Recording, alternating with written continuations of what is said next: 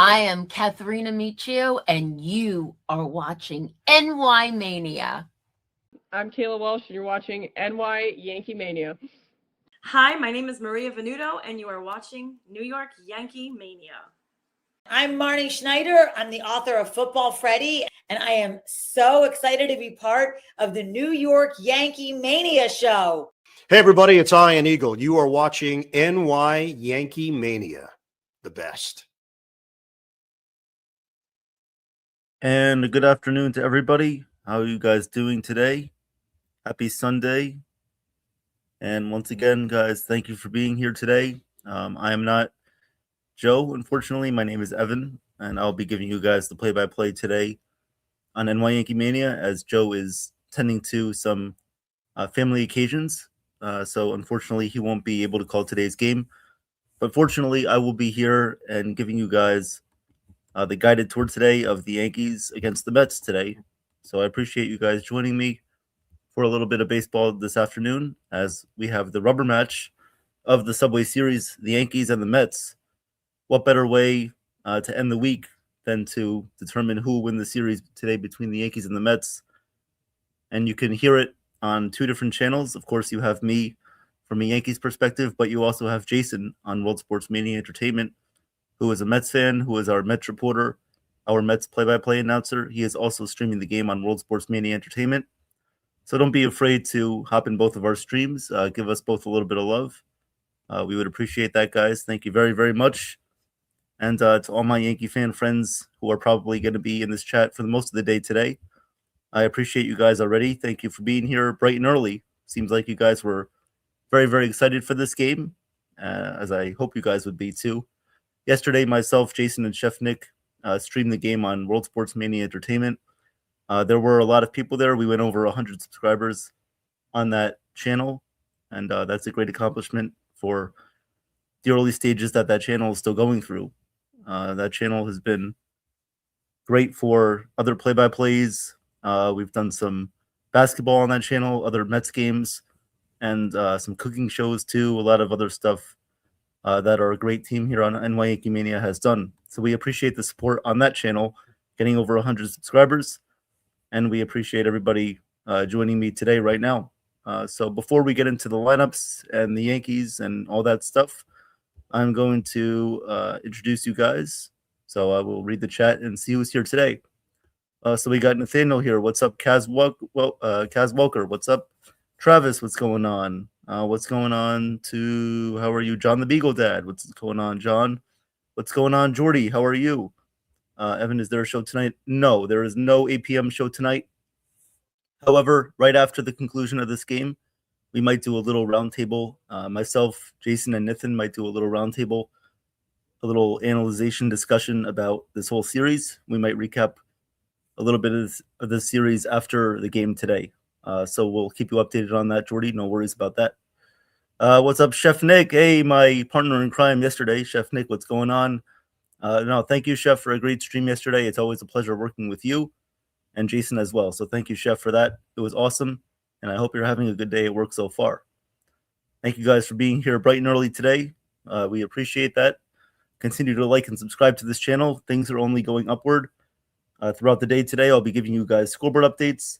I'll be giving you guys some promotions as far as who we have coming on the channel as far as guests go. Our great Nathan and our media will be providing you guys with some guests next week. So I will give you guys some of those promotions as we have those going next week as well. So as for right now, let's get into the lineups. All right, so we're about 5 minutes away from first pitch here. The rubber match here for the Yankees and the Mets. Let's see who takes the series, and we will find that out. But let's get into the lineups right now. So for the New York Yankees today, leading off and playing center field is Trent Grisham. Batting second and playing first base will be Ben Rice.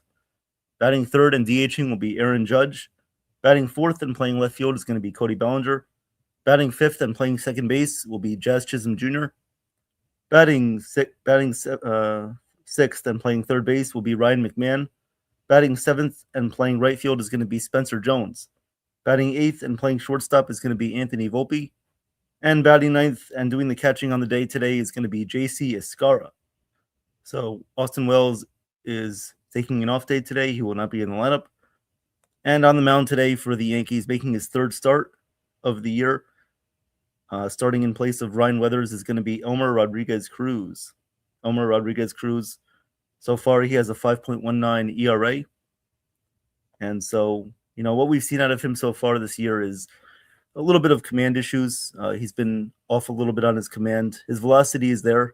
I like what I've seen from his primary pitches, like his fastball, changeup. He just needs to work on the command of his other pitches, like sinkers, changeups, curveballs, and stuff like that. So he just needs to work on a little bit of those things, which I think he will improve on as his career moves on here with the Yankees. And I do like that he's getting another shot today to prove himself in a very high intensive matchup today between the Yankees and the Mets. So I appreciate that. Let's see. So who else we got in the chat today? We have Lady Virgo 6608. Welcome, Lady Virgo. I believe that you were in some of the YouTube live streams that Joe has been doing over the past couple of weeks. So I appreciate that, lady. Thank you for being here. Good afternoon to everybody. Hope you guys are doing well on this beautiful Sunday afternoon. We are, in a very good time right now with the warm temperatures increasing and baseball heading into the summer months. So we're very, very happy about that. Now let's give the New York Mets lineup. All right, so batting first, playing right field is going to be Carson Benj. Batting second and playing shortstop is going to be Bo Bichette. Batting third and DHing is going to be Juan Soto.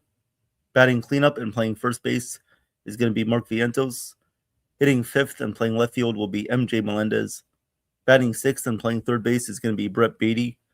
Batting seventh and playing second base will be Marcus Semien. Batting eighth and playing center field is going to be AJ Ewing. And batting ninth, doing the catching for the Mets today, will be Hayden Sanger. And then on the mound today for the Mets will be Freddie Peralta. Freddie Peralta so far this year has a 3.10 ERA, and he has looked pretty good so far for the Mets. And he has been considered as their ace pitcher, which he does have that track record of being. So it should be a fun matchup today. If ERC can just ride it out today and keep the Yankees in the game, get out of the first inning clean. I don't want any first inning runs because that will give the Mets a lot of momentum. I think he'll be just fine. The offense is going to have to back him up today. One thing, too, in the lineup that I'm going to be looking for is how does the bottom of the order do? Spencer Jones, Anthony Volpe, JC Escara, those guys have to play their role, and they have to be a lot better. Spencer Jones, he did have an RBI in the first game of the series on Friday, so hopefully he continues that.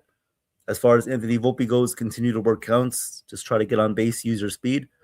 And JC Escara, when he's been in the lineup, he hasn't been that bad. He's been better than Austin Wells. And even though that's not saying much, the numbers have been there. Yeah. So guys, so Jason's on live now, and welcome to the stream, Chef Nick. Welcome, Chef Nick joined the other stream also. And guys, I just want to bring up a few programming notes. Hey, lady, welcome to the chat, Kez, Travis, everybody, whoever's in here. Please go support Jason. Also, he's live. But after the game today, we're gonna do a post-game show here on NY Yankee Mania with Chef Nick, myself, Evan, Jason, whoever wants to join. But there's no nightcap show, guys, today. There's no 8 p.m. show. We're going to push the 8 p.m. show to next time. But we're going to do a small recap and a post game after this game. But as of now, please just sit back, relax, enjoy the play-by-play with Evan on NY Yankee Mania and Jason on the World Mania Entertainment Show. Appreciate that, Nathan. Working double duty today, so appreciate that. Let's go. Doing a great job as always. Thank you very much. We got Jacob Paducci. What's up, Jacob? Welcome to the chat. Yep, Chef Nick. Hey, what's up, Jacob? Whenever Chef Nick is in the building, it's a party. Let's go. Oh, yeah. Always is. And then Lady, welcome Lady to the chat. Yep. All right, so I'm going to leave it up to Evan, guys. See you guys later. Enjoy the play-by-plays. Thank you, Nathan, for that. Always appreciate the work that you do. I'll be doing some promotions later on in the stream as far as guests for next week on the show. So we'll get into that a little bit later. But Nathan working double duty today here on NY Yankee Mania and World Sports Mania Entertainment, always doing a wonderful job. All right, so Trent Grisham is going to step into the box here. The first pitch from Peralta is a fastball that catches the outside corner for a called strike.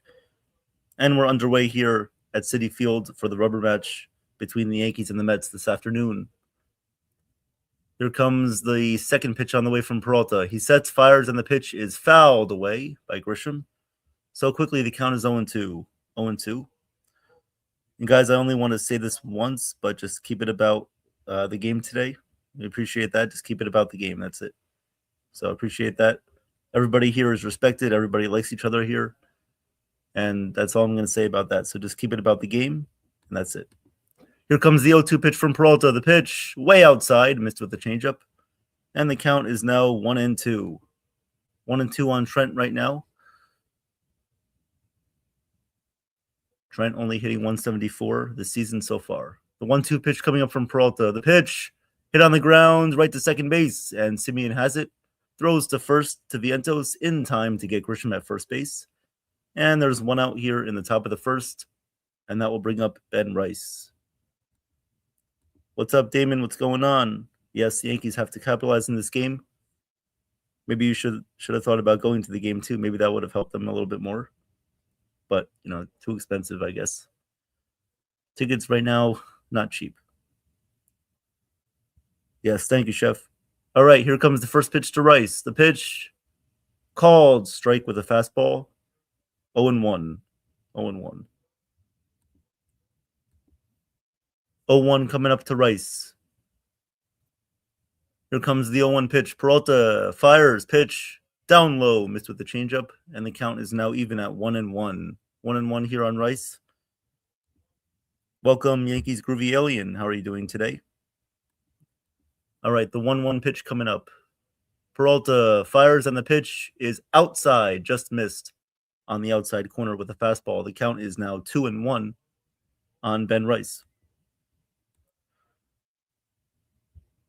Oh, you're good, Travis. You're good. Just keep it about the game. That's it. The 2-1 pitch to Rice. Pitch hit on the ground hard to the second baseman. Simeon makes the play, throws to first, and there's two outs here in the top of the first. So two pretty hard hit ground balls right to Marcus Simeon to start off the game for the Yankees. 8 pitches for Peralta, 2 outs here in the top of the first, and that will bring up Aaron Judge. Aaron Judge coming up to hit, hitting 273, 16 home runs. And I expect his average to increase a little bit here as we get into the summer months.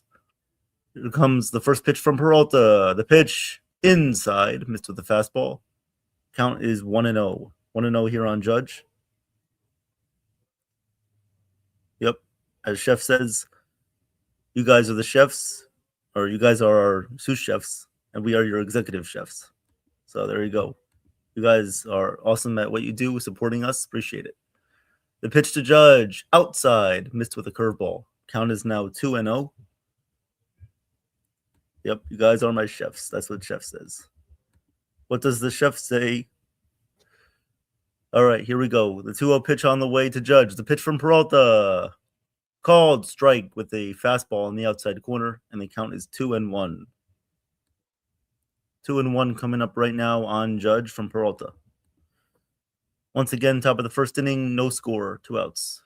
The 2-1 pitch from Peralta. The pitch down low, missed with a fastball, and the count is now 3-1 here on Aaron Judge. 3-1 here on Judge. And there's the Mets manager, Carlos Mendoza. The 3-1 pitch to Judge. Here comes the pitch. And it is fouled away straight back behind the plate. And the count is now full at 3-2. 3-2.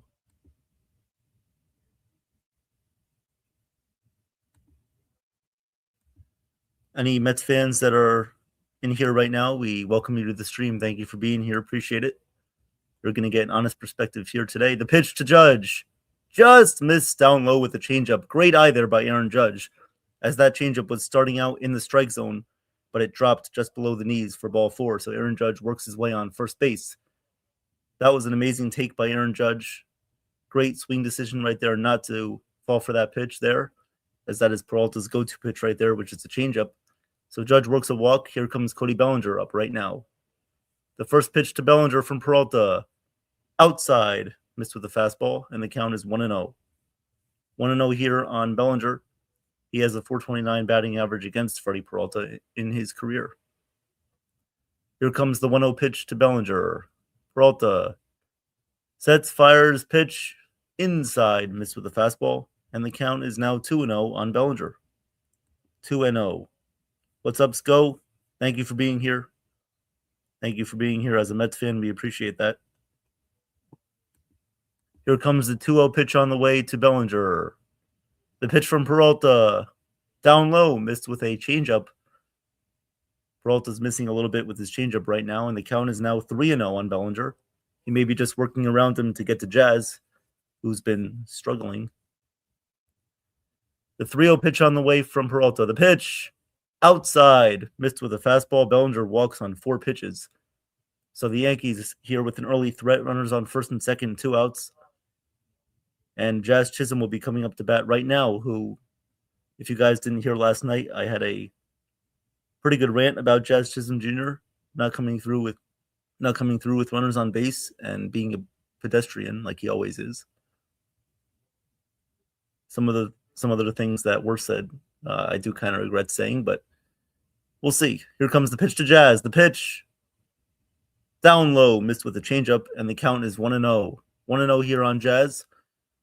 Peralta at 19 pitches here. He had 8 pitches through the first 2 batters, and now he has 19 pitches here. Yankees have a threat going. Runners on first and second with 2 outs in the top of the first inning. All right, the 1-0 pitch coming up from Peralta to Jazz. Peralta looks at second. And the pitch to Jazz. Swing and a miss. Got him with a changeup, and the count is 1-1. 1-1 here on Jazz right now. Thank you guys for being here. Appreciate it. The 1-1 pitch coming up to Jazz. Here comes the pitch. In there with a slider for a called strike. Count is 1-2. Those are the pitches that Jazz needs to capitalize on. You might not see that pitch again. Be aggressive. Be aggressive. Don't wait to get to his secondary pitches. You want to be aggressive now. The 1-2 pitch coming up to Jazz. Here we go. The pitch. Down low, missed with a slider. And the count is now even at 2-2 on Jazz. 2-2. Ryan McMahon is on deck.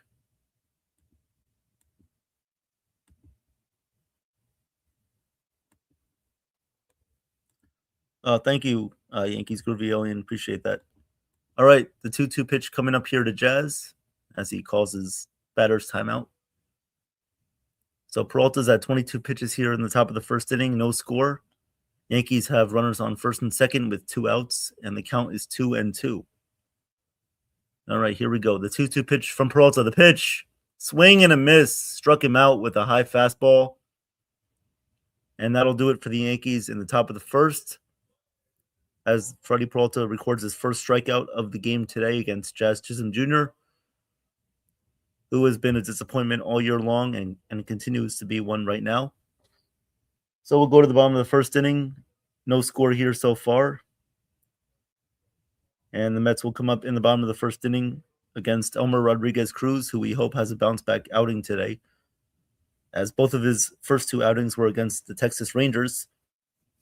His command was a little bit off, especially in the second game. His command was not really as effective as he was in the first game. So today he just needs to work ahead of batters, not fall behind, and limit the walks. That will be the big thing. Limit the walks, and he will be okay.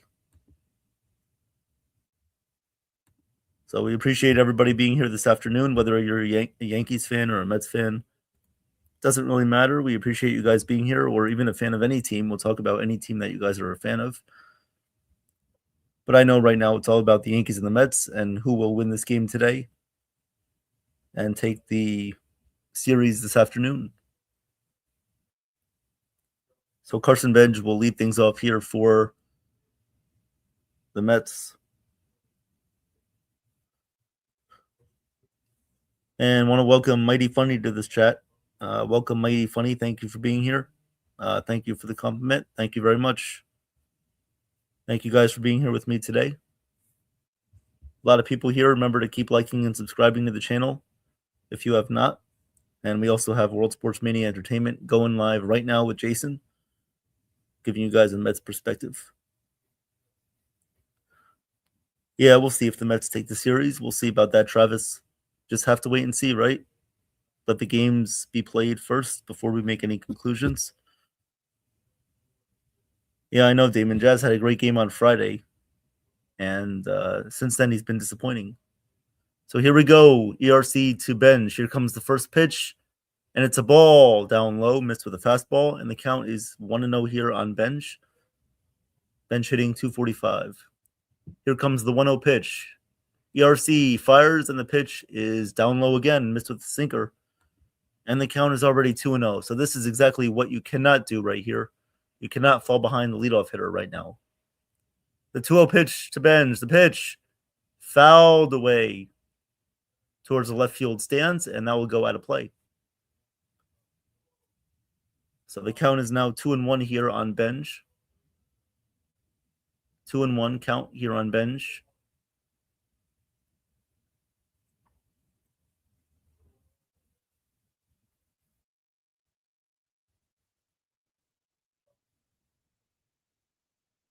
All right, 2-1 pitch upcoming here to Benj. Here we go.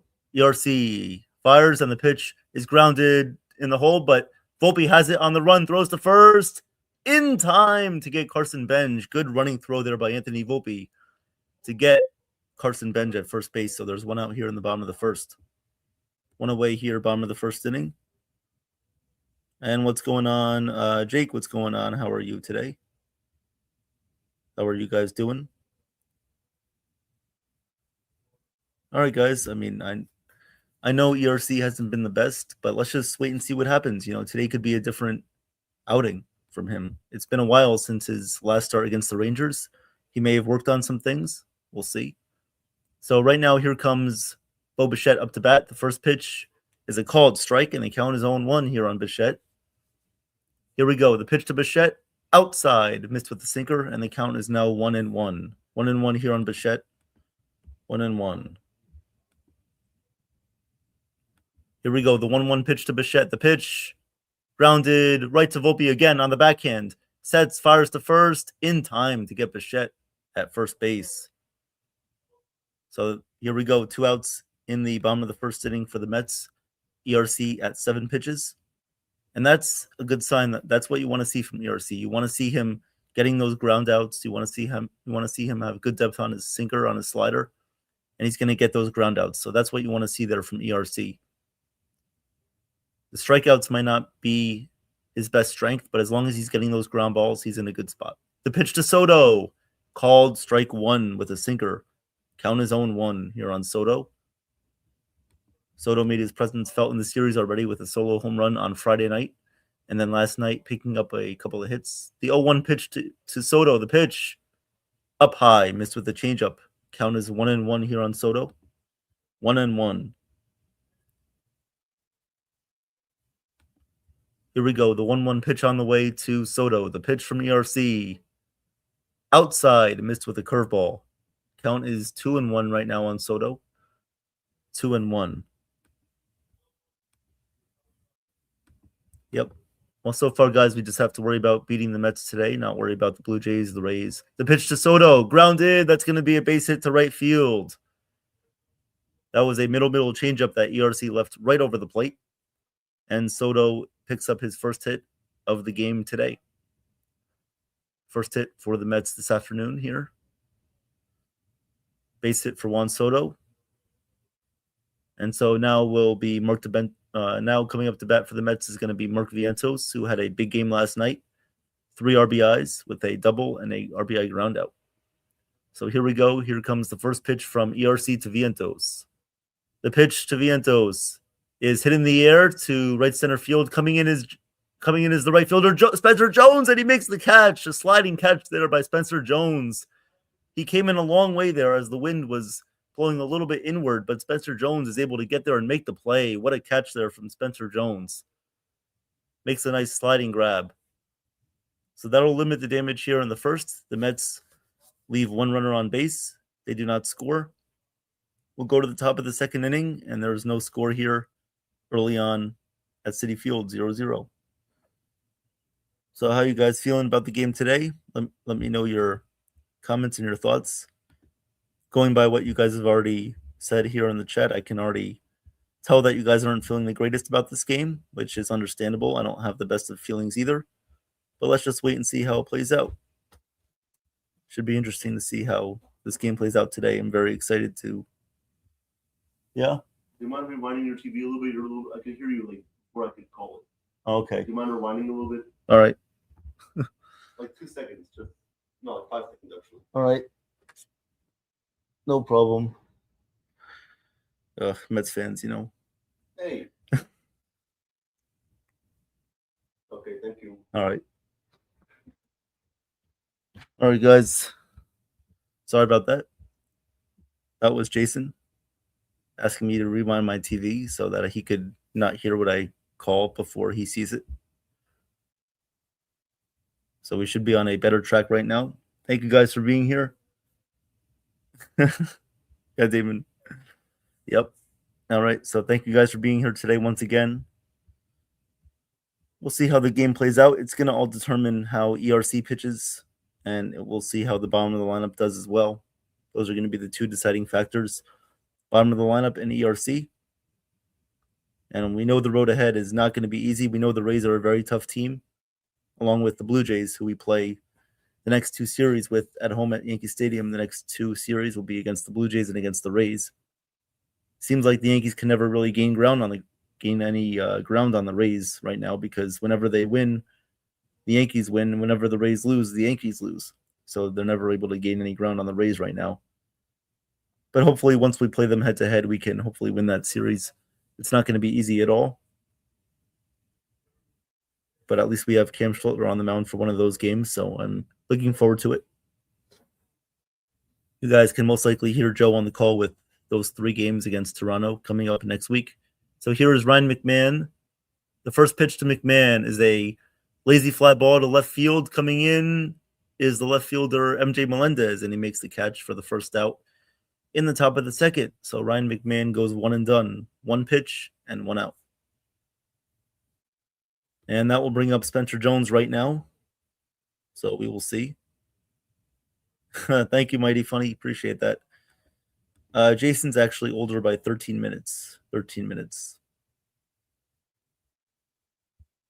All right, here we go. The first pitch from Peralta to Jones. The first pitch to Jones, fouled away. Took a big swing at a fastball that was middle. Jones fouls it away, so the count is 0-1 here. 0-1. Here we go. The 0-1 pitch on the way to Jones. Peralta pitches, and the pitch is fouled away by Jones. Another good swing at a fastball. He lined that one down the left field line, but unfortunately he was a little bit late with it. So the count right now is 0-2 on Spencer Jones, and you guys know what he has to be aware of, right? The off-speed changeup. Here comes the 0-2 pitch from Peralta. The pitch, swing and a miss. Got him with a curveball. And there's 2 away here in the top of the second. So 2 outs here for Peralta. 27 pitches.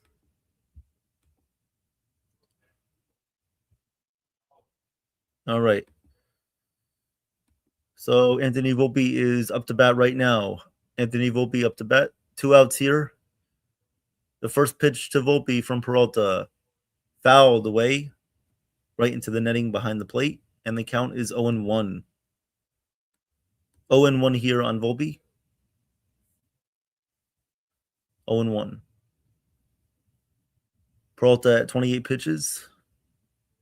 Here we go. The 0-1 pitch to Volpe from Peralta. The pitch up high, missed with a fastball. Count is 1-1.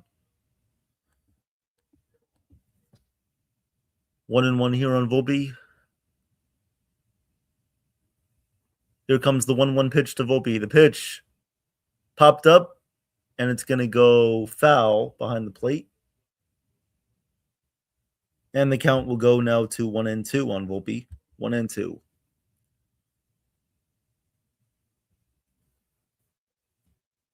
1-2 count right now on Anthony Volpe here. 2 outs in the top of the second. Yankees need to need to work better at bats today against Peralta. They need to limit their strikeouts today. They cannot be chasing too many pitches out of the zone. The 1-2 pitch to Volpe. Here we go. The pitch inside, missed with the fastball, and the count is now 2-2 on Anthony Volpe. So here we go. The 2-2 pitch coming up from Peralta to Volpe. Here we go. The 2-2 pitch. Peralta fires, and this one is lined in the air, center field, and it's going to go all the way to the wall in the gap. Volpe's going to round first. He's going to go to second. There's AJ Ewing in center field. He's going to get it in. Volpe stops at second base. He has a 2-out double.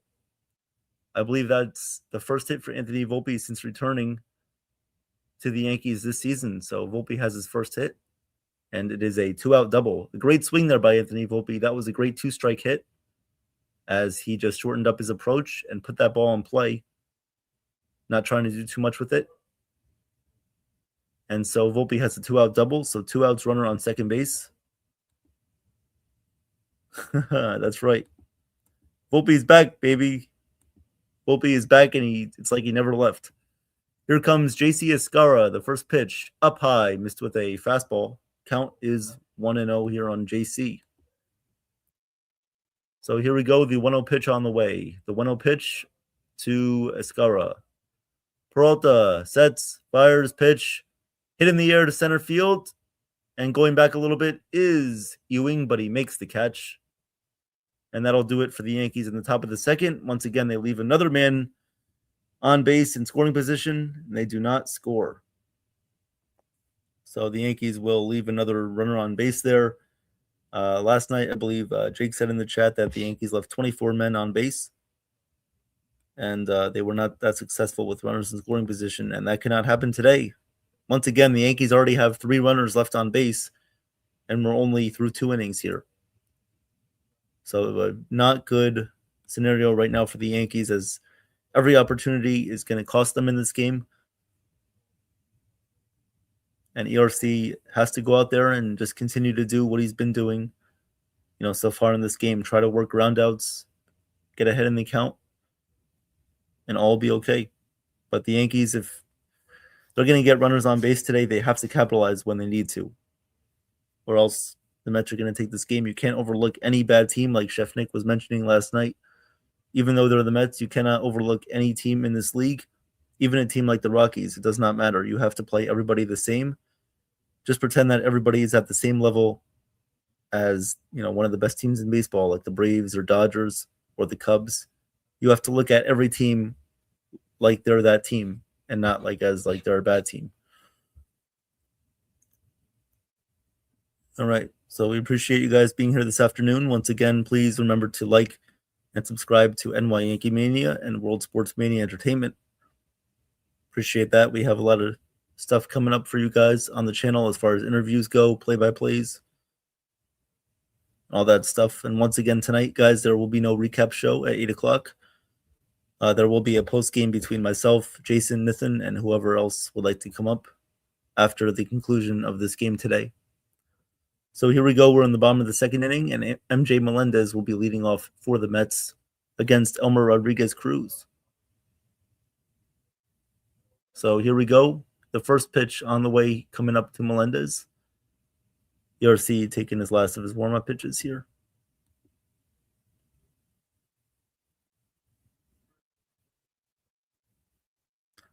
Yep. Thank you guys for the interactions in the chat. You guys are doing a great job. Continue to do what you're doing. No problem with that at all. So we'll see. Here comes the first pitch on the way to Melendez. The pitch just missed inside with a fastball. The count is 1-0 here on Melendez. Count is 1-0 here on Melendez. Here we go. The second pitch to Melendez is up high, missed with the fastball, and the count is 2-0. 2-0 right now on Melendez. Here we go. The 2-0 pitch to Melendez. The pitch hit in the air to center field, and Grisham has it tracked, and he makes the catch for the first out in the bottom of the second. And there's one away here for the Mets in their half of the second inning, as that will bring up Brett Beatty.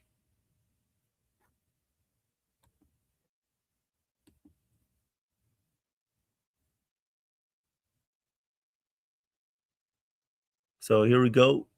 Beatty is coming up to bat.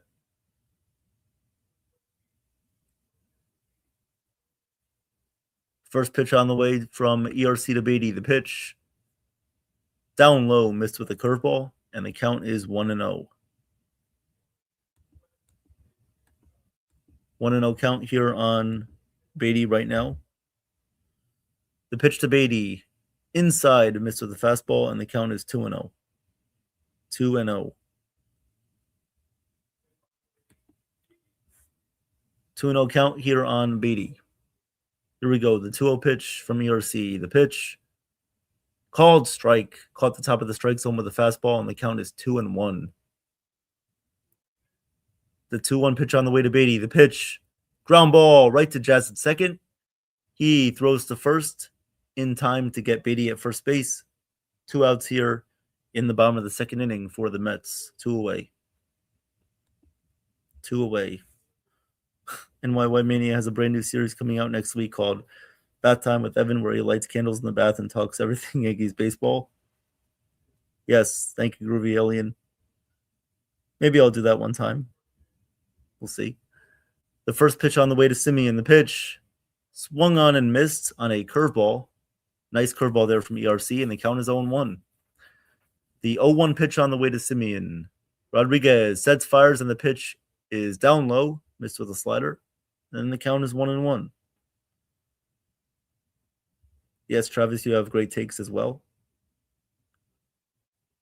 Here we go. The 1-1 pitch to Simeon. The pitch outside, missed with a sinker, and the count is 2-1.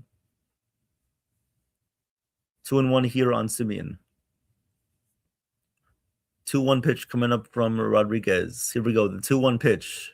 He kicks, fires, and the pitch is fouled away by Simeon. And the count is 2-2 right now. 2-2 on Simeon. Rodriguez is at 23 pitches in the bottom of the second. 2 outs, nobody on base, and a 2-2 count. 2-2 coming up here to Simeon. The pitch to Simeon. The pitch, ground ball right to third base. McMahon on the run, throws, got him at first base. And so Simeon grounds out to end the inning. The Mets go 1-2-3 in their half of the second. We'll go to the top of the third inning. No score here at Citi Field. And coming up for the Yankees in their half of the third inning will be Trent Grisham, Ben Rice, and Aaron Judge. So 1-2-3 go the Yankees here. 1-2-3 will come the Yankees up into the top of the third inning. Hope you guys are doing well today on this nice Sunday afternoon if you're on the East Coast. Good day for baseball. Hope you guys are having a good day so far. Yes, that is a great point there from Groovy Alien is the Yankees need to provide some run support for ERC. Provide some run support for him. He's doing a pretty good job so far keeping things in control. As long as he can keep doing that, if the Yankees get a couple of runs here, I'd like to see how he does there. I think he'll do a pretty good job in that situation as well, depending on how many runs the Yankees score. Hopefully they give him some run support in this game. I believe the first game that he pitched against the Rangers, he didn't get any run support in that game. But then the second game that he pitched against Texas, that was in the Bronx. I believe he allowed 3 runs in the first inning, but after that he settled down. He kept his composure, and he bounced back. The Yankees did luckily provide run support for him in that game as well, as I believe that was Jacob deGrom on the mound against ERC, and the Yankees were able to hit pretty well off of deGrom. And so hopefully the Yankees can hit off of Freddie Peralta today and provide ERC some run support.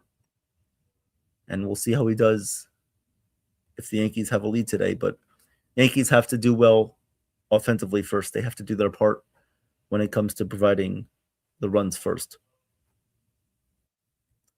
So Trent Grisham will lead things off here for the Yankees in the top of the third inning. All right, the first pitch to Grisham. The pitch is a ground ball right to the first baseman, Mark Vientos. He steps on first. And for the second inning in a row, the Yankees have a leadoff hitter with 1 pitch and 1 out. Very unacceptable right there. Stop swinging at the first pitch unless you're going to get a hit. I'm tired of seeing these guys go up there, swing at the first pitch, and make outs. Either swing at the first pitch and get on base, or don't swing at the first pitch at all. This is really, really unacceptable right now. You're letting Peralta off the hook right now. The pitch to Ben Rice. Inside with a fastball, and the count is 1-0. Yeah, Groovy, Yankees with 3 first pitch outs so far. I know it's terrible. It really is bad. The pitch to Ben Rice. The pitch. Grounded foul. Parallel to home plate, and the count is 1-1 right now. 1-1 here on Ben Rice. Yeah, once again, guys, just please keep it about the game, and we'll appreciate that. All right, Ben Rice up right now. The 1-1 pitch on the way. Peralta fires, and the pitch is outside to Rice, and the count is 2-1. 2-1 here on Rice. Nobody on base, top of the third inning, 1 out in the top of the third.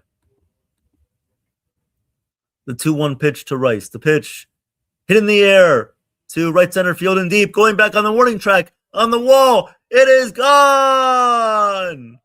Ben Rice hits a solo home run, and he puts the Yankees up 1-0 in the top of the third. That was Ben Rice's 15th home run of the year. He puts the Yankees up 1-0 here in the top of the third. That's the way to get things started here. So there you go, Ben Rice with a home run. I believe his second home run in this series. Yankees go up 1-0, and we'll see how Rodriguez does with a lead. Let's hope the Yankees tack on a couple more runs right now. Give him some extra run support. The pitch to Judge. The first pitch is down low. Missed with the fastball, and the count is 1-0. 1-0. Yep, that's right, Groovy Alien. I bet he did. The 1-0 pitch to Judge coming up. The pitch from Peralta. Called strike 1 with a middle fastball. Right down the heart of Broadway. The count is 1-1 on Judge. That was a dead red icing fastball. Judge just took it. Here we go. The 1-1 pitch to Judge. The pitch. Swing and a miss. Got him swinging with a high fastball, and the count is now 1-2 on Judge. 1-2.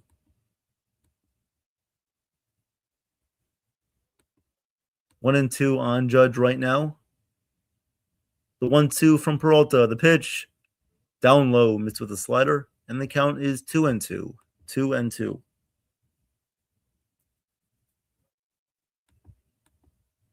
Travis, I wouldn't say he's better than Judge, but I would say that he's having a great season. The 2-2 to Judge. The pitch from Peralta. Up high. Missed with a fastball. Count is 3-2. 3-2.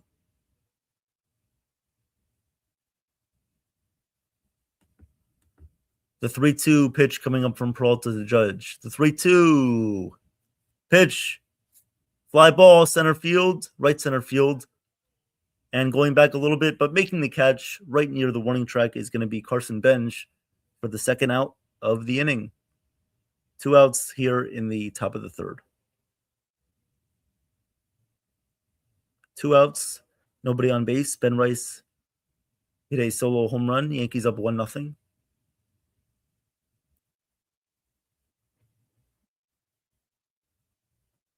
Here comes Cody Bellinger. The first pitch to Bellinger is a fastball that misses down low for ball 1, and the count is 1-0. Yep, the pitch to Ben Rice was a changeup that didn't really break that well outside of the zone, and it was left right there for Rice to hit. 1-0 count here on Cody Bellinger here in the top of the third.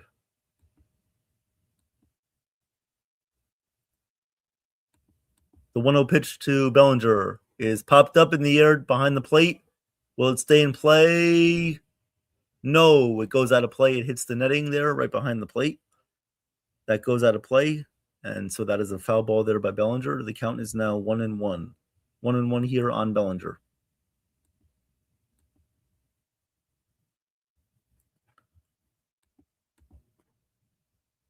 It looks like Bellinger got something in his eye right there, so we will wait and do the pitch again. He is wearing sunglasses, though. All right, so he will recollect himself right here. even with the sunglasses on. So the count is 1-1 here on Bellinger. He walked back in the first inning. And here we go, the 1-1 pitch coming up. Peralta sets, fires, and the pitch is outside. Missed with the fastball. Count is now 2-1 on Bellinger. The 2-1 pitch coming up. Peralta fires, and the pitch is inside. Missed with a slider right there. Count is now 3-1. Slider went running in on Bellinger's feet. 3-1 count right now on Bellinger. 3-1 pitch coming up to Bellinger. The pitch outside. Missed with a fastball again. And so Bellinger has his second walk of the day. Runner on first base and 2 outs right now for the Yankees here in the top of the third. And that will bring Jazz Chisholm Jr. back up.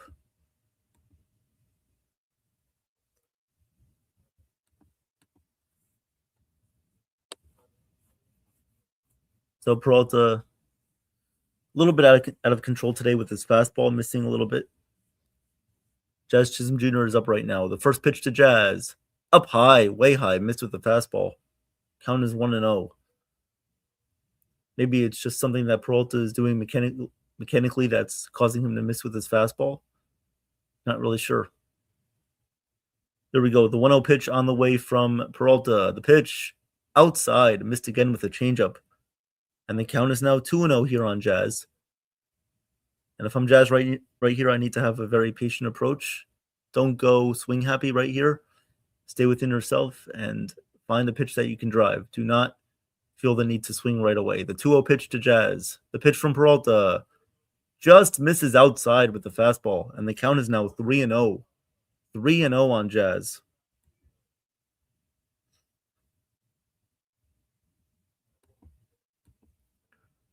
The 3-0 pitch right now coming up to Jazz. Here we go. The 3-0 to Jazz. Up high, missed with a fastball. So that's 2 straight walks, 1 to Bellinger and 1 to Jazz. Yankees will have runners on first and second with 2 outs. Same situation as they did in the first inning.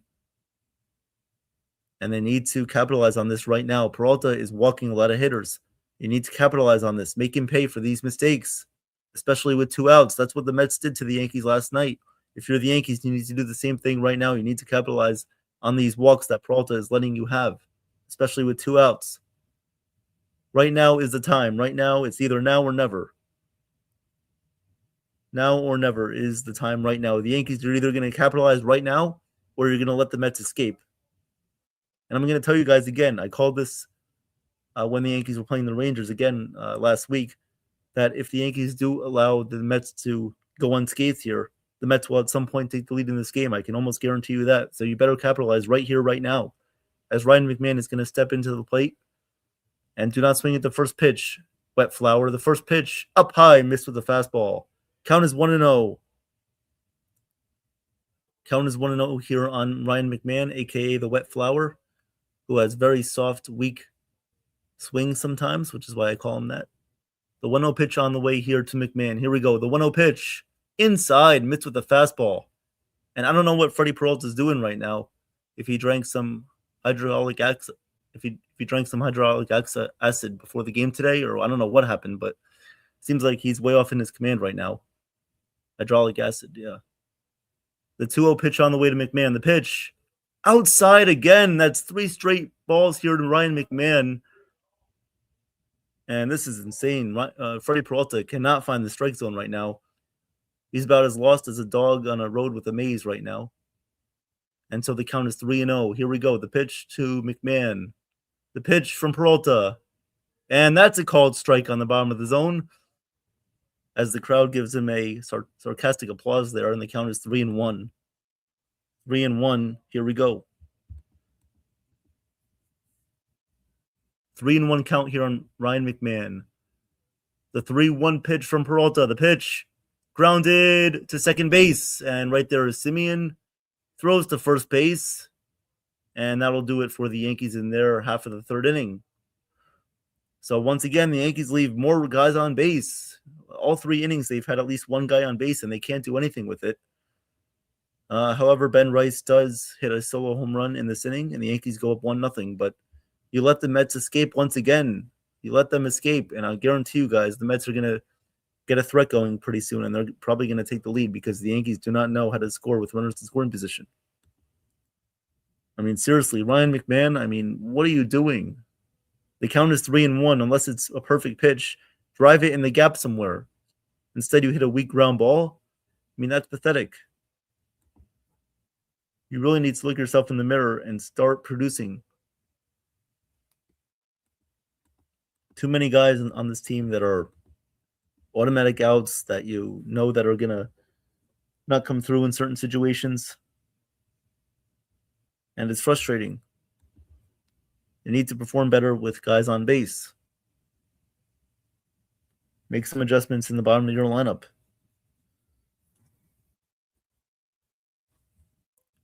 All right, so we'll go to the bottom of the third inning. And right now, I'm actually going to give you guys a scoreboard update.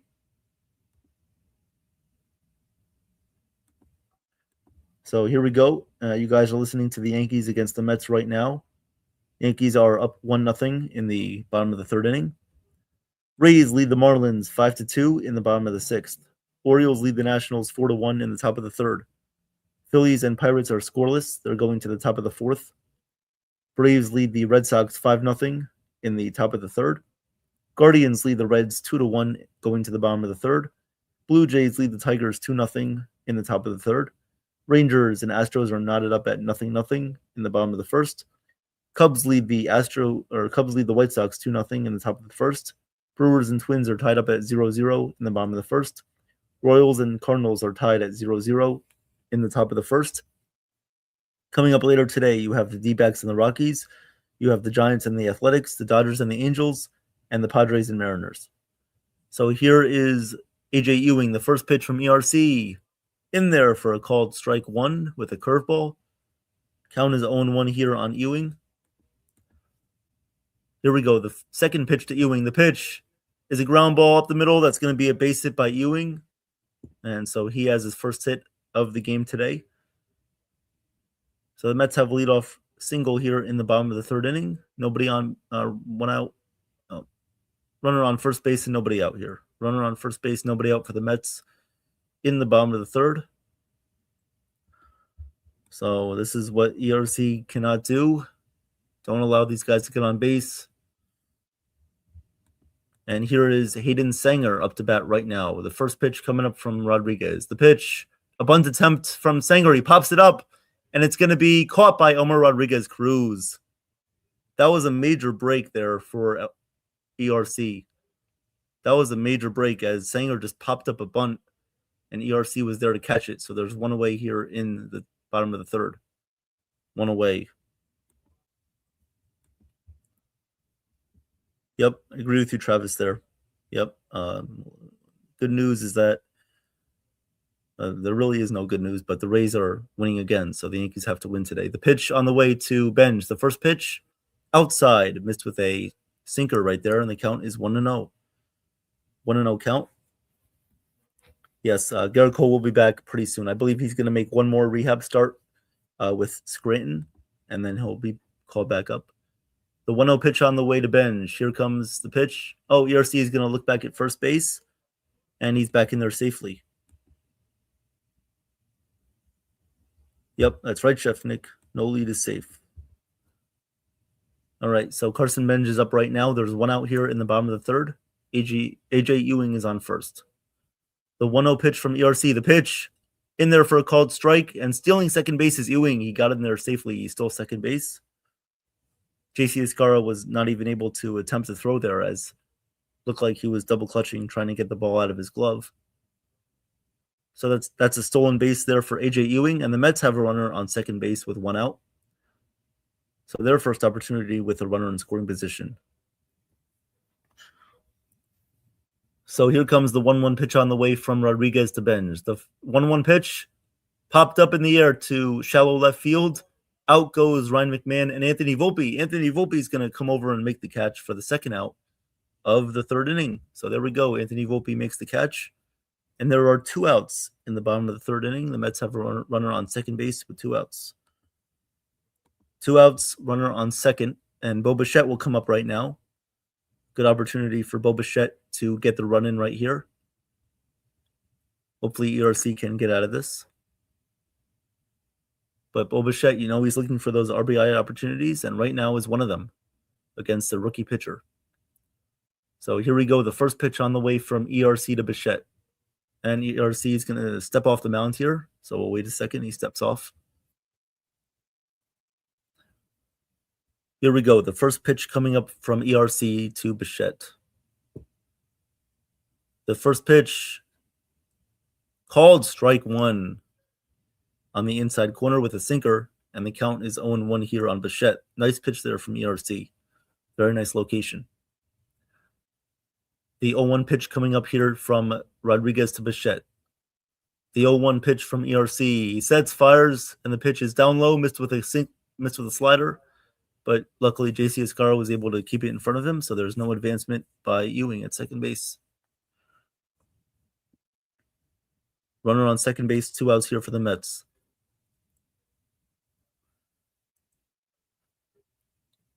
Here we go. The 1-1 pitch coming up from Rodriguez. Rodriguez fires, and the pitch is just misses outside with the sinker, and the count is now 2-1. 2-1 here on Bo Bichette. 2-1.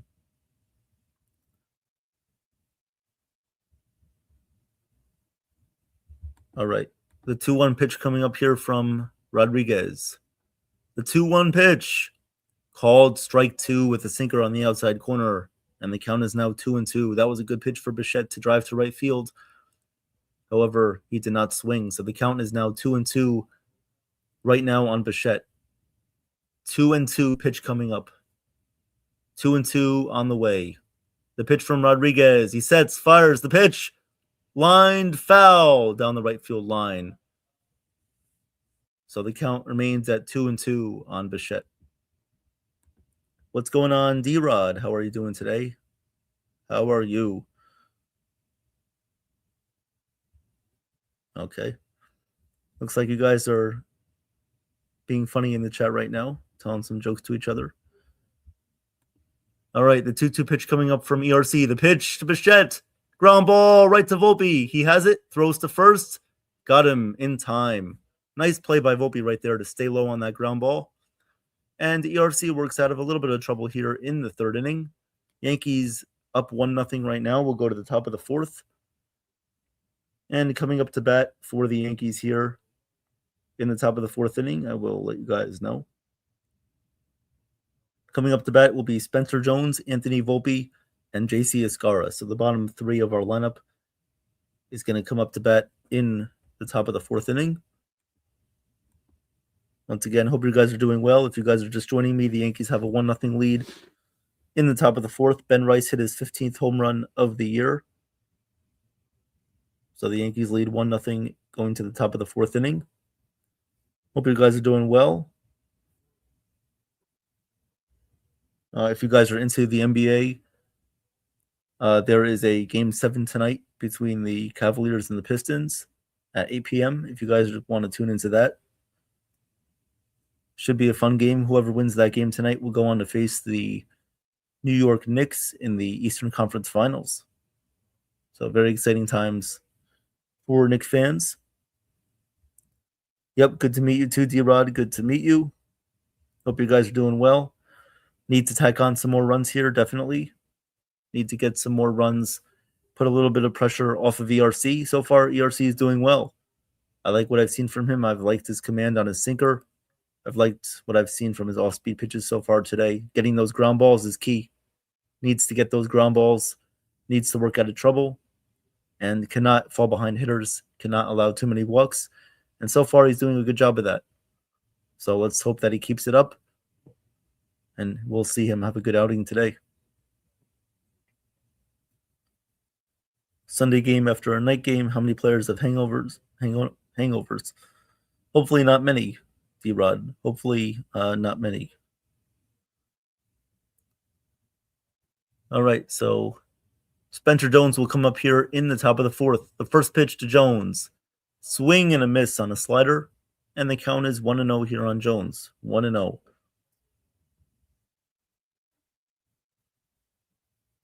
The 0-1 pitch to Jones. The pitch. Swing and a miss with the slider.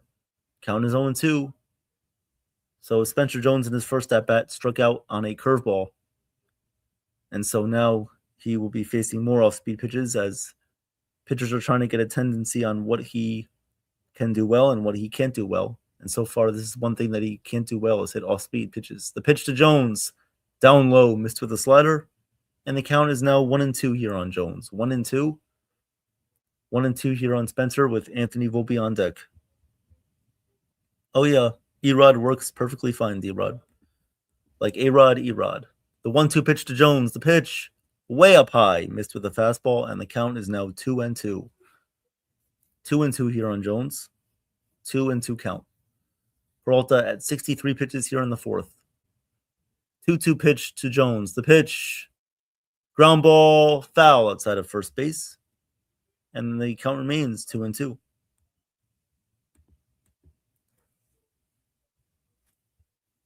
Nope, you're all good, Travis. Don't worry. You're all good. Hopefully, he does hit a home run soon, Travis. Hope so. Here we go. The 2-2 pitch from Peralta. The pitch up high. Missed with a fastball again. And the count goes full. 3-2 right now on Jones. So he did a good job of working the count from 0-2 to 3-2. And let's see what happens on the 3-2 pitch.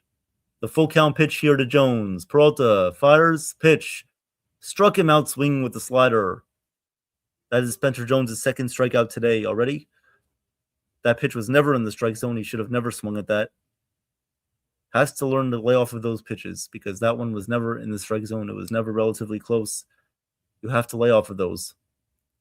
So Jones strikes out swinging for the second time today. And here comes Anthony Volpe, who's 1 for 1 today with a double. The first pitch to Volpe. Called strike at the knees with the slider, and the count is 0-1. 0-1. Since the Knicks last played, Wells and McMahon have a combined 2 hits. Yeah, that's just crazy. Yeah, they haven't played in a while, too. It's been about a week since the Knicks have played. The 0-1 pitch to Volpe. Swing and a miss on a four-seam fastball, and the count is 0-2. Yeah, the last game the Knicks played was last Sunday against the Sixers when they beat them to go to the Eastern Conference Finals, yeah. Here comes the 0-2 to Volpe. The pitch, down low, missed with a slider, it bounced up there. And the count is now 1-2. 1-2.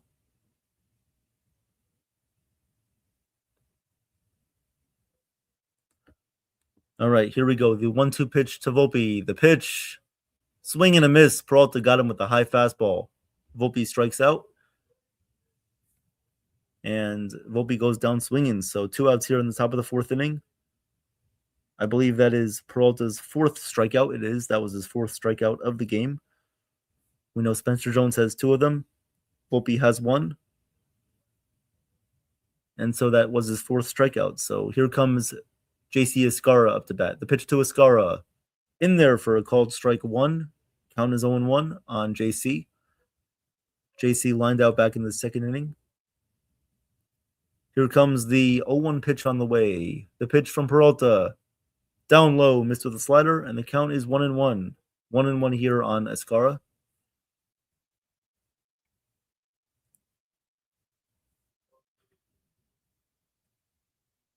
Here we go. The 1-1 pitch to Escarra. The pitch up high, missed with a fastball, and the count is 2-1.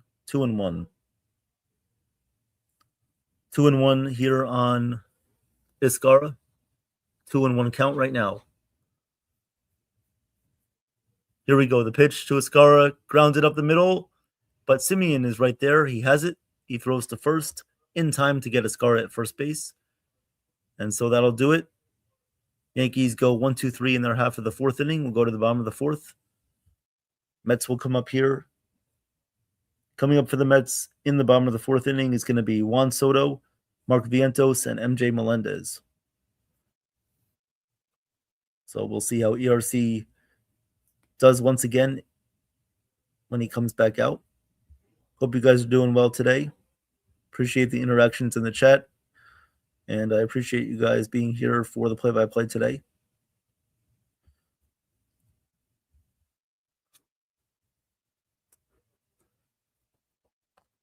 So hope you guys are doing well once again. Yankees right now up 1-0. Things are looking okay. Not liking how they're leaving a lot of guys in scoring position. Too many men left on base, as we saw last night as well. When myself, Chef Nick, and Jason called the play-by-play for you guys, we saw that they left too many men on base, and once again, they can't keep doing that because once again, there's always going to be that turning point in a game where the other team is going to take advantage of it. So they need to do a lot better in those situations. But when you have the bottom of the order like the Yankees have with Anthony Volpe, with Ryan McMahon, Austin Wells, Escara, these guys need to just play their role and do a lot better when they have these situations come up. Evan, do you live in a triplex? No, I don't. Nope. That's cool, though. You had one in Illinois. I like that. Yep. So once again, guys, I'll give you guys another scoreboard update in the 6th inning. However, the Rays right now are leading the Marlins 6-2, as they still have a 2-game lead on us in the AL East. We do play them head-to-head next week at Yankee Stadium. I believe that's a Friday, Saturday, Sunday weekend matchup in the Bronx. So we have to do our best to try to win that series because right now the Rays have a 3-game advantage over us right now head-to-head. So the Yankees need to play a lot better against the Rays. We know that. So ERC is going to come back out here for the 4th inning. And leading off for the Mets is going to be Juan Soto.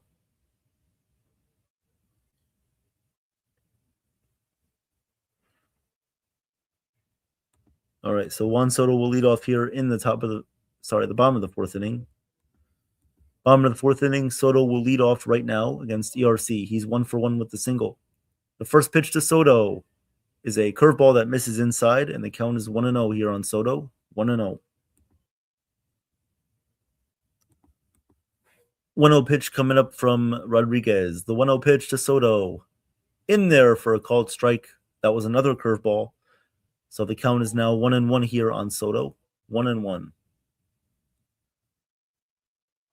The 1-1 pitch here to Soto. The pitch in there with the sinker. Called strike. 1-2. 1-2. Yes, ORB. Yes, for sure. Yes. I mean, we try our best. We just have to contain it. That's all. But I understand your concerns, and we all do our best with that. Here comes the pitch to Soto. The pitch down low, missed with a curveball. Count is 2-2 right now. 2-2. Yep, thank you for tuning in, ORB the Great. Appreciate that. Here we go, the 2-2 pitch to Soto from Rodriguez. ERC. The 2-2 pitch. Struck him out swinging with a cutter. Nice pitch there from ERC. So ERC records, I believe that's his first or second strikeout today. Let me check that for you guys. That was his first strikeout on the day. So that was his first strikeout today for Soto. That was ERC's first strikeout on the day, and it comes against Juan Soto. So there's one out here in the bottom of the 4th. Here comes Mark Vientos. The first pitch to Vientos is a swing and a miss, and the count is 0-1 right here on Vientos. Here comes the 0-1 pitch on the way from ERC. Here we go. Rodriguez. The pitch to Vientos. The pitch is hit on the ground to second base in the hole, and it's going to be a base hit to right field. Jazz Chisholm was not able to get there. I don't know why he was shifting so far over once again. And so Vientos picks up a hit. And Jazz was for some reason way over near the second base bag. I mean, you have to know from last night that Vientos has a tendency to hit those balls to right field. I don't know why you were shifting all the way over near second base. I don't get it. So that's a one-out hit there for Vientos when it shouldn't have been. Here comes MJ Melendez. The first pitch to Melendez. Outside, missed with a curveball, and the count is 1-0. 1-0. 1-0 here on Melendez. The 1-0 pitch here to Melendez. The pitch, swing and a miss with a four-seam fastball, and the count is 1-1. 1-1 here on Melendez. Once again, bottom of the fourth inning. ERC got his first strikeout of the day against Juan Soto here in the bottom of the fourth inning, and now MJ Melendez is up to bat. 1 out, runner on first. The pitch hit in the air to center field. Grisham is right there. He's under it, and he makes the catch for the second out of the bottom of the fourth inning as Vientos retracts his way to first base. So 2 outs, runner on first inning here for the Mets in the bottom of the fourth inning, and that will bring up Brett Beatty. Oh, Lord, here we go again with this nonsense. Travis, I mean, come on, man. Please grow up. Please, for once in your life, please just grow up. We all like you.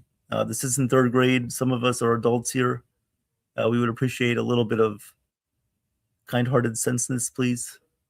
Here comes Brett Beatty. The pitch to Beatty. Down low and inside, and the count is 1-0. I mean, unfortunately, if I was a teacher, I would have my PhD by now, and I would, try to teach kids like you to behave, but I guess I can't do that.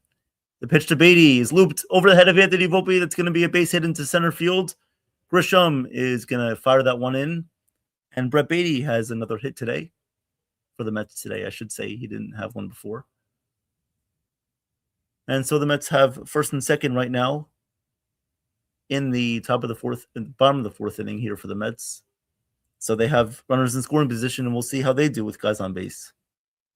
What's going on? Cruz, how are you, Cruz? Welcome to the stream. Good to see you, Cruz, today. Welcome. Good to see you. Marcus Semien is hitting 7th for the Mets today. Wow. So the Mets really dropped him down low in the order here, hitting 7th today against ERC. So the Mets have runners on first and second here with 2 outs in the bottom of the fourth inning. This is a big out here. This is a big batter here for ERC. We'll see what he does. The pitch to Semien, hitting the air to right field, looped. That's going to be a base hit in front of Spencer Jones. He's going to try to fire it in. Vientos scores, and it looks like Beatty is going to go to third base, and Semien has a double. So the Mets tie the game up at 1 with 2 outs here in the bottom of the fourth inning with runners on second and third. Runners on second and third.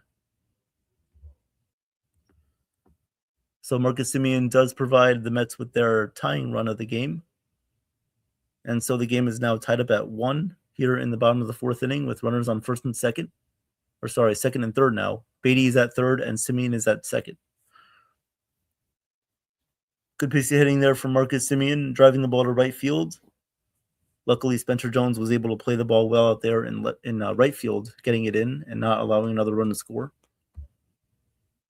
So let's get out of this inning right now, ERC. It's fine. Just get out of the inning right now as AJ Ewing is going to step in to hit against Rodriguez. And a little mound visit here for the Yankees, trying to calm down ERC a little bit.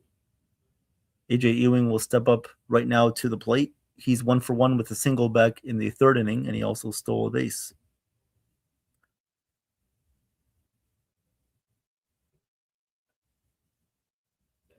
All right, so the game is tied up at 1 right now. Runners on second and third for the Mets as they're still threatening. 2 outs here in the bottom of the fourth. Here we go. The first pitch to Ewing from ERC. The pitch is in there for a called strike with a sinker, and the count is 0-1. 0-1 right now on Ewing. This is a big, big situation right now for both teams. ERC trying to get out of it, and the Mets are trying to add on. If you're the Yankees right now, you cannot let these 2 runs score. You have to get out of the inning right now. The 0-1 pitch on the way from ERC. The pitch up high, missed with a fastball, and the count is now 1-1. 1-1 here on Ewing. 1-1.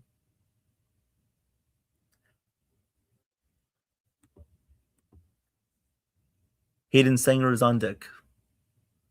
The 1-1 pitch coming up from ERC. The 1-1 pitch to Ewing. The pitch outside, missed with a changeup that time. And the count is now 2-1 here on Ewing. 2-1. 2-1.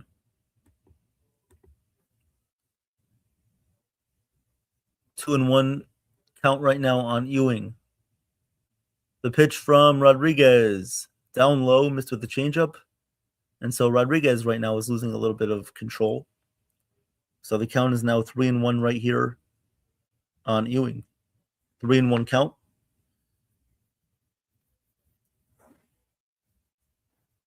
Mets are threatening here once again. Bottom of the fourth inning. Runners on second and third, 2 outs. The pitch to Ewing. Called strike with a curveball right there. Dropped in there. And so the count is now full 3-2 on Ewing. Runners will be off and running here. 3-2 count on Ewing here. Runners on second and third for the Mets. 2 outs here. Bottom of the fourth. Game is tied at 1. The 3-2 pitch from ERC. The pitch outside. Missed with a changeup. So Ewing works a walk. And now the bases are loaded for the Mets with 2 outs here in the bottom of the fourth. Bases loaded, 2 outs. And things are getting a little bit scary right now for the Yankees and ERC, as Ryan Yarborough was warming up in the bullpen. And we'll see when Boone decides to make the move. Or is he going to stick with him right now? He is going to stick with ERC against Sanger right now. He's going to stick with Rodriguez. The first pitch to Sanger. Swing and a miss. The count is 0-1. 0-1 here on Sanger. And if you're ERC, you have to bear down here and attack this hitter. Attack him, and attack him some more. The 0-1 pitch coming up here from ERC to Sanger. The 0-1 pitch here to Sanger. Rodriguez sets, fires, pitch. Ground ball to Anthony Volpe, a little ground ball. He's going to set, fire to first, and he gets Sanger at first base. So Sanger grounds out to end the inning. However, the Mets do tie things up at 1 as Marcus Semien ties things up at 1 here apiece with a RBI double in the bottom of the fourth. So we're going to go to the top of the 5th inning. The game is tied at 1. Game is tied at 1. Coming up for the Yankees is going to be Trent Grisham, Ben Rice, and Aaron Judge. So once again, it will be the Yankees' top 3 hitters in their lineup coming up to hit in the 5th. Okay. How are you guys doing in the chat? Let's see. Yep, didn't I tell you guys that the Mets were going to at least tie things up because the Yankees were not able to capitalize with runners in scoring position before? That is why the Yankees have to be able to skit. That is why the Yankees have to be able to score with runners on base. You can't leave those opportunities hanging. I mean, the Mets were able to take advantage of it. And the Yankees have to do the same thing. I mean, once you have guys on base, you have to score. Or else it's going to come back to bite you, especially with a young rookie like ERC on the mound. But I do want to give ERC some credit today. He's doing a good job.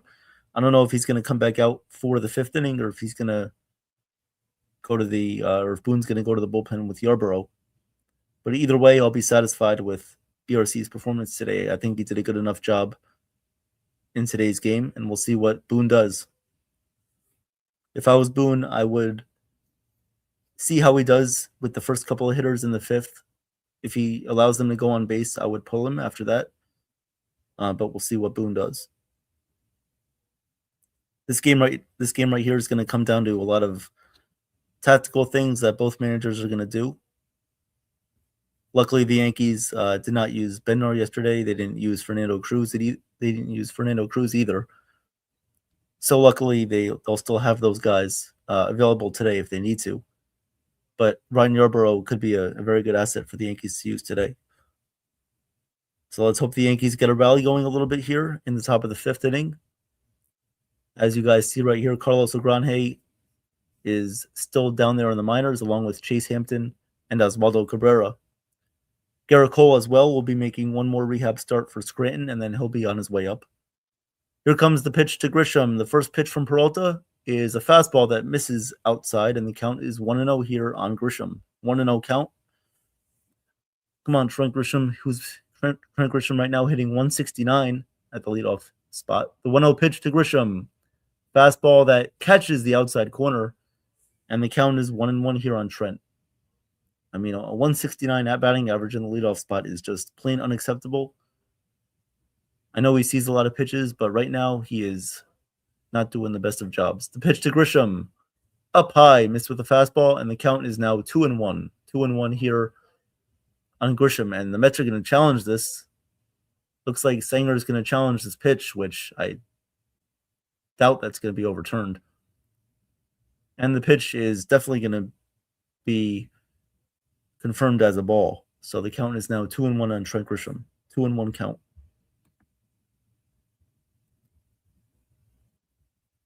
Two and one count here on Grisham.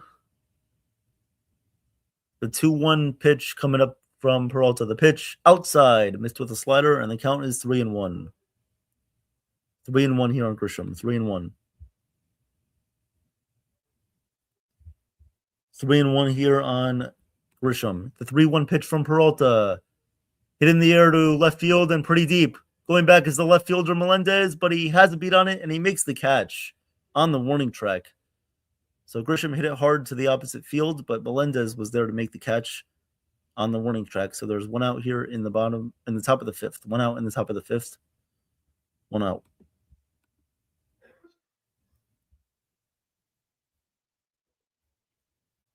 So one out here in the top of the fifth inning as Ben Rice will come up to hit. And the first pitch to Rice is another high fly ball to center field. Going back and making the catch right there is the center fielder, A.J. Ewing. Surprisingly, that ball didn't even reach the warning track there in center field. Ben Rice hit another high fly ball, but unfortunately did not carry that one out. So 2 outs here in the top of the fifth inning, and that will bring up Aaron Judge. 2 outs. Yeah, I know, Yankees groovy Elliott. I know. They need more action on the bases, and they need to drive those runners in, but right now we're not seeing it.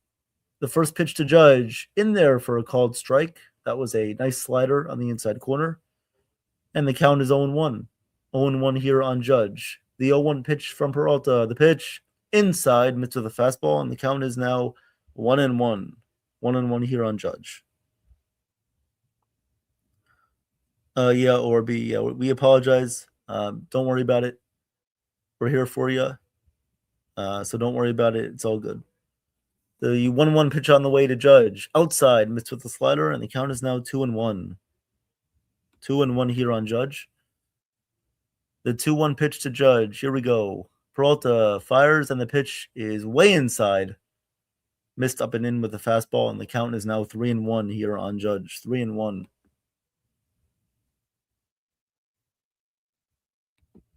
3-1 here on Judge. The 3-1 pitch to Judge. Here we go. The pitch from Peralta. Swing and a miss with a high fastball. The count is 3-2. Yep. Thank you guys for the comments there in the chat, taking care of it. We're all behind each other here. We'll take care of any nonsense that goes on. And just enjoy the play-by-play, enjoy the company, and everything else will be taken care of. Here we go. The 3-2 pitch coming to Judge. Here we go. The 3-2. The pitch from Peralta. And the pitch is a fly ball or a pop-up in the infield, and Bichette is under it. He makes the catch. So the Yankees go 1-2-3 in their half of the fifth. We'll go to the bottom of the fifth inning. The Mets will come up here with their top 3 hitters in Carson Bench, Bo Bichette, and Juan Soto. So the Mets will come up here with their top half of the lineup, top 3 hitters. Yeah, I wish the offense would provide a little bit more run support right now for ERC, especially when Peralta is missing with his stuff. You know, he hasn't been on command a lot today with his fastball and changeup. So I would have liked to see the Yankees take advantage of that, get more guys on base, work walks, and try to take advantage of it. But they just seem to not be doing that. Instead, they're just swinging at first pitches. They're swinging when they shouldn't be. When the count is 3-1, they're swinging at pitches out of the zone. I mean, it's very unacceptable. And against a team like the Mets, even though they may not have the best records, they could still come out and beat you on any day of the week. So you can't overlook any sort of team in any way. And I just wish the Yankees, like all of you guys too, we wish the Yankees would be taking advantage of it more here, especially with the amount of walks that Peralta's had today. Just putting more pressure on ERC. I mean, you guys are making great points. It is putting more pressure on the pitching, putting more pressure on Ryan Yarbrough if he is coming into the game. It is putting more pressure on our bullpen depth that has been a little bit depleted as of recent. And so we just need to find a way to score more runs, but the team needs to execute. Team needs to execute and do a better job of that. So we'll see. Let's see if anyone is coming in here for the Yankees. So it looks like Elmer Rodriguez Cruz is going to come back in for the bottom of the fifth inning, at least to start. So ERC is going to come back in.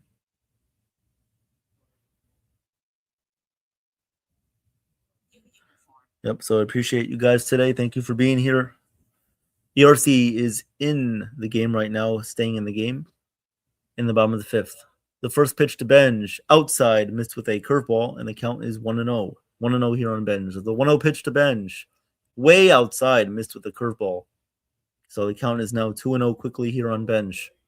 2-0. And this is when you need to have Ryan Yarborough get back up there and start warming up again, because if he allows a base runner here, you might want to pull him. The 2-0 pitch caught the inside corner there with the sinker. I thought it may have been inside, but it just caught the inside corner. So the count is now 2-1 here on Benj. Benj is 0 for 2 today with a ground out and a pop out. The 2-0 pitch, the 2-1 pitch is a swing and a miss by Benj on a changeup. And so the count is now 2-2 on Benj. 2-2 count. Bottom of the fifth inning, nobody on base, and the game is tied at 1. And Bichette is on deck. So the 2-2 pitch is coming up here from ERC to Benj. 2-2 count. And the pitch from ERC, way up and inside, and it actually hit Benj there. So it hit by a pitch there. Not good. ERC, you don't want to do that. You don't want to hit him there. And so that puts the leadoff man there on in the bottom of the fifth inning. Hit him there on the right forearm there on Benj's arm there. So it looks like he's going to reach first base there with a hit by pitch. ERC hits Benj. And we'll see if Boone decides to make the move. Nope. ERC is going to stay in the game here against Bichette.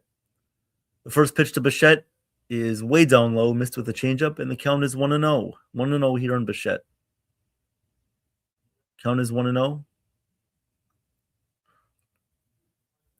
1-0 here on Bichette, who's 0 for 2 today with 2 groundouts. The 1-0 pitch to Bichette. Here we go. The pitch is hit in the air to left field on a line, and Bellinger is going to be there to make the catch.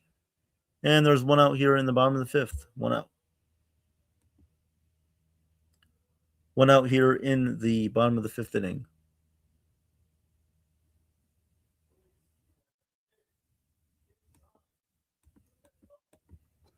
All right, so Bichette lines out to left field, and there's 1 away here in the bottom of the fifth inning, as that will bring up Juan Soto. And now Boone is going to make the move. Boone is going to make the move here. He'll go to the bullpen, and that is the right decision there, as Ryan Yarborough is going to come in to face Juan Soto. So ERC's day is over. Give you guys the final line on ERC. So ERC today went 4 1/3 innings pitched, allowed 5 hits. He allowed 1 earned run. He only had 1 walk, and he had 1 strikeout. So that closes the book on ERC today. I will say that might have been his best start of his early career so far with the Yankees. Good start today against the Mets, even though he won't qualify for the win if the Yankees do go on to win this game. Even though he won't qualify for it, I still like what I saw out of him. I liked his command today. I liked the fact that he only allowed 1 walk. And even though the strikeouts weren't there, he still was getting a good amount of groundouts, which is what you wanted to see, which means that his command was on point, especially with his off-speed pitches today. So I did like what I saw out of him. Now the offense has to pick it up. It's time for the offense to pick it up and try to carry the pitching on their backs today. It's time for the offense to wake up. Time for them to wake up and provide some insurance here for the bullpen for the rest of this game. So there's 1 out here in the bottom of the fifth inning. The game is tied at 1. Carson Benj is on first base, and Ryan Yarborough is going to be coming into the game.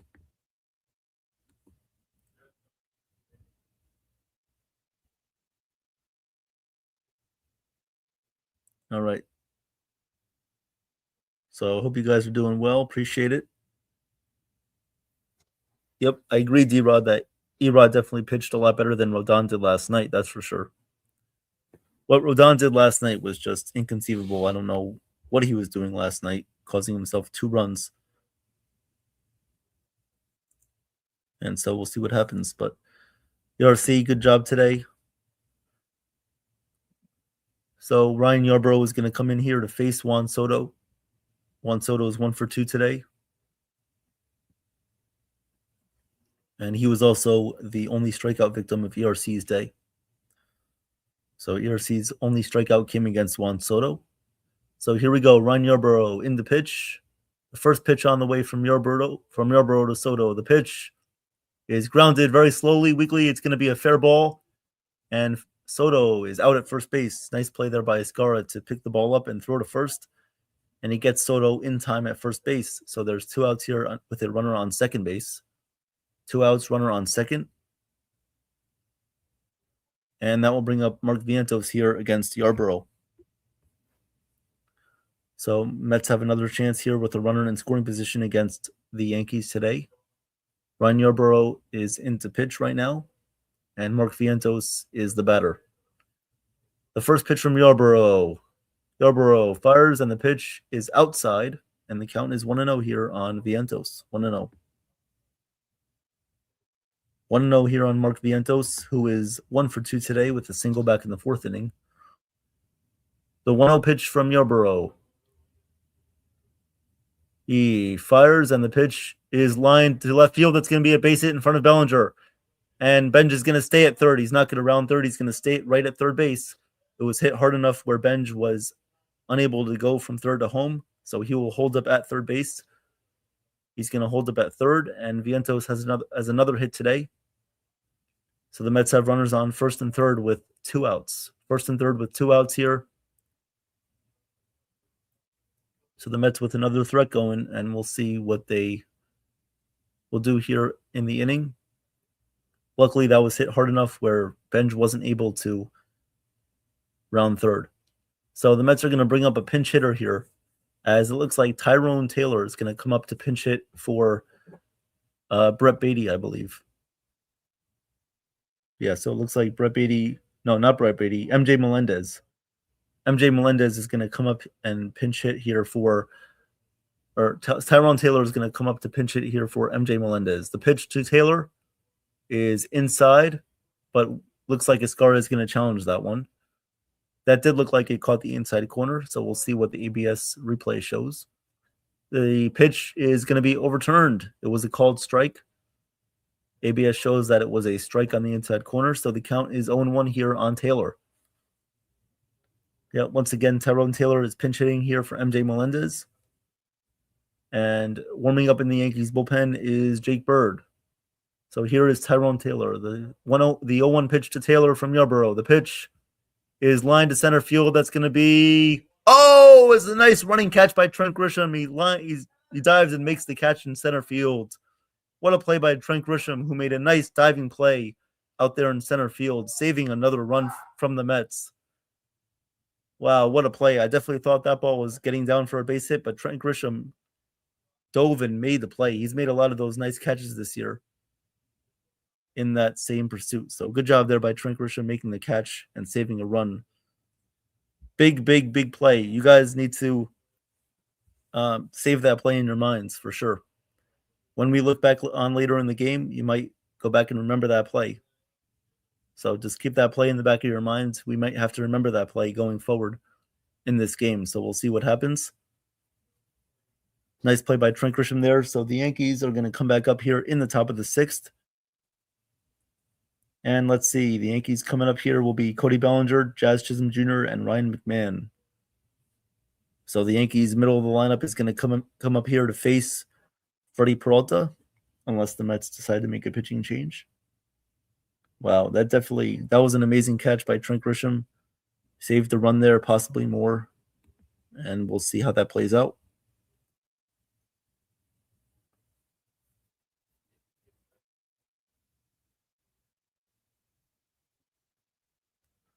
All right. So hopefully, once again, you guys are doing well today. Thank you for being here. Appreciate it. Yeah. I mean, the reality is with Cashman and Boone, I mean, we're gonna have to see what happens at the end of the year. I mean, we know Cashman's contract is up after this year, and most likely that will also determine Aaron Boone's ability, as well as his contract is up after next year. So we'll see what happens. Right now, it's a long year. Right now, we're in second place in the AL East. Just have to take it game by game, pitch by pitch, and we'll analyze everything after that. So here is Cody Bellinger right now facing Freddie Peralta. The first pitch to Bellinger is up high, and the count is 1-0 here on Belly. Tyrone Taylor will take over for MJ Melendez in left field. The 1-0 pitch to Bellinger. The pitch up high, missed with the fastball, and the count is now 2-0. 2-0 count here on Bellinger. 2-0. Need to take advantage of this. The 2-0 pitch from Peralta. The pitch outside, 3-0. So it looks like Peralta is either scared to pitch to Bellinger because of his over 400 batting average against him, or he's just missing with his command. The 3-0 pitch from Peralta to Bellinger. The pitch in there, down the middle for a called strike, and the count is 3-1. Took some speed off of that fastball to allow for good location. The 3-1 pitch coming up from Peralta to Bellinger. Here we go. The 3-1 pitch from Peralta. The pitch inside, missed with a fastball. So Bellinger walks for the third time today. Yankees have a runner on first base here, nobody out in the top of the sixth. Yep, I agree, Travis. A big hit here would be nice. If we can get a big hit, if we can get some guys in scoring position, drive in some runs, that would be awesome.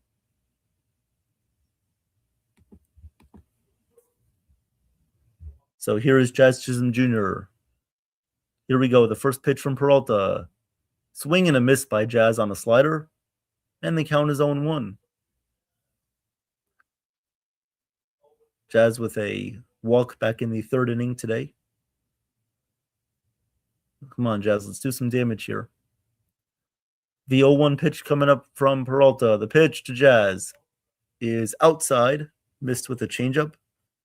And the count is 1-1 here on Jazz. 1-1. 1-1. Warming up for the Mets in their bullpen is Sean Manaea. The 1-1 pitch coming up from Peralta. The pitch down low, and it gets away there from the catcher Sanger, and Bellinger is going to take second base. Bellinger takes second base there on a wild pitch, or a pass ball there from Peralta. That was definitely a blockable ball there from Sanger, but he was unable to corral it. So they're going to score it as a wild pitch. Okay. So they're saying that was a wild pitch on Peralta's end.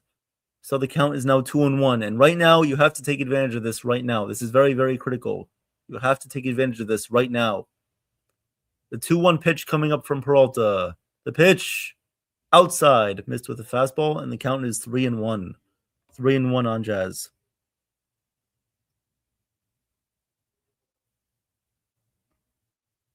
Three and 1. 3-1 pitch coming up to Jazz. The 3-1 pitch is outside, ball 4. He walked him. So Jazz Chisholm works at walk, and the Yankees will have runners on first and second with nobody out here in the top of the sixth. That was Peralta's 6th walk of the day. 6th walk, and the Yankees have only capitalized on 1 run, and that was a solo home run by Ben Rice back in the third inning. And here comes Carlos Mendoza. And Mendoza is going to take Peralta out of this game. He's seen enough. Peralta is going to exit the game with 96 pitches. And coming in for the Mets out of their bullpen is going to be Sean Manaea to face Ryan McMahon. We'll see if the Yankees decide to allow McMahon to hit, or will they go to Rosario. We will see about that. But Peralta's day is done. I'll give you guys Peralta's final line. And here we go. So Freddie Peralta ended the day with 5 innings pitched. He allowed 2 hits, 1 earned run, 6 walks, 4 strikeouts. And of course, we know the home run to Ben Rice back in the third inning. So the Yankees right now, it's very critical for them to capitalize on this opportunity. First and second, nobody out in the top of the 6th inning. Very, very critical to do something right here. This is the time where you have to do damage, just like what Kaz Welker says right there in the chat. Got to do some damage here. They definitely have to do some damage right here, right now. And Damon too. Yes, they need to break it open. They need to put together a rally here and score some runs.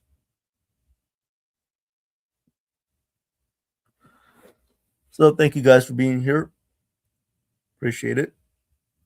And once again, after the game is over, myself, Chef Nick, Jason, and Nathan will be doing a post-game analysis on NY Yankee Mania. Yes? I can still hear you like call the pitch for a second before I call it. What's the issue with that? Either you rewind the TV or you be less loud. Okay. Thank you.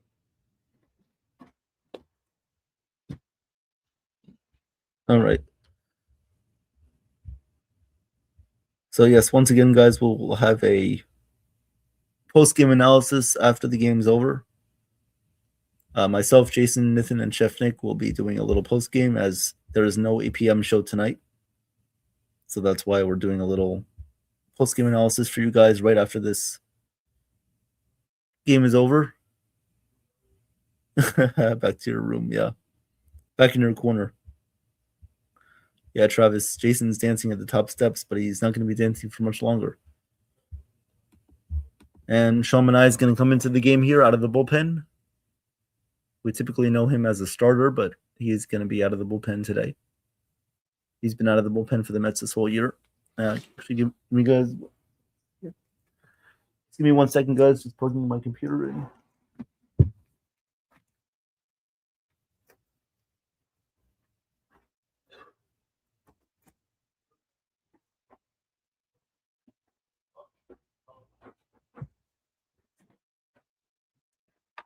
All right, Ryan McMahon is up here. The first pitch is a bunt attempt, and he fouls it back, and the count is 0-1.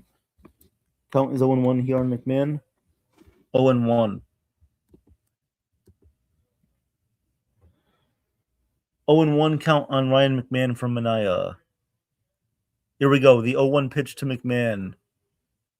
The pitch to McMahon is a bunt. He lays it down. Sanger is going to go to first with it, and he gets McMahon at first base. But he does advance the runners to second and third. Second and third, Bellinger is at third, Jazz is at second. And that's why you need speed on the bases. Speed on the bases is going to help you in that situation. There was no way that Sanger was going to get the out at third, so he goes to first. And McMahon does lay down a successful bunt. So good job there by Ryan McMahon there to lay down the bunt. And here comes a pinch hitter for the Yankees. Pinch hitter for the Yankees. Instead of Anthony Volpe, it's going to be Paul Goldschmidt. So it's going to be Paul Goldschmidt here. Paul Goldschmidt will hit in place of Spencer Jones, actually. Spencer Jones. So good move here. I like this move here from Aaron Boone. He goes with Goldschmidt instead of Spencer Jones. Here comes the first pitch, and it is up high and away, missed with the fastball, or missed with the slider. The count is 1-0 here on Goldschmidt. 1-0 here on Goldschmidt.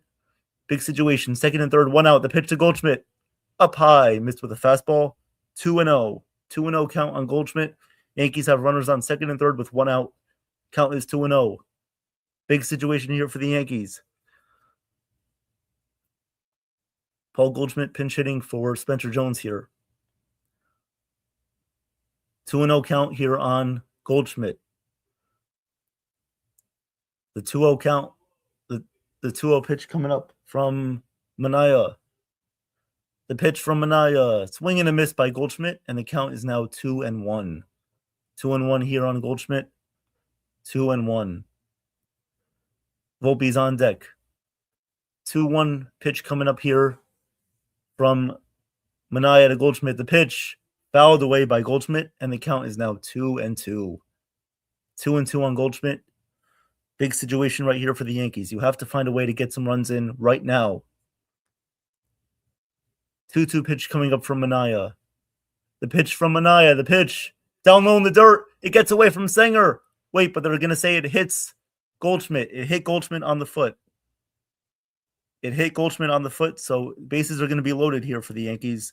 Bases loaded and 1 out. Bases loaded, 1 out for the Yankees. As that was a lucky break from Anaya, as luckily it hit Paul Goldschmidt before it got away from Sanger. So bases loaded, 1 out, and here is Anthony Volpe's moment. Anthony Volpe is coming up here with the bases loaded and 1 out. Big moment for Anthony Volpe, big moment for the Yankees. And it looks like Max Schumann is going to...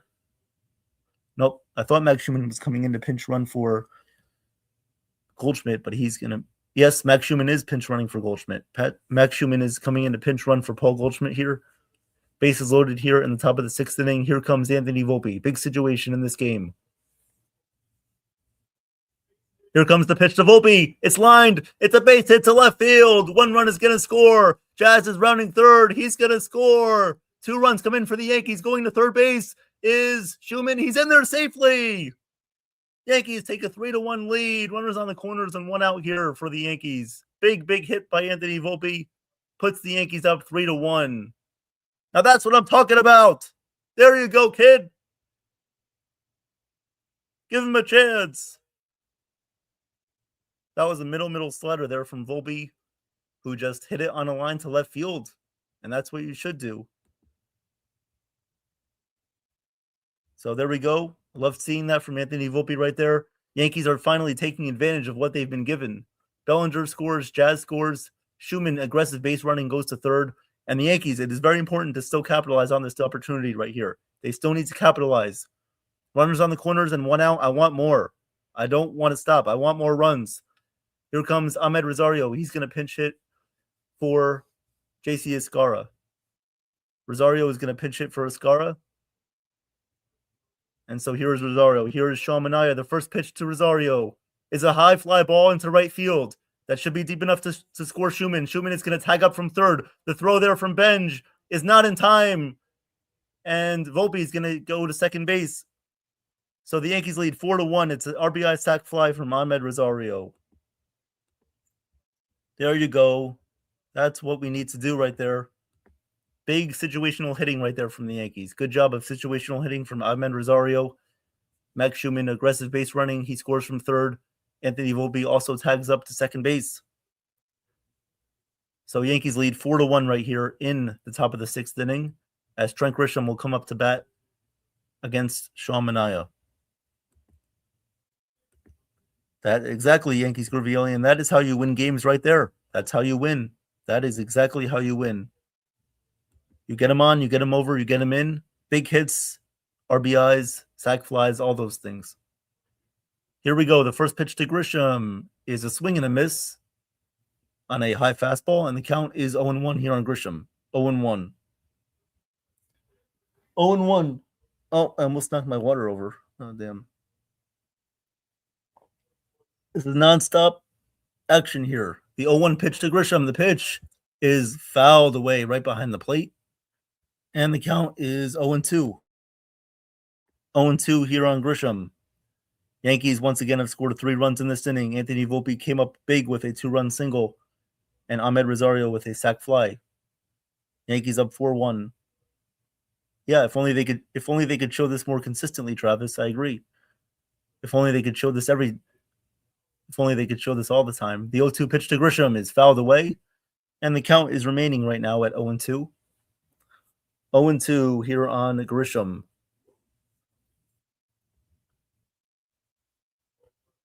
That's always been the issue, Travis, is that they can't do it consistently. Here we go. The 0-2 pitch coming up from Manaea to Grisham. Here we go. The 0-2 pitch. Manaea sets, fires, and the pitch is popped up, and it's going to be in shallow left center field. Bichette is going to go out, and it drops in. Oh my God! Bichette dropped the ball. A run comes in for the Yankees. Volpe is going to score. Oh my God! That is the second day in a row where the Mets outfielders or infielders / outfielders can't track a ball and they drop it. Volpe scores and the Yankees lead 5-1. Oh my goodness. I cannot believe what I just saw. Bo Bichette just drops a normal pop-up in shallow left field. And that is an unearned run right there for Sean Manaea as Volpe comes around to score the Yankees lead 5-1. That is just insane, guys. Wow, that is an E6. And Ben Rice will come up to hit right now against Manaea. Yankees lead 5-1. The pitch here from Manaea to Rice. The first pitch is a fastball that is right down the heart of Broadway for a called strike. And the count is 0-1. Yeah, Mighty Funny. I can hear him ranting already. We might get a table flipped. We might get a desk flipped or a chair flipped or whatever. Here comes the pitch to Rice. The 0-1 pitch to Rice. Manaea sets, fires, and the pitch is in there for a called strike. And the count is 0-2. 0-2 on Rice. 0-2. So last night we saw Carson Benj in right field drop a fly ball, and today we see Bo Bichette drop a pop-up. Here comes the 0-2 pitch from Manaea to Rice. Here comes the 0-2 pitch from Manaea. Rice swings and misses for strike 3. He goes down swinging, but the Yankees score 4 runs. Anthony Volpe with a big 2-run single. And then Ahmed Rosario with a big sac fly. And then the unearned run right there from Bo Bichette dropping a pop-up in left field allows Volpe to score. So the Yankees lead 5-1. We'll go to the bottom of the 6th. And I'll give you guys a scoreboard update right now. Scoreboard update. So right now you guys are listening to the Yankees and the Mets. The Yankees currently have a 5-1 lead. The Orioles lead 6-2 over the Nationals in the bottom of the 6th. The Phillies lead 5-0 over the Pirates in the top of the 7th. The Braves lead 7-0. They're in the bottom of the 6th. Guardians lead the Reds 6-2 in the bottom of the 6th. Blue Jays lead the Tigers 4-0 in the top of the 7th. Rangers lead the Astros 2-0 in the bottom of the 5th. Cubs lead the White Sox 4-1 going to the bottom of the 4th. Twins lead the Brewers 3-2 in the top of the 4th. Royals lead the Cardinals 2-0 going to the top of the 5th. And then coming up later today is the D-backs and the Rockies, the Giants and the Athletics, the Dodgers and the Angels, Padres, Mariners, and already a final today. The Tampa Bay Rays have defeated the Miami Marlins 6-3. So the Rays won. So even if the Yankees win today, they don't gain any ground in the AL East. However, I'll take the win any single day of the week. That's what's going to make next week's series even more interesting against the Rays. Is those head-to-head matchups.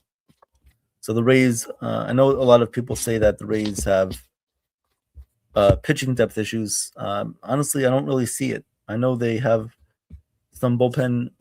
Their bullpen depth is questionable. I understand that. But I do like what I've seen from their starters now that they have Shane McClanahan back. Shane McClanahan, of course. And, they have good amount of starters there in their rotation to fulfill. So looking forward to it. Yankees lead 5-1 right now in the bottom of the 6th inning as Max Schumann will take over in left field. And I believe Rosario is going to be the DH, I believe. So Yarborough is back in to face Brett Beatty. The first pitch on the way from Yarborough. The pitch is a little bit down low and outside. And the count is 1-0 here on Beatty. 1-0. 1-0 count here on Brett Beatty. Here comes the 1-0 pitch on the way. Yarborough looks in, fires, and the pitch is in there. Catches the outside corner for a called strike. And the count is 1-1. 1-1. So the count is 1-1 here on Brett Beatty. The 1-1 pitch here from Yarborough. The set, the pitch, swing and a miss by Beatty on a 87-mile-per-hour four-seam fastball. And the count is 1-2. 1-2. Yep. Here comes the 1-2 pitch on the way from Yarborough. The 1-2 pitch to Beatty. The pitch is a fly ball in the air to right field or shallow center field. Grisham is under it. He's going to make the catch for the first out of the bottom of the 6th, 1 out. Travis says, what would be awesome getting Cole back for that series against the Rays? What do you think? Yeah, Travis. Yeah, I would love if we got Garrett Cole back by that. by that series. The only problem is I don't know when he's going to make his next rehab start. So if he makes his next rehab start on Wednesday or Thursday, he could be back for the Rays series. He could be. Here is Marcus Semien. The first pitch to Semien is a fly ball, fouled away. And the count is 0-1. 0-1. 0-1 count here on Marcus Semien, who provided the Mets with their only run of the day with an RBI double. The 0-1 pitch from Yarborough. The pitch just misses inside. I would have challenged that if I was Yarborough. It looked like he caught the corner. But the count, anyways, 1-1 here on Semien. 1-1 count. Bottom of the sixth inning, Yankees lead 5-1. The 1-1 pitch from Yarborough. The set, the pitch, outside, misses with the cutter, and the count is 2-1 here on Semien. 2-1. 2-1 here on Semien. 1 out, bottom of the sixth. The 2-1 pitch here from Yarborough. The set and the pitch is lined to left field. That's going to be a base hit in front of Max Schumann. So Semien has his second hit of the day. And the Mets have a 1-out base runner in the bottom of the sixth. 1 out, runner on first. Thank you, Travis. Appreciate that. Appreciate everybody being here today. Chef Nick as well, and Kaz, Mighty Funny. Thank you guys very much. Appreciate it. Yankees Groovy Alien as well. Yep. Luckily, the Yankees were able to take advantage of that. I'll get more into that later, but they were able to take advantage of those walks from Freddie Peralta today. The pitch from Yarborough to Ewing is a sweeper that misses outside, and the count is 1-0 here on Ewing. Ewing is 1-for-1 today with a single and a walk. The 1-0 pitch here from Yarborough to Ewing. Here we go. The 1-0 pitch. Yarborough fires, and the pitch is swung on and missed. And the count is 1-2 here. Or sorry, 1-1. 1-1 here on Ewing. 1-1. 1-1 here on Ewing. The 1-1 pitch here from Yarborough. He sets, he fires, and the pitch is outside, and the count is 2-1. 2-1. 2-1 here on Ewing with they're comparing Ewing, Patrick Ewing, of course, Julius Erving, yep. The two goats of the Ewings. Maybe AJ Ewing could be another goat if he is good. The 2-1 pitch to Ewing. Outside, Yarborough misses with a fastball, and the count is now 3-1. So I would get someone warming up right now in the bullpen. Yarborough has to calm down a little bit here. Do not allow these guys to get back into the game. Don't even give them a chance. You have to put these guys away right now. The 3-1 pitch coming up from Yarborough.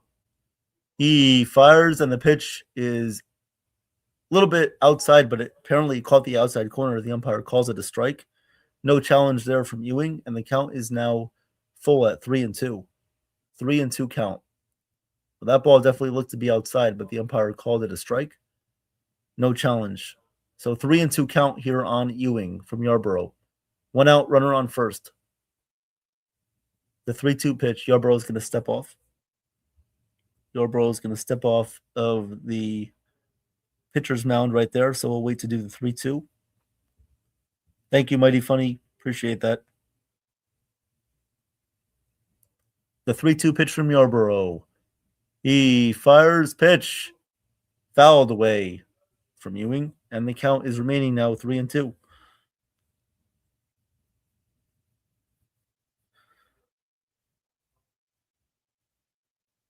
Yep. Thank you for that, Kaz, as well. Chef Nick is everyone's guy. That's how great Chef Nick is. The 3-2 pitch from Yarborough to Ewing. The pitch is fouled away. Fouled it off of his own leg there. So the count is remaining now at 3-2. 3-2 here on Ewing. Once again, guys, the Yankees lead 5-1 here in the bottom of the sixth inning. The game, however, is not over at all. Mets could still threaten, and they could still put up a fight in this one. So here we go. 3-2 count here on Ewing. The 3-2 pitch coming up from Yarborough. Yarborough sets, fires, and the pitch is outside ball 4. So this is not what you want to do. Mets have runners on first and second here with 1 out in the bottom of the 6th. And Aaron Boone is going to come right out, and he's going to take the ball from Yarborough as he allows 2 base runners here in the bottom of the 6th. And it looks like Bird is going to come in here to replace Yarborough. Bird is going to come in to replace Yarborough. And so the Mets have a threat going, but the Yankees are trying to stop it. Bird is going to come in to replace Yarborough with 1 out, runners on first and second.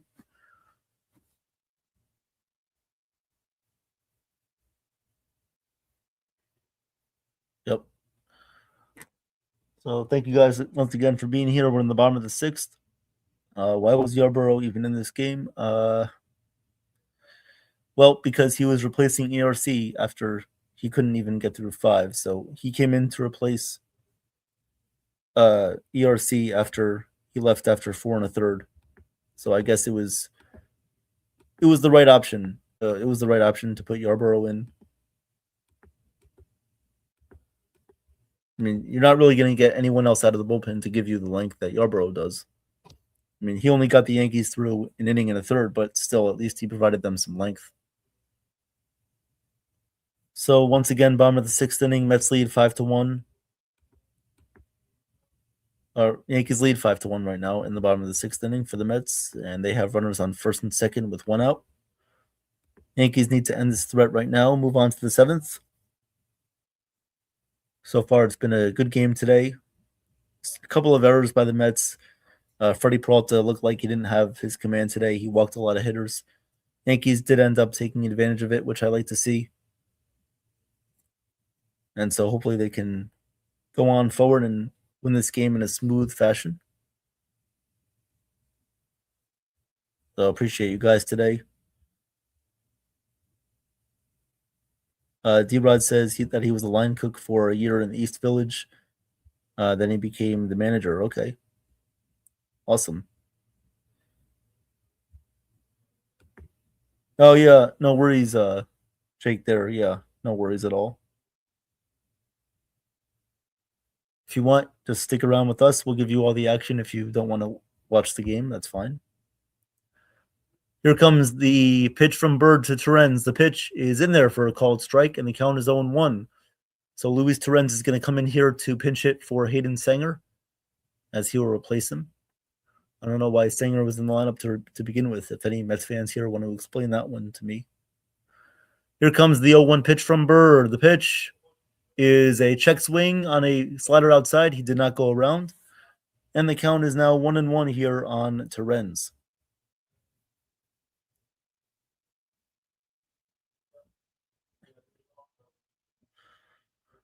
So here we go. The 1-1 pitch on the way from Bird to Terens. The pitch. Ground ball inside of first. That's going to be a base hit. It's going to go down the line. Simeon's going to score from second. Bellinger bobbles it out there in left field. It looks like another run is going to come in to score. Ewing scores. And that is a 2-run double there for Luis Terens. Yankees now lead 5-3. And this is what you can't do. You can't allow these guys to come back. You can't allow these guys to get runners on base and produce like this. Of course, Luis Terens, who was a former Yankee, does come through in that situation. And no surprise there. Good piece of hitting there from Terens. So the Mets cut the lead now down to 5-3. Yankees need to keep it right here, keep it at this spot right now. Yeah, this is why we're worried about the bullpen right here, as Bird is in this game right now. It's never easy. It's never easy with this Yankees bullpen. The first pitch is in there for a called strike. The count is 0-1 on bench. Mets cut the lead to 5-3. Runner on second base, 1 out. The 0-1 pitch on the way from Bird right now. The pitch to Benj. Up high, missed with the cutter, and the count is now 1-1.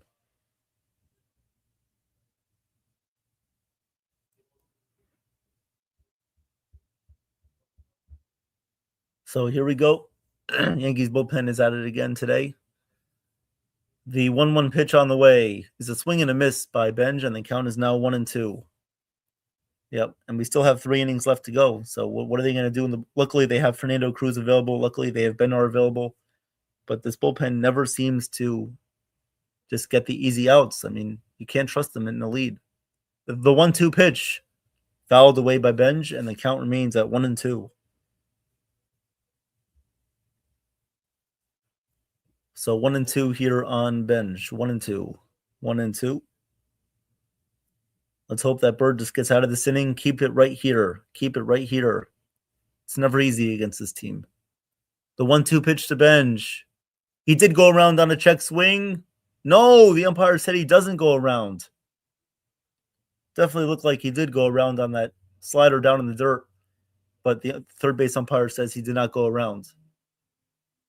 Okay, yep. Looks like he just held up. He just held up there on the check swing. So the count is now 2-2. 2-2 here on Benj. 2-2 count. Runner on second base and 1 out. The 2-2 pitch to Benj from Bird. The pitch. Grounded foul. Got a piece of that one to stay alive, and the count is remaining now at 2-2. Yeah, we gave up Torrens and kept Wells. Yep. Would have been nice to have Torrens as a righty option, catcher-wise, but the Yankees elected to not keep him. Here we go. The 2-2 pitch on the way to Benj. The 2-2 is a ground ball foul outside of first base, and the count remains at 2-2. So Benj is working a long at-bat here against Bird. I don't know. I really don't know if Bird was the right guy to go to in this situation. I don't really know. You might have wanted to think about putting your high leverage guys in this spot first. Here we go. The 2-2 pitch coming up from Bird. The pitch is fouled away again by Benj. And the count remains 2-2. 2-2 count here on Benj. 2-2. 2-2 here on Benj. 2-2.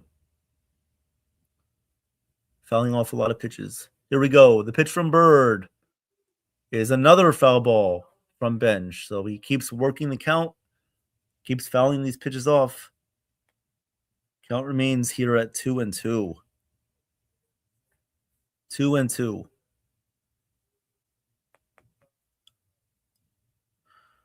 2-2 count here on Benj. Here we go. The pitch from Bird. Up high and away. Missed with a cutter. And the count is now full at 3-2. 3-2.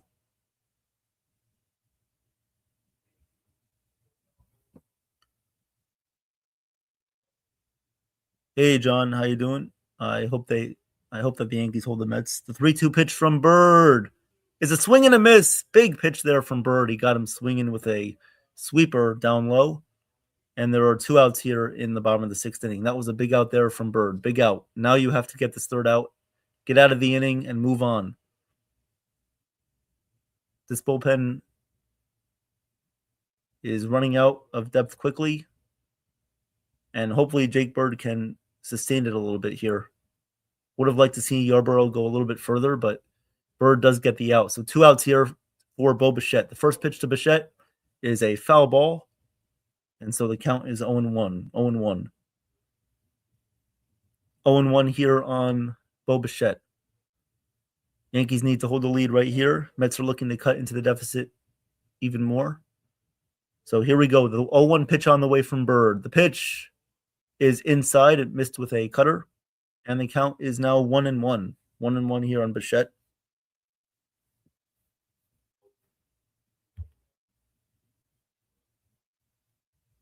All right, here we go. The 1-1 pitch on the way from Bird. The 1-1 pitch from Bird to Bichette. The pitch is up high, missed with a sinker, and the count is now 2-1. 2-1 on Bo Bichette with Juan Soto on deck.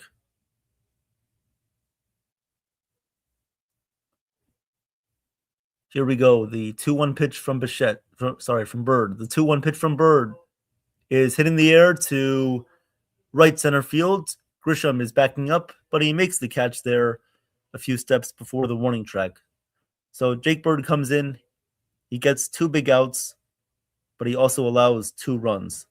So Jake Bird allows 2 runs, which were Yarborough's runs. because Yarborough allowed those guys on base. So Yarborough allows 2 runs there. That goes on his scorecard. But Bird was the one that allowed those 2 runs to score, but he also got 2 big outs. So the score is 5-3 Yankees, and we'll go to the top of the 7th. So top of the 7th inning is coming up right now for the Yankees, and they will have coming up is Aaron Judge, Cody Bellinger, and Jazz Chisholm Jr. are coming up for the Yankees in the top of the 7th. Yankees lead 5-3. So if I had to guess who would be coming in for the Yankees in the 7th, 8th, and 9th, I would have to say it would have to be Fernando Cruz, David Bednar, and probably Camilo Doval at some point too. I mean, I know we don't want to hear that, but it looks like we may be out of options at this point. I mean, I don't trust Tim Hill to come in again.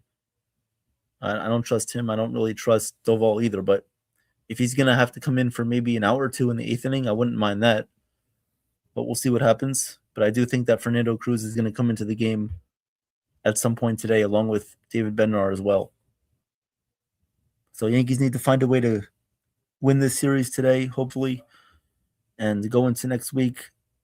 The whole week will be full of home games. You can hear the next series that the Yankees play will be home against Toronto.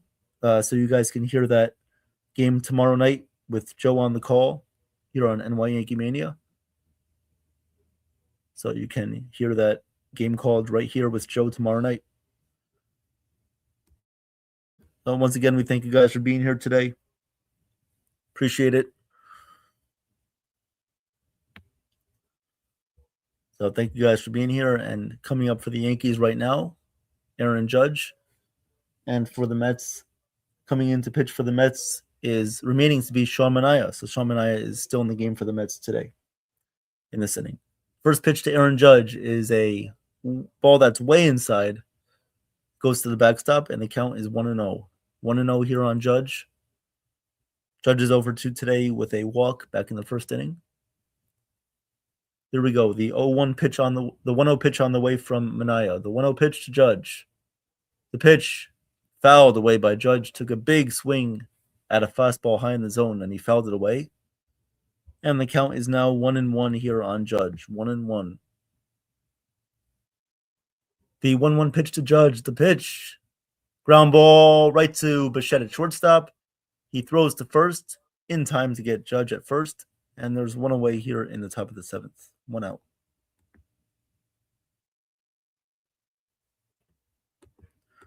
One out here in the top of the 7th inning, and that will bring up Cody Bellinger. Cody Bellinger coming up to bat against Manaea. Cody Bellinger has 3 walks today.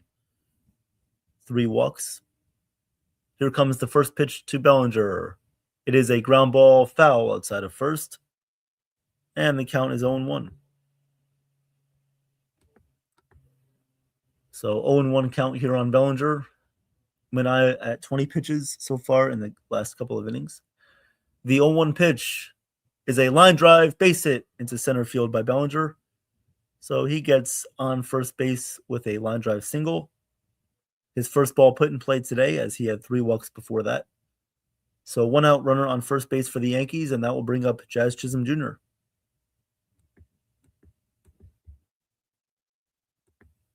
Jazz Chisholm is coming up to bat. Jazz Chisholm coming up to bat right now for the Yankees, runner on first base and 1 out. Here we go. The first pitch from Manaea to Jazz. The pitch to Jazz. The pitch a little bit down low, and the count is 1-0. 1-0 count here on Jazz. 1-0. I expect a lot of off-speed pitches here from Manaea. Here we go. The 1-0 pitch to Jazz. The set, the pitch inside. Missed with the sinker, and the count is now 2-0. 2-0 on Jazz. 2-0. 2-0 count here on Jazz. The 2-0 pitch. The set, the pitch in there for a called strike, and the count is 2-1. 2-1 here on Jazz. 2-1. Here we go. The 2-1 pitch on the way. Manaea fires, and the pitch is line drive, base hit into center field. It's a shallow base hit. Bellinger is going to go to second. He's going to hold up there. Bellinger had to hold up at second base. So Jazz gets a single, and the Yankees have a threat going first and second with one out.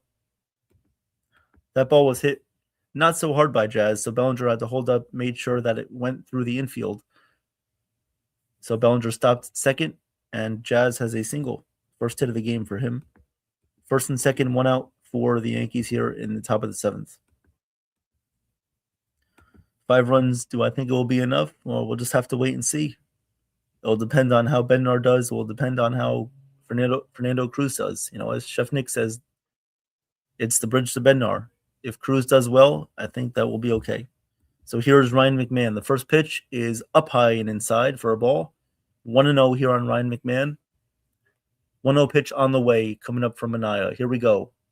The 1-0 pitch. Minaya sets, fires, and the pitch is grounded foul. And so the count is now 1-1 here on McMahon. What's going on, Joseph? Welcome to the stream, Joseph. How are you doing? Thanks for being here. Looks like Doval is warming up for the Yankees in their bullpen. So the count is 1-1 here on McMahon. The 1-1 pitch. Minaya looks at second. The set, the pitch is a little fly ball into left field. Coming in to left field and making the catch there is Tyrone Taylor for the second out of the top of the seventh. 2 outs. 2 away here in the top of the seventh. As that will bring up Max Schumann here, who pinch ran for Paul Goldschmidt. So he will come up here to face Sean Minaya. Travis Timhill pitched last night. He pitched last night, so I doubt he's available for today. Doubt he's available. So Max Schumann will come up here to hit for Paul Goldschmidt, who Spencer Jones originally was in the 7th spot today, but Goldschmidt pinch hit for him, and Max Schumann came in to run. So here comes the first pitch to Schumann. The pitch up and in on Schumann, and the count is 1-0. 1-0 here on Schumann. First and second for the Yankees in the top of the 7th inning. Yankees lead 1-0, Yankees lead 5-3 right now in the top of the 7th. Here we go. The pitch to Schumann. The pitch outside on Schumann, and the count is now 2-0. 2-0 on Schumann. Yankees have used up all of their bench players: Paul Goldschmidt, Ahmed Rosario, Max Schumann, and Austin Wells today. Austin Wells, of course, in to catch right now for JC Escara. Here comes the 2-0 pitch from Minaya. The set, the pitch, up high. Oh, but the umpire calls it a strike. No way. No way that was a strike. This one will be overturned by ABS as Max Schumann quickly goes to challenge it. And that was definitely not a strike. That's going to be overturned. So the count is going to be 3-0 here on Schumann. 3-0 count. I agree, Yankees Groovy Alien. If the Yankees don't score, it's going to be hard for them to sustain this lead right now. So I would feel a lot better about them too if they put up more runs here. Here we go. The 3-0 pitch from Minaya. The pitch up high, ball 4. He walks Schumann on 4 pitches. So Schumann walks on 4 pitches here. Bases loaded for the Yankees. They need to capitalize on this right now. As Anthony Volpe is going to come back up here. He already had a big 2-run single back when the Yankees had the bases loaded in the 6th inning. And so hopefully he will come through again here with the bases loaded. And it looks like right now the Mets are going to have a meeting of the minds on the mound with their pitching coach, Justin Willard.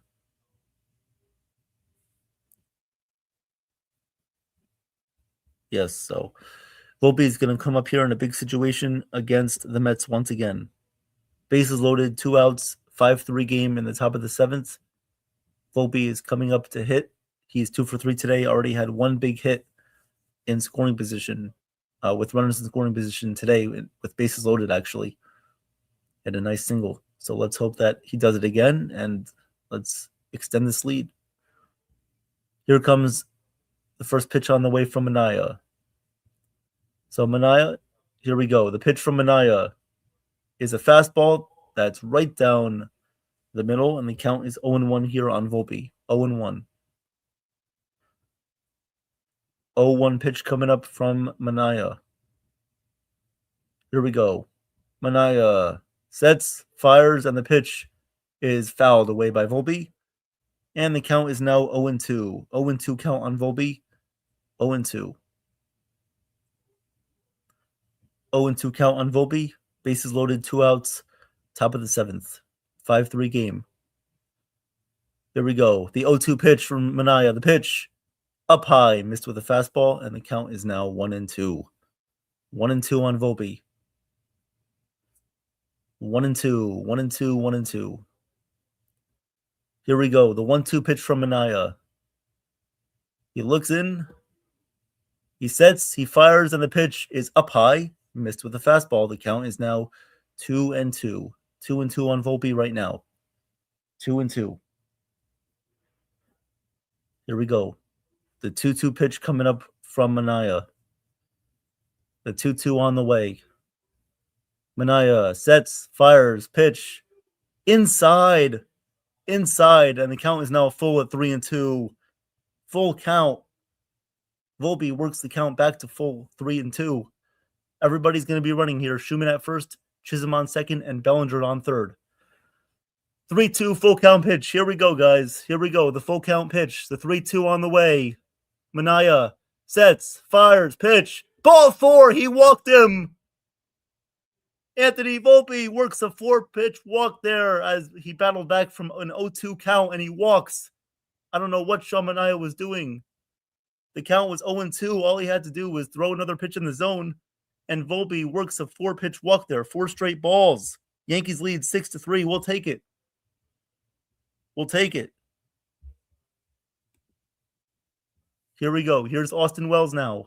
The first pitch to Wells. It's a little ground ball right back to Sean Manaea. And way to end that inning, Wells, as he grounds out to Sean Manaea. However, Anthony Volpe works a walk, and the Yankees lead 6-3. 6-3. So that's another bases loaded RBI there for Anthony Volpe.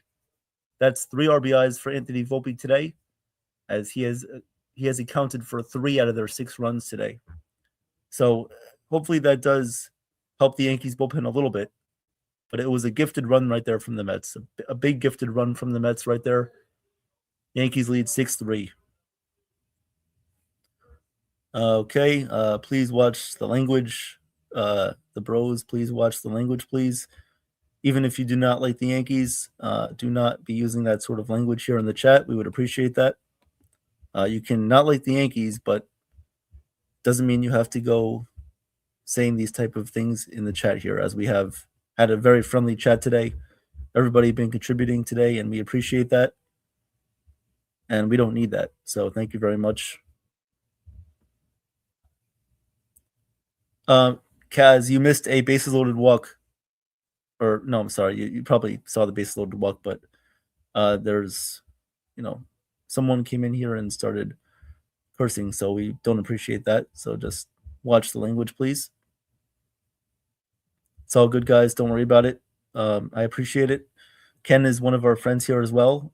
We like Ken from The Ugly Truth, from Yankees The Ugly Truth as well. So we appreciate all the work that Ken does as well. Ken's been a major contributor as well on this channel, and we appreciate him too. Jake has a question for me. Okay. If Volpe performs, does he get his starting shortstop back over Jose? No. I don't believe so. No. I think Jose is going to continue to be the starting shortstop, whether or not Volpe has a good couple of games or so. I still think Jose is going to be the starting shortstop once he comes back from the 10-day IL. Yeah. No, we know the Yankees' position on what Volpe is. This is why, when I said that the Yankees have to, if the Yankees do have to make a tough decision, Volpe is going to have to make that decision for them. Either he was going to play really well and force his way back at the starting shortstop position, or the Yankees are just going to make the decision that Jose is going to be back in. That's why I wanted Volpe to make the decision a little bit harder for the Yankees, not make it so easy for Jose to just go back in there as the starting shortstop. Obviously, when Volpe is in there, I hope he does great. I hope he does awesome. But I do believe that Jose is going to be the starting shortstop when he comes back. So we're going to go to the bottom of the 7th inning here. 7th inning stretch time in Citi Field. Coming up for the Mets in the bottom half of the 7th inning is going to be Juan Soto, Mark Vientos, and MJ Melendez. And for the Yankees, it looks like Bird is going to be, it's either going to be Bird coming back in or it's going to be Camilo Doval. We'll just have to wait and find out. Doval was warming up back in the bottom. He was warming up back in the top of the 7th. So we'll see if he does come in. Yep. Thank you, Chef Nick. All trolls are welcome. Yep. We appreciate the views. That's what we appreciate out of the trolls. But if you guys want to come here, troll, you can do that all you want. Just don't be rude. Don't be distracting. And please watch the language as well. Yes. Send your cheating wives, girlfriends, moms. We will take care of them for you. Exactly, Chef. Exactly. So Camilo Doval is going to come into the game here with a 5.51 ERA to face the Mets. So here we go. Doval against Soto. The first pitch is up high, missed with a sinker, and the count is 1-0. So with Doval, you can tell pretty quickly if he's on point. He just has to be in the zone and hopefully get the job done today. Here we go. The 1-0 pitch on the way from Doval. The set and the pitch outside, and the count is 2-0. Let's go, Doval. Do not start doing this. Throw strikes. Throw strikes, Doval. Come on. Throw strikes. Put it in the strike zone. Here we go. The 2-0 pitch on the way. Doval sets, fires, and the pitch is outside. 3-0. 3-0. Come on. 3-0 here on Soto. Count is 3-0. You cannot do this here. You cannot do this. You have to put these guys away. At least throw strikes. If they hit the ball, they hit it. So what? Put it in the strike zone. The 3-0 pitch is in there for a called strike, and the count is 3-1. 3-1.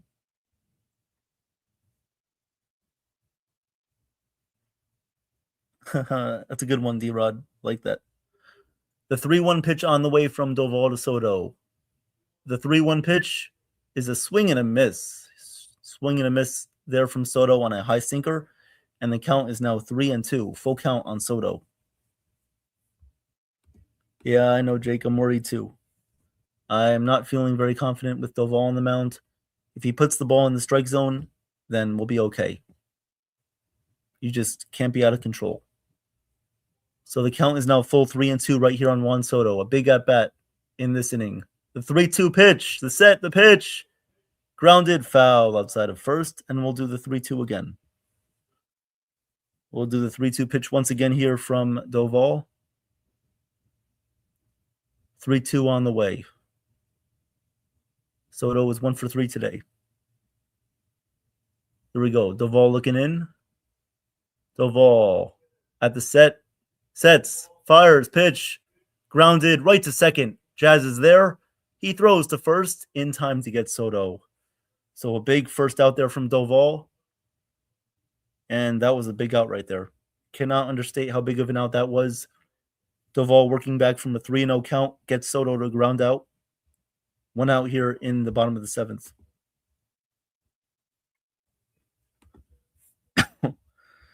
Yep. Yeah. Oh, yeah. Doval does kind of remind me of Clase a little bit. A little bit, yeah. So here's Mark Vientos. The first pitch from Doval to Vientos. Up high, missed with the slider, and the count is 1-0.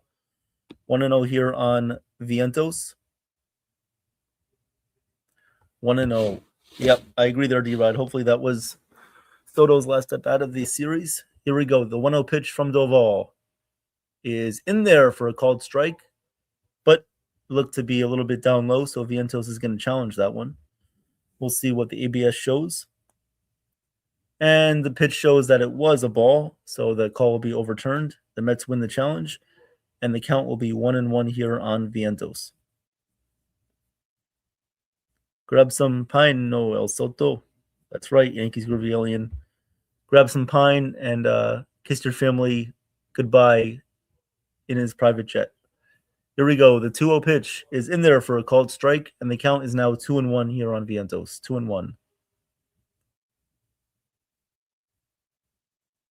Hey, Travis, you're all good with Chef? No, Chef has no problem with you, Travis. You're all good.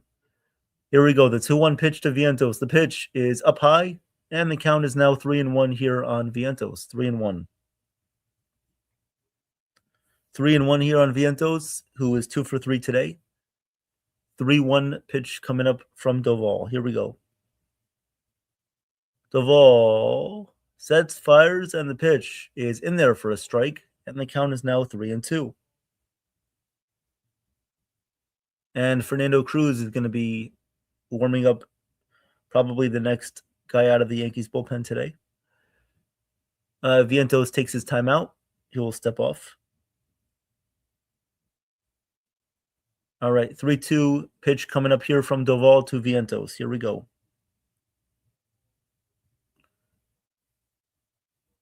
Yep, right after this game, myself, Chef Nick, Jason, and Nathan will do a post-game analysis. You don't want to miss it. The 3-2 hit on the ground, right to Jazz, who has played perfectly.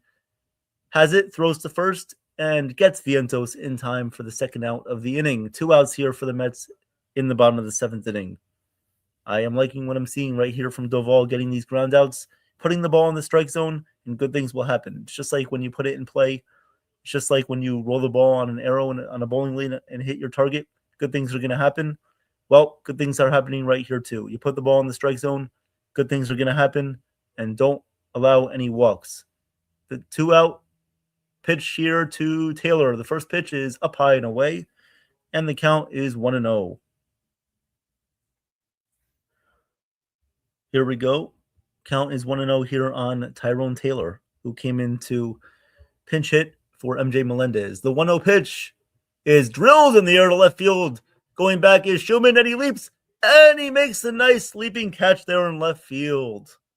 Nice catch there from Max Schumann as he started a little bit in, but he raced back and he made the catch. So that'll do it for the Mets in their half of the 7th. We'll go to the top of the 8th inning.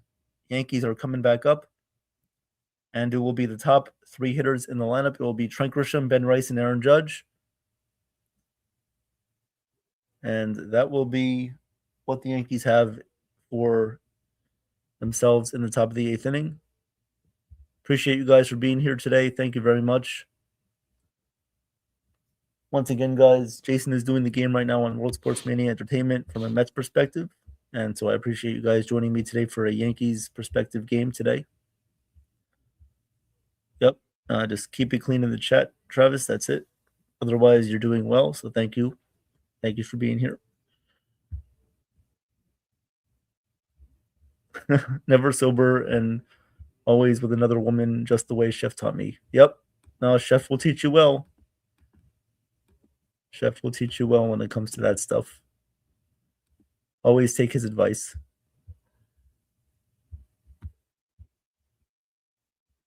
So once again, guys, thank you for being here. Always a fun time with you guys, calling a game or on a recap show or interview or whatever else it may be. I appreciate the support. And once again, myself, Jason, Chef Nick, and Nathan will be doing a post-game analysis on the whole Subway series, not just for this game, but for the whole series. So come by and give us a listen if you would like to. We appreciate that.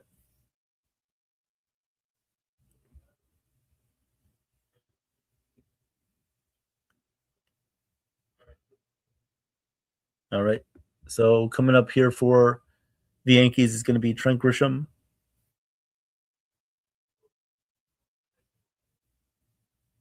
And we'll see if Sean Manaea is still in for the Mets, and it looks like he is. So Sean Manaea is still in for the Mets right now.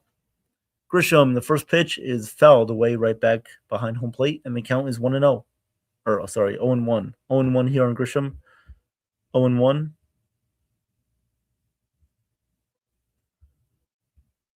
Here we go. The 0-1 pitch on the way from Manaea is a sinker that catches the outside corner, and the count is 0-2.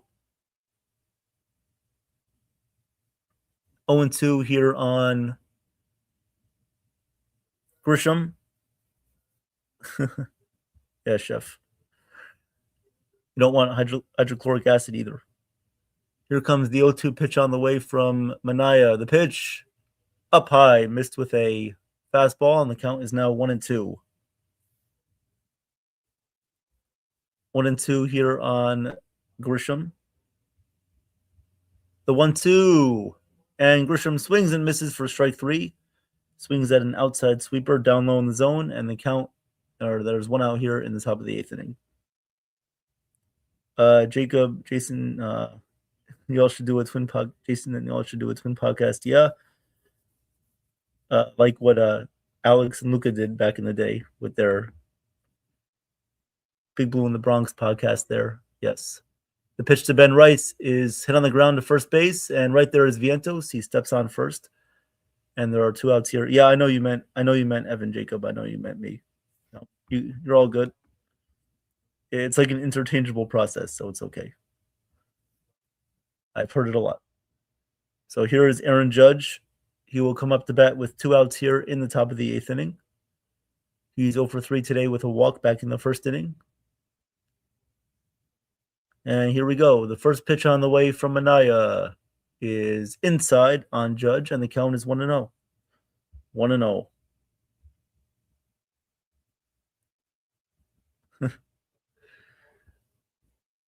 The 1-0 pitch from Minaya to Judge. Pitch up high, missed with the fastball, and the count is 2-0.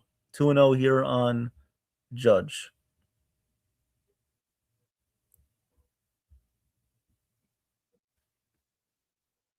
Here we go. The 2-0 pitch to Judge is in there for a called strike on the outside corner, and the count is now 2-1. 2-1 here on Judge.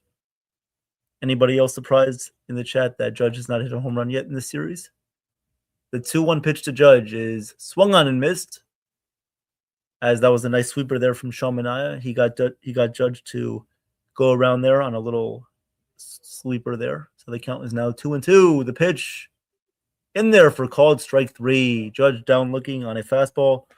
So that'll do it for the Yankees. They go 1-2-3 in the top of the 8th inning. We'll go to the bottom of the 8th inning. Yankees only need 6 more outs to win the game. Coming up for the Mets will be Brett Baty, Marcus Semien, and A.J. Ewing. Brett Baty, Marcus Semien, and A.J. Ewing.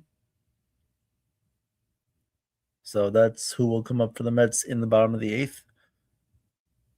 Coming back in for the Yankees, we'll see if it's Fernando Cruz. We'll see if it's Doval. We'll see who comes in for the Yankees here in the bottom of the 8th inning. My guess is that it's going to be Fernando Cruz. I don't think they're going to take another chance with Doval for a second inning. So thank you guys once again for being here today. I love the interactions. You guys are our chefs. You guys are our sous chefs, whatever. And you guys are definitely our friends too. So we appreciate that. And you guys are the ones that make this channel go.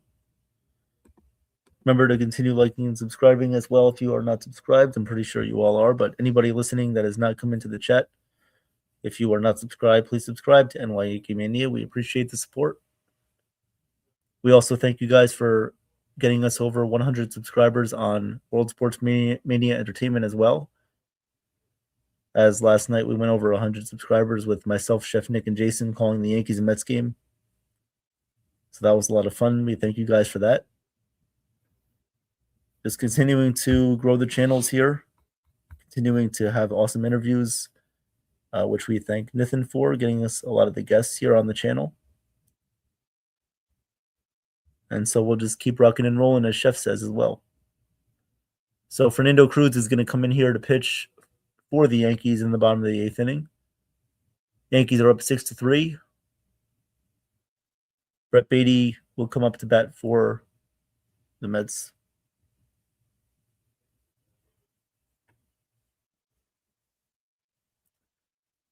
Yep. So here we go. The first pitch from Cruz to Baty is a fastball that misses up high for ball 1. And the count is 1-0 here on Baty. Cruz has a 2.50 ERA this year. The 1-0 pitch from Cruz to Baty. Here we go. The 1-0 pitch up high, missed with the fastball, and the count is 2-0. So come on, Cruz. Do not fall behind these hitters. Get ahead, throw strikes, and make them put it in play. Let him put it in play. Throw strikes. The 2-0 pitch from Cruz. The pitch is popped up, hit in the air to shallow right field, and Jazz Chisholm is going to make the catch there for the first out in the bottom of the 8th inning. 1 out here for the Mets.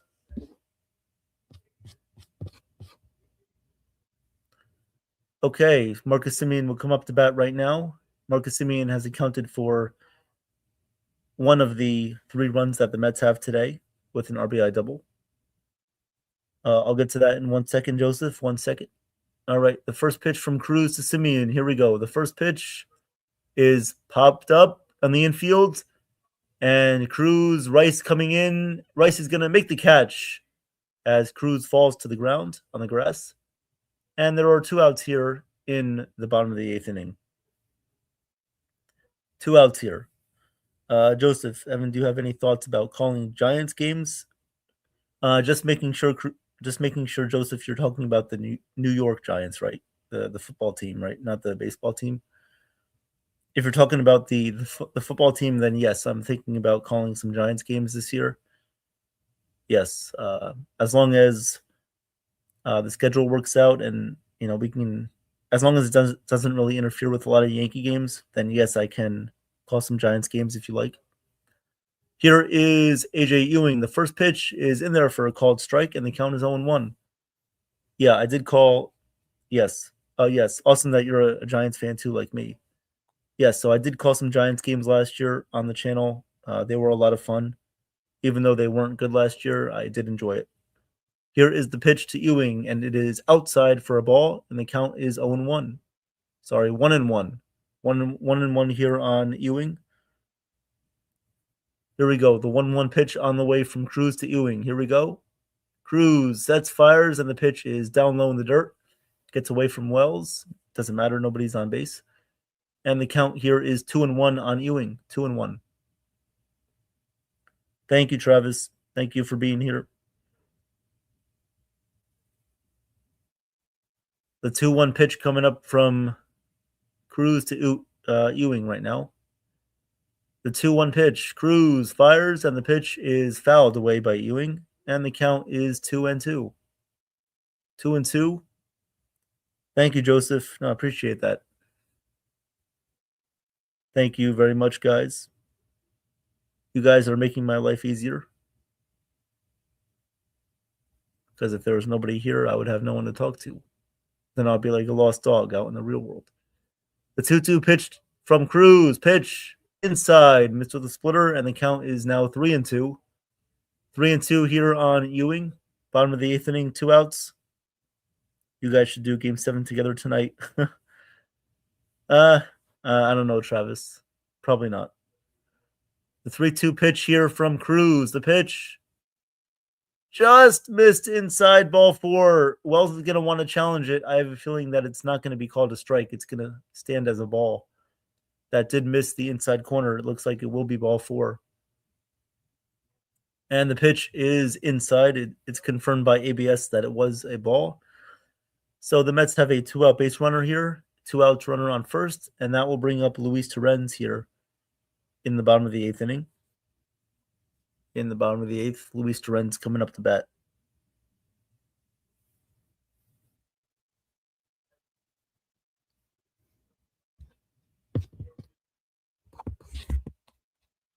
All right, so here we go. Luis Torrens up to bat. Cruz fires, and the first pitch is down low and away.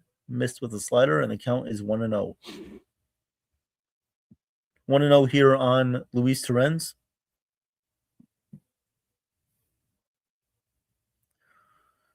Here we go.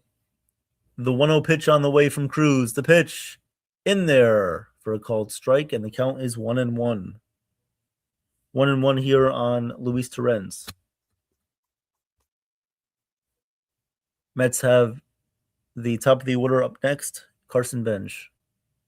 The 1-1 pitch from Cruz. He's going to check on the runner at first base, and Ewing is back in there safely. So, runner on first base, 2 outs for the Mets here, bottom of the 8th inning.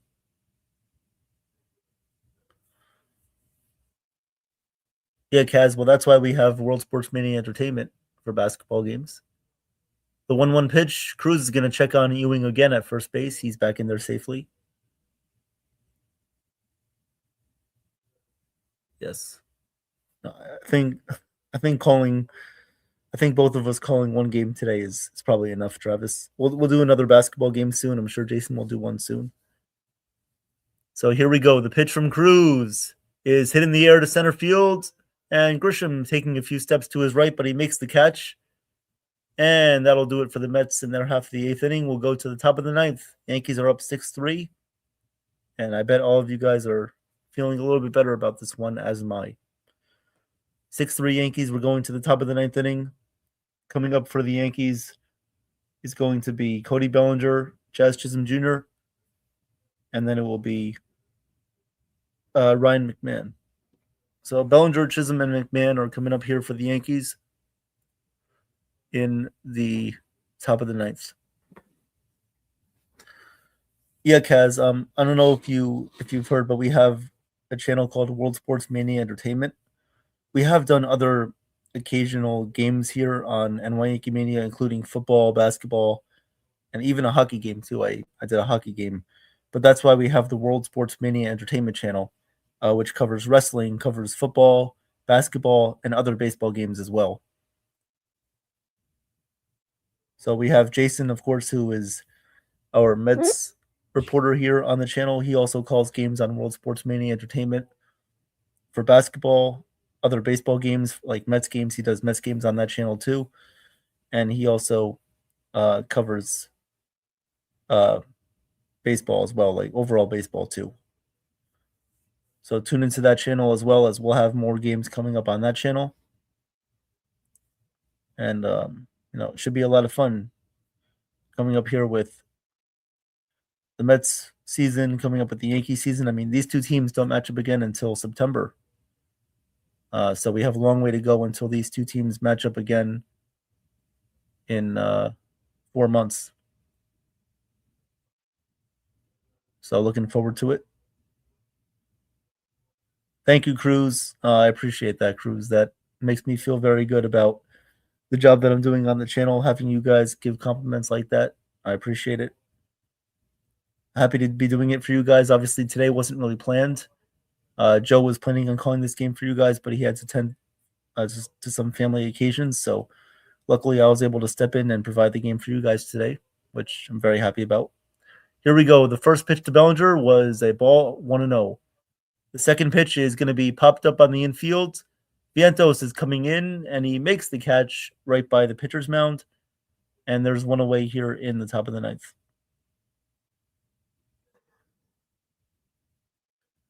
And David Bednar is warming up right now in the Yankees bullpen, as Jazz Chisholm is going to step into the batter's box here. Jazz actually has a hit today, a single and a couple of walks. Here comes the first pitch from Minaya, and it is a sweeper that is outside and down low for a ball, and the count is 1-0 here on Jazz. Thank you, Travis. I don't think I'll take Michael K's spot, but that would be cool. Here comes the pitch to Jazz. It is in there for a called strike on the inside corner, and the count now goes to 1-1. Here comes the 1-1 pitch to Jazz, and the pitch is in there for a called strike. Caught the outside corner with a fastball, and the count is now 1-2. 1-2 here on Jazz. 1-2. The 1-2 pitch to Jazz. Pitch outside, and the count is now 2-2.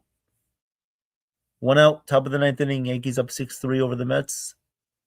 2-2 count here on Jazz. The 2-2 pitch from Minaya is lined to left field. That's going to be a base hit for Jazz. Got down and got that one and lined it to left field for a hit. So Jazz picks up his second single of the day. Yankees have a 1-out base runner.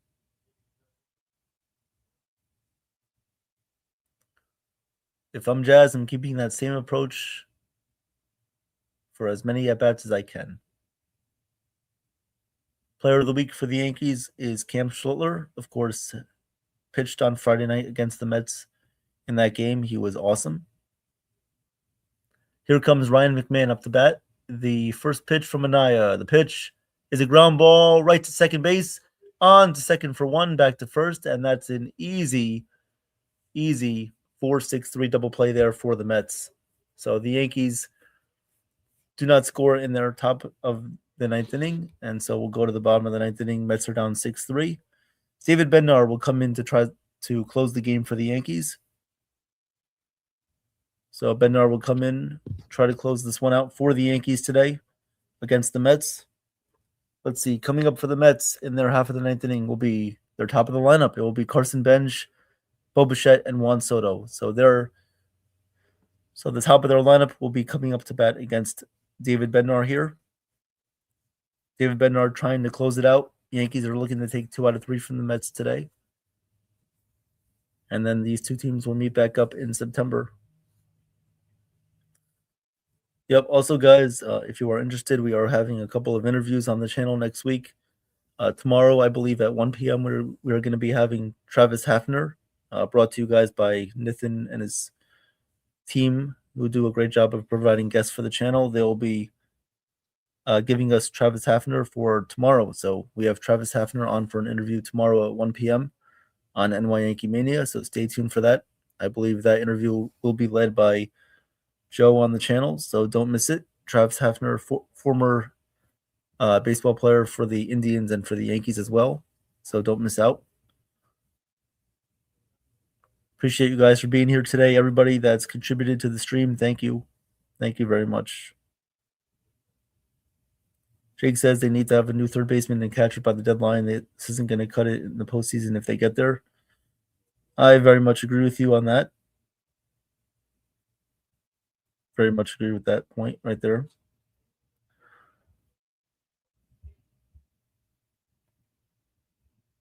Yep. So today the Yankees have done a much better job of situational hitting, laying down bunts, moving runners over, capitalizing on the opportunities that they've been given. Yesterday, they didn't do that at all. They left a lot of guys on base. They left 24 runners on base. They didn't do well with runners in scoring position. And today, it looks like they're doing a much better job of that. I don't know what you mean there, Travis. Am I related to who? I don't know who you're talking about there. Can you just clarify that? Here we go. Here's David Bednar in to face Carson Bench. The first pitch is up high and inside, and the count is 1-0 here on Bench. 1-0. David Bednar coming in as the closer this year has a 3.79 ERA, 19 innings pitched. Here we go. The 1-0 pitch. Bednar sets, fires, and the pitch is outside, and the count is now 2-0. Jeff Passan, baseball guy. No, I'm not related to Jeff Passan. Yes, I know who Jeff Passan is. I'm not related to Jeff Passan. No. The 2-0 pitch on the way from Bednar. The pitch lined foul, and the count is now 2-1. 2-1 here on Bench. 2-1. No, Travis, I'm not related to Jeff Passan. I don't know why you say I look like him. The 2-1 pitch from Bednar. The pitch in there. He dropped a curveball in there for a called strike, and the count is now 2-2. So 2-2 count here on Bench here in the bottom of the ninth inning. Yankees looking to win 2 out of 3. 2-2 count here on Bench. Here's the pitch. Hit on a line, and that's going to be a base hit to center field. Bench leads off the ninth inning with a base hit for the Mets, and that will bring up Bo Bichette.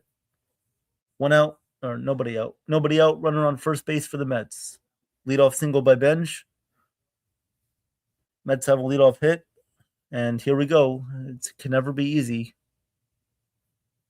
Can never be easy for the Yankees and their bullpen.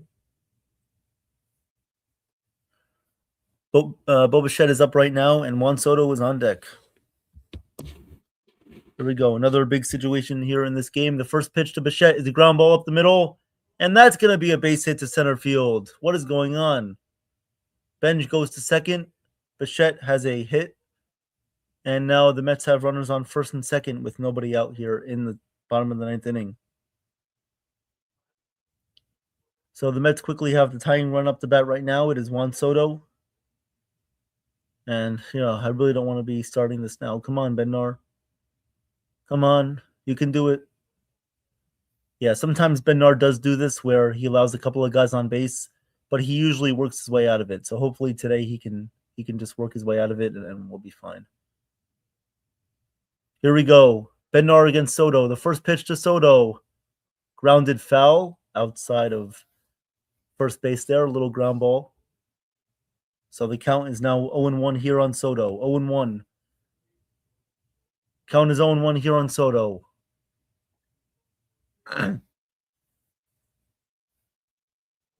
Runners on first and second for the Mets here. Nobody out in the bottom of the ninth inning. Juan Soto is the tying run.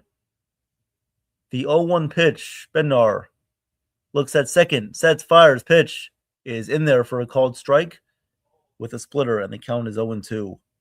0-2 on Soto. 0-2. Come on.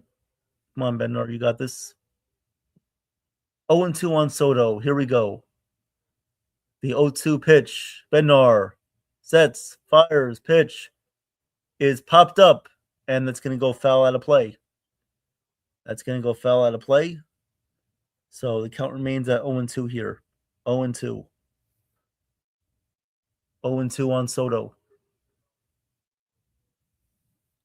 Aaron Boone looking on, hoping that Bednar can work his way out of it. If it wasn't for him, I don't think anybody else would be available. The 0-2 pitch to Soto. Outside, and the count is 1-2. 1-2 on Soto. 1-2. 1-2 here on Soto. Runners on first and second for the Mets in the bottom of the ninth. 1-2 pitch coming up to Soto. The 1-2. Bednar fires, pitch. Grounded to first base. Rice goes to second for one. Back to first base, and Soto is safe at first. So Rice does get one out. He gets the out at second. So Soto grounds into a fielder's choice. He is safe at first. So there's one out with runners on the corners with one out there. So one out, runners on the corners for the Mets in the bottom of the ninth inning. Yankees lead 6-3. So let's get these two outs here.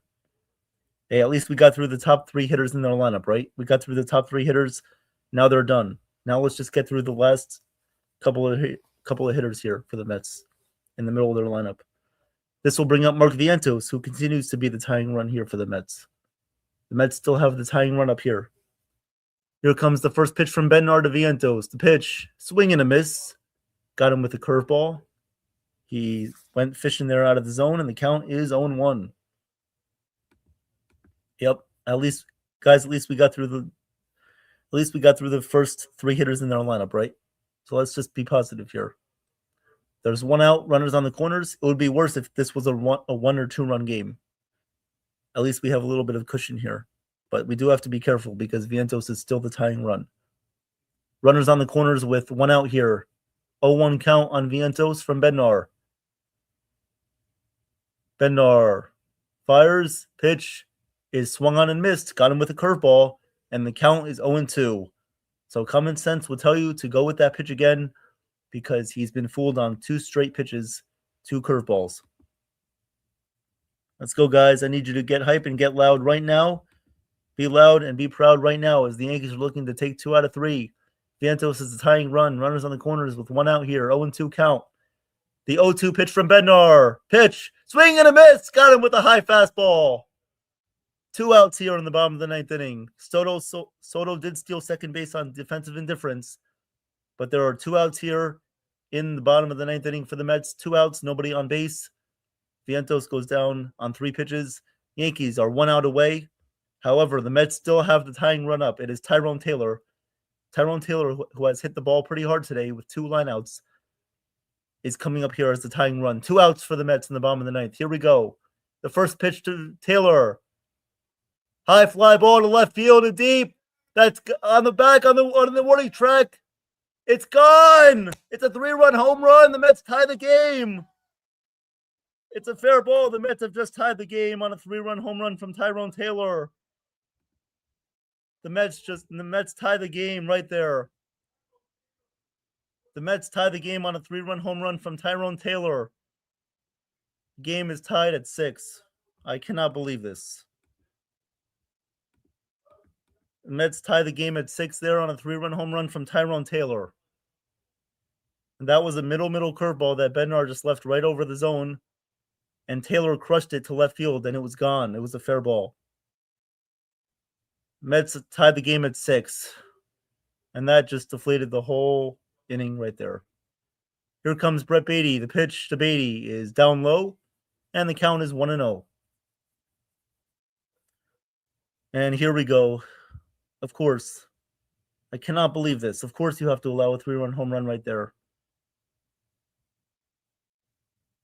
Tyrone Taylor ties it up. Unbelievable. The pitch to Beatty is down low, and the count is now 2-0. 2-0 on Beatty. That was a meatball. That pitch was literally right there for Taylor to hit right out of the park. It was hanging there. It was a hanger. The 2-0 pitch down low, 3-0. So there we go. The Mets had the tying run up the whole time, and they capitalize on it. Taylor hits a 3-run home run. The game is tied at 6 now. So Brett Beatty is still up right now, looking to win the game. The 3-0 pitch is up high, ball 4. He walks, and Bednar allows another runner on base here. Beatty walks, and now Marcus Semien will come up to bat. Oh, man. You just needed one more out there. You just needed that last out. Cannot believe it. Tyrone Taylor of all players, yeah. Now we're facing a situation now where we might go into extra innings on the road, which we are not a great team when we face extra innings on the road. I mean, why would you leave that pitch hanging right over the middle of the plate? I mean, why would you do that? That was right there for him to hit. It was literally hanging on a tee for him to just hit it out of the ballpark. And now we're in a situation where it's not favorable for us because we might be going into extra innings, which we are one of the worst teams in baseball when we go into extra innings on the road. So here is Marcus Semien. The first pitch to Semien is a swing and a miss on a splitter, and the count is 0-1. 0-1 on Semien right now. Semien has a double and a single today, 2 for 4.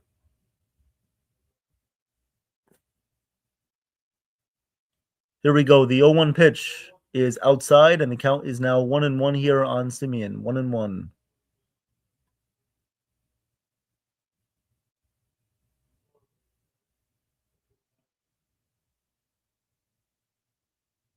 Here we go. The 1-1 pitch from Bednar. Bednar fires, and the pitch is grounded foul right at the plate. And the count is now 1-2. 1-2 here on Semien. 1-2. One strike away from going into extra innings. Welcome, Richard. Of course, a good time for everybody to come in and tell us how bad the Yankees are. The 1-2 pitch is a pop-up in the air to shallow right field. Actually, foul ball, first base line. Rice is under it, and he's going to make the catch in foul territory. So that will do it for the Mets in the bottom of the ninth inning. However, they do tie the game. Tyrone Taylor hits a 3-run home run to tie the game up at 6. And we'll go into extra innings here. Extra innings, here we go. So we'll see what happens in extra innings as Mets fans are now more confident and Yankee fans are not. So we are not in a best of situations right now, as hopefully the Yankees can just get a run across here. But when bad things tend to happen to them, they just continue to fall more and more. So hopefully they can move the runner over and get their guy in scoring position and score the run. But that was a big home run there for the Mets to tie things up. It pretty much gave them all the momentum heading into extra innings. Let's see who's going to come in for the Mets. I'm not sure who's going to come in. Let's see. Coming in for the Mets might be either Williams or Weaver, even though both of them pitched last night. We'll see how far they ride with them, but we'll see who comes in. And this is just, I can't believe Bednar allowed a 3-run home run. I mean, seriously, you really had to give up that home run. That is just unbelievable right there. Cannot believe that happened. Yep, this is why you can never count out the Mets, no matter if they're good or bad. Doesn't matter where they are. You cannot count them out ever. Yep, thank you, Mighty Funny. Coming up for the Yankees will be Schumann, Volpe, and Wells. Luckily, Volpe has done well today with runners on base. Hopefully that can continue. Hopefully Schumann can get the guy over, at least. So Devin Williams is going to come in to pitch for the Mets. 4.91 ERA, 14.2 innings pitched. He has saved 6 out of 7 appearances this year. Running for the Yankees at second base is going to be Ryan McMahon. He is the ghost runner at second. Max Schumann is the batter. Devin Williams is in the pitch. Here comes the first pitch on the way from Williams. He fires. Schumann attempts the bunt, and the pitch is up and inside. Count is 1-0. 1-0 here on Schumann. 1-0. 1-0 on Schumann. Here we go. The 1-0 pitch. Schumann is ready. Williams looks in, fires, and the pitch, the bunt attempt is outside, and the count is now 2-0 here on Schumann. 2-0. 2-0 count here on Max Schumann. Yankees are 16-30 on the road in extra innings. Here we go. The 2-0 pitch from Williams to Schumann. The pitch is a bunt attempt, and it's not put down as Schumann takes a called strike there on the top of the strike zone. The count is 2-1 here on Schumann. 2-1. 2-1 here on Schumann. The 2-1 pitch from Williams. Here we go. The pitch, a bunt attempt, and I don't know why you didn't lay it down. The pitch was right down the middle again for a called strike. You should have laid the bunt down right there. I don't know why you didn't. So the count is now 2-2 on Schumann. Runner on second base, nobody out. 2-2 here. The 2-2 pitch from Williams. The pitch is a little ground ball foul behind the plate, and the count remains at 2-2. 2-2. I mean, I don't know why you didn't just put the bunt down when he threw 2 straight fastballs. I mean, why are you not putting the bunt down? That's just unbelievable. Put the bunt down when the pitch is given to you, especially if it's right in the zone. You have to lay the bunt down. I mean, I don't know why he pulled it back. You have to find any means necessary to put the ball in play right now. A bunt would have been the perfect opportunity to do it right there. He didn't do it. So here we go, the 2-2 pitch from Williams. Sets, fires, and the pitch is inside on Schumann, but he fouls it away. And the count remains at 2-2. 2-2. 2-2 on Schumann right now. Nobody out. Runner on second base for the Yankees here is the ghost runner here in extra innings. 2-2 count. 2-2 pitch coming up from Williams. The 2-2 pitch struck him out on an inside changeup. And there's one away here in the 10th inning. One away. You just knew that was going to happen after he didn't get the bunt down. You just knew it. You just knew he was going to strike out. And this team is just so predictable sometimes.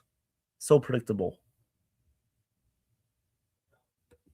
Here's Anthony Volpe, who might be the only chance in this inning for the Yankees to score. Yeah, I mean, when you didn't lay the bunt down, you knew that he was not going to get the job done. The pitch to Volpe is a swing and a miss, and the count is 0-1. 0-1 here on Volpe. Runner on second base, 1 out for the Yankees here. The 0-1 pitch on the way to Volpe. Williams fires. McMahon is stealing third, and he steals third successfully as Volpe takes the ball up high. McMahon steals third unexpectedly. He takes third base, and now Volpe is in a position to get the run in. The count is 1-1 here on Volpe. You must find a way to get the run in. The 1-1 pitch to Volpe. The pitch up high for a ball. 2-1. 2-1 on Volpe.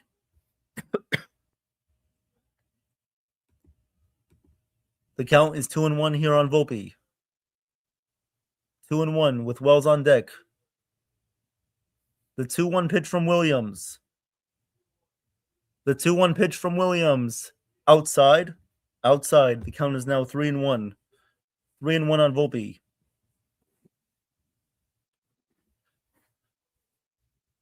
Here we go. The 3-1 pitch coming up to the Mets. Just intentionally walk Volpe. We'll see. The 3-1 pitch to Volpe from Williams. The pitch. Swing and a miss. Oh, that was a perfect opportunity to get the run in.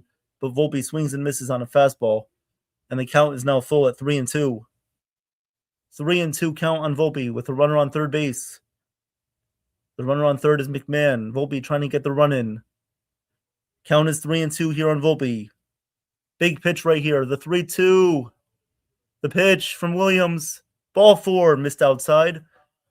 And Volpe walks for the second time today. So the Yankees have runners on first and third with 1 out here in the top of the 10th.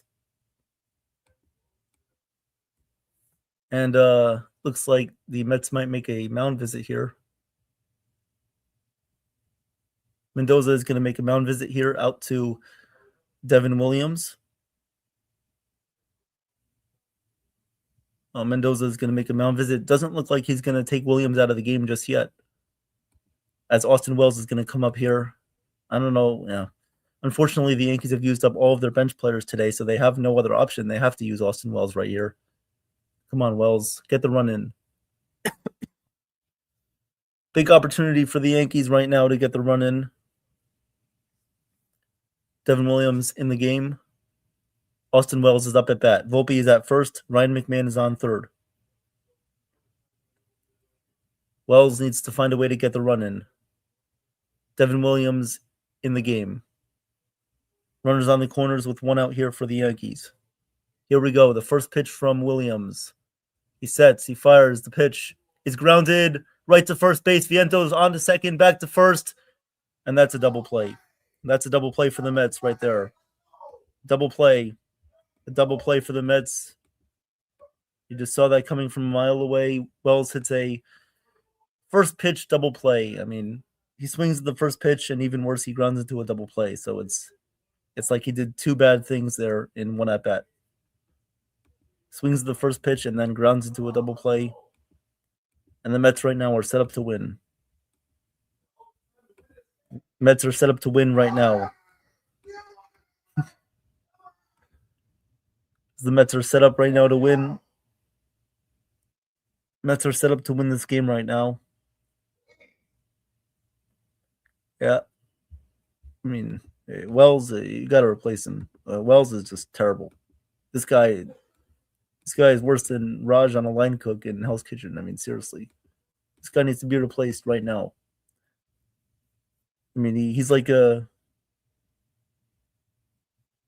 non-working light bulb in the back of a basement car. I mean, seriously. I mean, as Chef Nick says, Wells is swinging like Tiger Woods when he drives. Yeah, exactly. It's out of control. It's very accidental. It's very nonchalant. It's just all over the place. All over the place. I mean, it's just Wells cannot be the starting catcher when we get to later on in the year. He just can't. He just can't be. It's just very, very unacceptable. I mean, this is 2 years now in a row with Wells. And we'll see what happens in the bottom of the 10th inning. We'll see what happens. So it's coming up for the Mets will be AJ Ewing. It will be Luis Torrens and then Carson Bench. So you can probably guarantee that one of those guys will get the job done for the Mets. And I believe I saw Joe here before. What's going on, Joe? How are you doing? Thank you guys for being here today. Appreciate it. Thank you for being here during this pretty long game today, about 3 hours. We are in the bottom of the 10th inning. The Mets are looking to walk it off after David Bednar allowed a 3-run home run to Tyrone Taylor with 2 outs in the bottom of the 9th inning for the Mets to tie things up. So now Marcus Semien will be the ghost runner at second base. Coming in for the Yankees is going to be Tim Hill. Tim Hill is going to be coming in here for the Yankees, looking to hopefully advance this game to the 11th. And want to welcome Charles to the stream. What's up, Bronx Bomber, aka Charles? How are you doing? What's up, Charles? How are you guys doing? Thank you guys for being here, supporting both channels today. So here we go. AJ Ewing is at the plate. The first pitch, Hill fires, and it's a bunt attempt. Ewing doesn't get it down, and it's a called strike for Tim Hill. So the count is 0-1. The count is 0-1 here on AJ Ewing here from Tim Hill. Wells is coming out, looking to give some signals to the Yankee infield or some pitch comm to Tim Hill.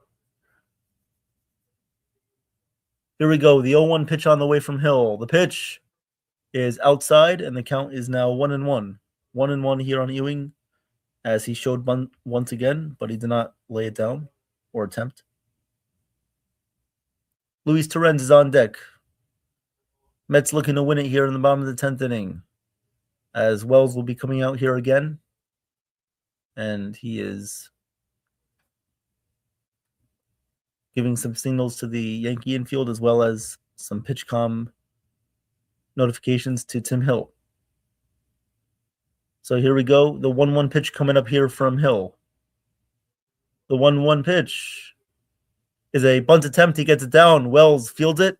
He fires to first, and he gets him in time at first base.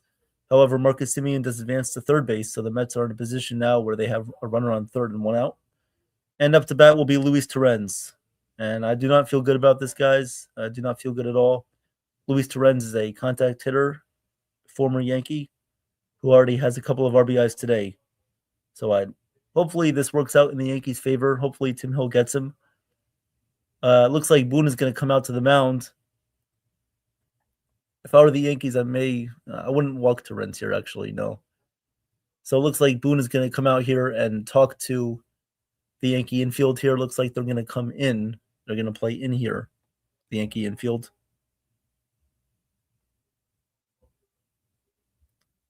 Yes, this would no doubtably be the worst loss of the year for sure. This would be an awful loss. The worst loss of the year by far. Last night was a bad loss, but this loss will be even worse. I mean, they did all the right things today, except for, the back end of their bullpen, allowing the Mets to come back. Bird, Bednar, seriously. So the infield is going to play in here. Looks like the Yankees are going to go to a 5-man infield, as all Torrens needs to do is put the ball in the air or on a line drive into the outfield to win the game.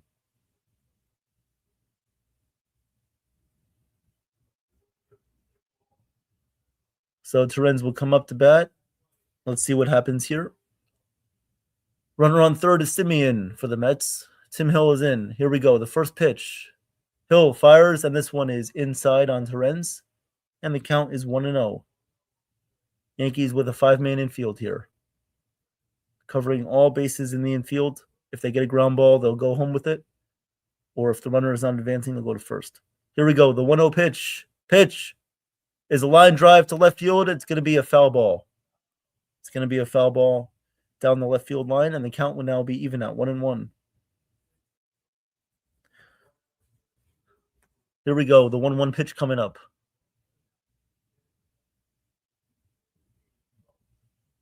Here we go. The 1-1 on the way from Hill. The pitch outside, 2-1. And the pitch is, here we go, 2-1. 2-1 here on Torrens. Count is 2-1 on Torrens right now. Runner on third base and 1 out for the Mets. Count is 2-1 on Torrens. Here we go. The 2-1 pitch from Hill. The pitch grounded foul behind the plate, and the count is now even at 2-2. 2-2 on Terens. 2-2. 2-2 on Terens. Tim Hill looking for the out. 2-2 count here on Terens.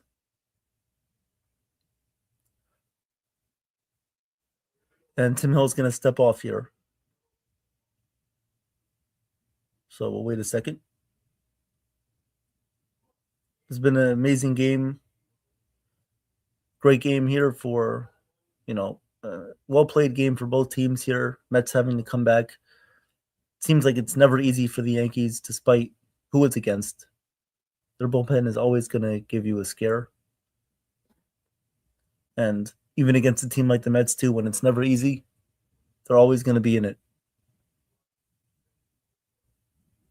So the count is 2-2 here on Luis Terens, and Tim Hill is looking for a big out. Here we go. 2-2 pitch coming up from Hill. The 2-2 pitch inside, and it hit Terens. It hit Terens there on the upper left arm, so there are runners on now, first and third. Runners on the corners now, first and third for the Mets with one out. Yep, looks like it hit him on the elbow guard there. Hit him on the elbow guard there, so that's going to be a hit by pitch there for Tim Hill, as there are runners on the corners now with one out. As that will bring up Carson Benj. So Carson Benj, the rookie, is going to come up here. Runners on the corners and one out. Runners on the corners, one out. Let's see what the Yankees decide to do. Yankees are going to continue and go with the 5-man infield here. So Yankees are going to stay with their 5-man infield. 2 outfielders, 1 in center field and 1 in left field. Here comes the first pitch from Hill. The pitch, swing and a miss by Benj. And the count is 0-1. 0-1 right now on Benj. Runners on first and third with one out. I don't know why there are outfielders in left and center. The pitch to Benj, ground ball, and it's going to be fielded, and there's going to be no play. The infielders run into each other, and the Mets win the game on a walk-off. It looked like that was Volpe and Jazz probably who ran into each other there. And Tim Hill got what he was looking for. He got the ground ball, but the Mets win the game there on a walk-off RBI single infield hit. So the Mets win the game 7-6. So the Mets win the game. That's it. Mets win this game. No. And that is the worst loss of the year for sure. Yep. Now it looked like that was Max Schumann and Anthony Volpe who were converging on it. And Schumann actually was the one to get the ball, but there was no play made at home plate because Volpe ran into him. So Schumann unable to make the throw there. Mets win the game on a walk-off infield single. Just a terrible loss right here for the Yankees. There are no excuses for it. A terrible loss. Overall, a terrible series. 2 of the worst losses of the year have come in this series. Things looking good after the first game, but the Mets take 2 out of 3 here. Very, very bad series for the Yankees. 2 of the worst losses of the year. And now they are 3 games out of first place in the AL East, as they will play the Blue Jays and the Rays coming up next week. You guys can hear the call tomorrow night with Joe on NY Yankee Mania for Yankees against the Blue Jays. And so we'll see what happens for the Mets. Hope that they do well. Good luck to them for the rest of the year until we face them again in September in the Bronx at Yankee Stadium. It should be interesting to see what happens in that series.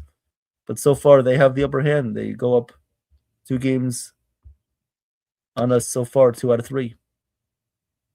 So 2-1 against the Yankees so far this year. And we will see what happens moving forward. But I just want to thank everybody for being here in the chat. I understand there are a lot of frustrations. However, Chef Nick, myself, Jason, and Nathan will dissect that on a post-game stream coming up pretty shortly. Not sure if it's going to be on this stream or if it's going to be on another stream, but stay tuned for a lot more things coming up on the channel. Interviews, play-by-plays, analysis, recap shows, all those sort of things. We appreciate it. You guys are the ones that make this channel go. And thank you guys for supporting both channels today, NY Yankee Mania and World Sports Mania Entertainment, for the time that you did. Appreciate it. Thank you guys for being here entirely for most of the whole stream. Some of you guys were here for the whole stream. Some of you guys have just come in. So we appreciate the support either way. We thank you guys. And thank you very much, whether you're just hopping in now or before. I appreciate it. So thank you guys for being here. And we'll probably wait on Nathan or someone to close it down. But just want to thank you guys very much. Richard, Mighty Funny, Damon, Chef Nick, Charles, who was here, D-Rod, Jake as well, Cruise Control, Travis too. I mean, everybody, Kaz, who was here before. Appreciate you guys. Thank you very much. But yeah, this was one of the worst losses of the year. Mighty Funny too. Yep, thank you. Yep, this was definitely one of the worst losses of the year for sure. No doubt about that. Very, very bad game. And next week, it's not going to get any easier. Facing the Blue Jays, facing the Rays. I mean, that. If you think this series was tough for them, wait until the next week when they have to face 2 AL East teams. And we know what happens when the Blue Jays come to town. They start bashing us around with home runs. But just have to keep a positive mindset, keep a positive outlook on this team. We'll dissect everything further in the post game, but here's Nathan. Here we go. Crazy. I just ended the stream for Jason. So Jason's about that was awful. That was awful. Jason's about to come join here for the post game, guys. And okay. Shout out to everyone who supported Jason on the other channel.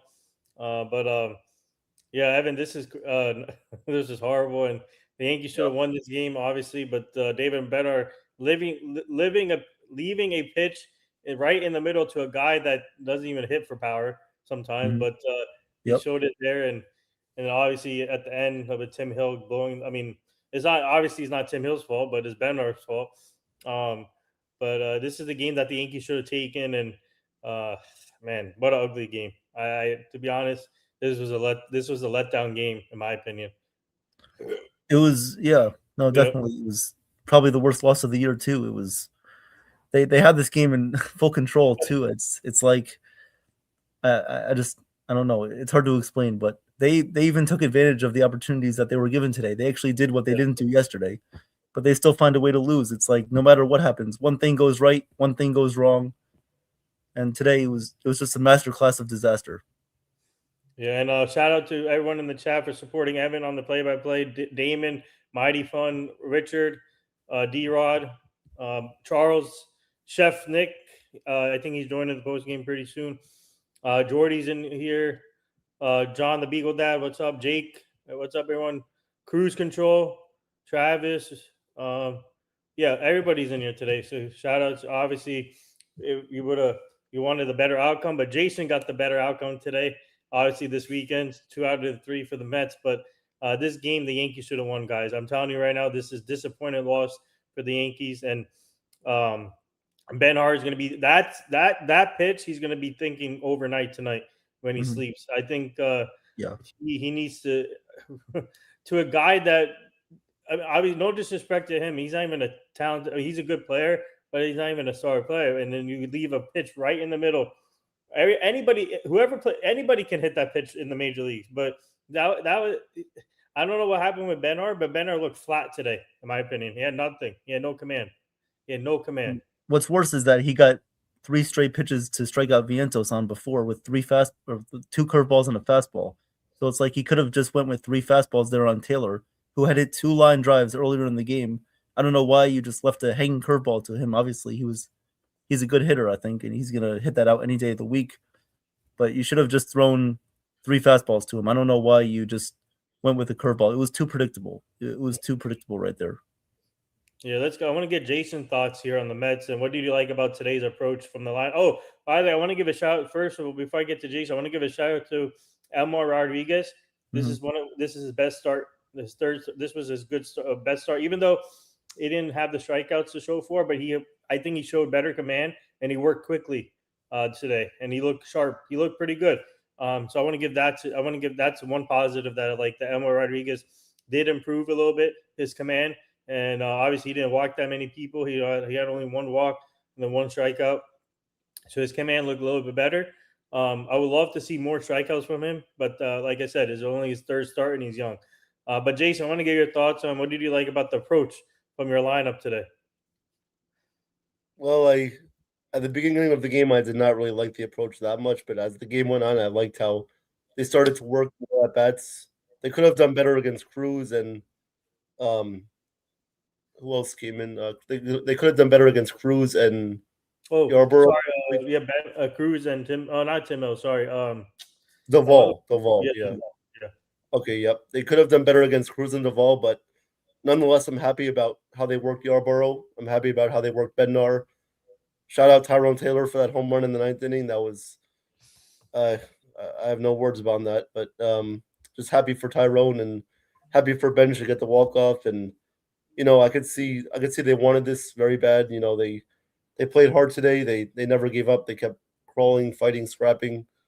I'm just happy that we got the W, but at the same time, there's a lot of things to still be concerned about with this team. I'm not just sunshines and rainbows. I'm not going to be like that fan who's over the moon about this. I mean, I am happy. Don't get me wrong, but there's still a lot of things to be worried about with this team, and they got to be better. Especially now going into 2 division series with the Nationals and the Marlins, they gotta win those series if they want to get back into the race. But today, I'm happy with the approach that they showed at the plate. So, all right, guys. Before we go any further, I do see someone on the bottom of the screen, and if you want to hear, if this is gonna be a lot of fun, and this is gonna be epic.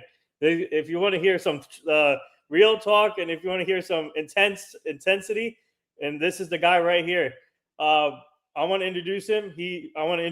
Reintroduce himself. His name is Chef Nick, and the one and only chef on this channel, the one and only chef in the New York tri-state area, New Jersey area. I want to welcome him in, the one and only Chef Nick. What up? Woo! Pointing at you guys. Pointing at everybody. Oh, I love this introduction. I love it, Nathan. Thank you very much. Oh, I love you guys so much. I have to give a proper introduction to all of you again. I do it day in and day out, but I always have to give a proper introduction to everyone in the chat too. But let's go, baby. Despite what happened, let's just be happy. Let's rock and roll with life. Ladies and gentlemen, welcome to NY Yankee Mania. This is where dreams come true. So please sleep with us, wake up with us, and ask us, how do you like your eggs in the morning? How do I like them? I love them fertilized. We are here for you. We are the hype men of this channel. We don't walk on eggshells, as you've seen for the past streams as well. Please just like, subscribe, and of course, people who are defensive and offensive, because you can't handle a joke or the truth, walk out the door just like Donna Summer, who was saying that, so just walk the probably. But if you guys correct me if I'm wrong with that 70s song. But let's talk about us. Let's talk about this channel. We are here for you. Please like, subscribe. Let's cook. Let's roast. Let's poach. Let's steam. Let's do any justice on this channel and kill this like button, just like who? Jeffrey Dahmer. That's right. He used to eat and devour his victims, so you can eat and devour this like button. Just like Ted Bundy, too. He decapitated his victims. He buried them in a shallow grave, and you guys can too as well. You can decapitate this like button. You can bury it in a shallow grave, dig it up, kiss it, love it, and blow it a kiss again. But bring us back to life, because, again, we will never give you any false information or any false narrative, because there's no substitute for that. I am here with my beautiful kosher brothers, Evan and Jason. These guys are the real ones. Happy graduation to these guys. You guys are pretty much like, whenever you rant, again, I always say you guys are almost like verbal ping pongs right across my head, and I love it every time we are on. And of course, these are the graduates, the newly graduates. These are the graduated cylinders. They are the rhombuses. They are the trapezoids. Whatever shapes and sizes you prefer, whatever shapes and sizes you identify as, I love no matter what. Let's welcome these guys. These guys always do a great job no matter what. whether you're confused, whether you're fluid, whatever you identify as, no matter what, we're always going to be real 100% and nothing 99.9%, just like in a Lysol bottle. We have my man Nithin over here, and I definitely want to collab with this guy right here. Not only does he have the IQ just like Gandhi or God, but he's also the man, not the myth, because he's living right now. He's a legend in disguise because he has more to go, and he is the man right now that he's pretty much on this channel because he has a lot more to show you guys. So thank you, Nithin, for being here. Also, Nithin, I just want to say as well too, I would definitely want to collab on a Indian Greek dish with you. It's a paneer, cheese, potato, spanakopita. That's right, Nithin. It's a Greek Indian dish where we get all the Indian and Greek girls in the same bed. And not only is it OF, it's not OnlyFans, it's only foods. So we have to pretty much market that. It may be a pipe dream, but a pipe dream is also like a plumber or a porn star. So you can't teach that. Guys, again, before we get into the play-by-play, that was my intro for you guys. Everyone in the chat, of course, good to see you as always. Yes, Gloria Gaynor, thank you very much. I appreciate that. I got my disco mixed up there. But yes, before we get into the game, I appreciate everyone here. You guys always rock and roll, and you guys are always fun to work with, no matter what. Uncensored, nothing sugar-coated, nothing less. Good to see you guys. How you guys doing? Man, Chef Nick, what an intro, man. That was awesome. And Gandhi, oh my God. I like that. I guess. But we definitely have to collaborate on the dish for sure. Yes. We should do that. I think we got to make that happen. Yeah, I mean, obviously you guys are the best. All three of you did a great job last night on the play-by-play. And even though the Yankees lost today and yesterday, obviously had a horrible weekend, but I mean, you guys kept the crowd going, you kept the chat going, and why we do it here for you guys. And obviously today's game was, like I said earlier, I would love to get Chef Nick's thoughts on this, but like I said, the Yankees should have won this game. They had this in their hand, and then Benar comes in, and like I said, he was flat right from the beginning. I knew it. I knew when he had the first two men on base, I knew something wrong was going to happen. His stuff wasn't there. His command was off. And then you leave it to a guy like Tyrone Taylor. Like I said, no disrespect. He's not a star player. He's a complimentary player to the Mets, but he's been productive for the Mets when he comes in. And he's a hard worker. But you leave a wall. Anybody can hit that. What Benhart threw to Taylor, anybody can hit that. Yep. Even us, we can hit that. So I think Benhart was not. He needs to. Like I said, when he goes to sleep tonight, he's going to be thinking about that specific pitch, and he needs to do a better job. And obviously, it's not Tim Hill's fault, but obviously the Mets won this game. But now he got to scratch it again. Like I said, the Yankees had this game, and like I said, and shout out to Elmer Rodriguez. The one positive I can take out of this game is Elmer Rodriguez. He looked good. He looked sharp, and he mixed the secondary pitches. And even though he didn't show for the strikeouts, but he worked quickly. I think he did a great job of working quickly and showing and locating his pitches. He's still young, guys. He's still growing as a pitcher, and but this is the best start so far out of the three starts. So, but Chef Nick, I want to get your thoughts, and obviously you might this game was right in their hands too. So. Absolutely. Look, I think that we all know that. Of course, we can't be like there's a better game tomorrow, a better game series the next time around. We're not. Look, we're strong enough, and our mindset is more or less strong enough to know that we're not here for participation trophies. We're not here just because the Yankees showed up. I don't care how close the Yankees were close to winning. They should have won. That was unacceptable. Look, if someone does have a takeaway where it's like, look, Yankees were close, but it wasn't close enough. They should have beat the Mets. They should have won yesterday. Of course, that's another story. We had our own thing yesterday with that. But again, Yankees coming into second place against the Mets, I don't think it's happy enough to be like, look, they showed up and that's it. There's no participation trophies in with the Yankees too. If you find like, you know what, they showed up and they did the best they can, great. Well, take it to another team. I don't want to hear that. So the bridge to Bednar, I always said this too, the bridge to Bednar, I said this on YouTube Live with Joe because this was irritating me a little bit too. The bridge to Bednar. Bridge to what? Who? He's been giving me anxiety when Bednar comes in. When you have anxiety with a potential bullpen arm that's coming in and you get nervous, you don't have confidence, there's something wrong. So it's not the bridge to Bednar anymore. It's the bridge to just win. And the Yankees did not have a bridge to win. There was an earthquake in California, in New York, and that bridge collapsed. So this is what happened tonight too. So look, I don't care if it's like inning by inning, pitch by pitch, at bat by at bat, a swing at a time. It does not matter. If this is the case where for the Yankees to get a win, I'm down for that. I'm patient for that. Impatient where like I want the Yankees to win right now. It's unrealistic. Obviously, we're all impatient. We want the Yankees to win right now. We want the Yankees to win the World Series right now as well too. I was ready to go when the Yankees were leading. I was ready to go. I was ready to go to the post game. I was ready to do all this. I was ready to pretty much get my glass of champagne ready. It's like, oh, we beat the Mets, but instead, I just brought out my glass of sparkling Kool-Aid. This is how I just degraded the Yankees tonight. I went from champagne to sparkling Prosecco Kool-Aid. But you know what? The Yankees deserve that. They deserve a sparkling glass of Kool-Aid because that's how they play tonight. Unacceptable. Of course, Jason, no offense to the Mets. They got the better of us, and of course, good for them. Trent Grisham and his 70s porn mustache couldn't get the job with the 0-5 type of game tonight. Judge, of course, I don't want to rake on Judge because people who have their poster on his wall on the ceiling and fall asleep to his beautiful smirks whenever, he likes to give motivational speeches. That's fine. He went 0-4. McMahon, of course, I like to make jokes about McMahon, who's definitely got trained in the WNBA, not doing the job with an 0-3 tonight, but I'll give him credit with a bunt.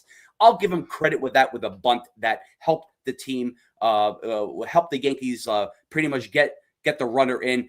And of course, my beautiful lady boy, my Thai boy, Anthony Volpe. Of course, what a great game that he had. Look, he's looking okay. I said that yesterday that he looked good. He looked okay. He did a good job. No matter look, people can say he was 0-1, but he also had 3 walks. He also did good on defense, and he did much better today. Yeah. I love that.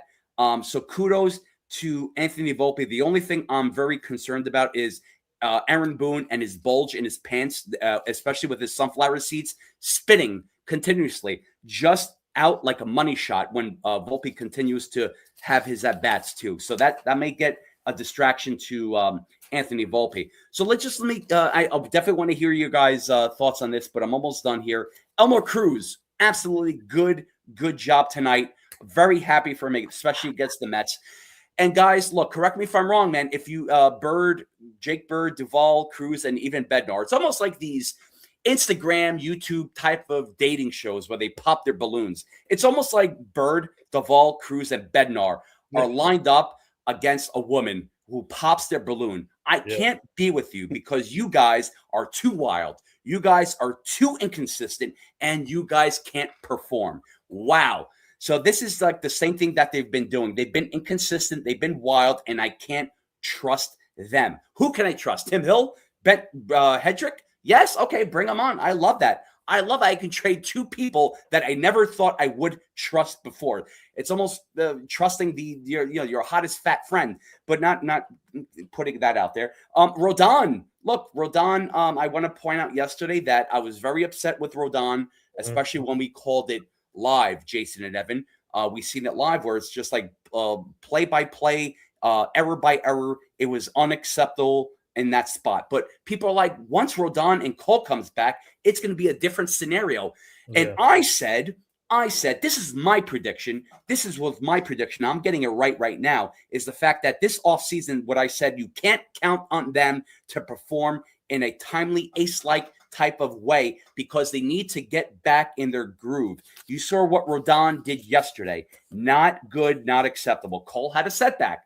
Yeah. So it's like, okay, so this is where we are right now. It's like, this is where I'm saying you can't really rely on like reinforcements that are going to pretty much supplement the rotation where it's like they're coming back from a serious injury. This is what people have to realize. Like Cole does not have a cape on his shoulders. He's not Superman. He was pretty much when he wasn't injured, but this is a different type of story. So we have to work with what we have right now. It's like Play-Doh and Legos, except right now you're stepping on the Play-Doh and Legos. This is how we are with Yankee fans. So right now, I think just with the platoon. Everyone loves that word. I'm tired of this word, platoon. Guys, I brought this up too, platoon. Everyone wants platoon with pitchers, bullpen, and players too. Platoon. Look, to my wife, happy anniversary. Platoon. Hey, girlfriend, happy Valentine's Day. Platoon. I'll platoon you in the bed. Whatever it is, I'm tired of that word, regardless of what it is. So, guys, look, I just, it's, and again, you're going to hear it from different people. They're not going to pretty much accept it in their mind. Everyone's going to be like, oh, but there's positive takeaways. What? What is it? What's the positive takeaways? This is not spring training.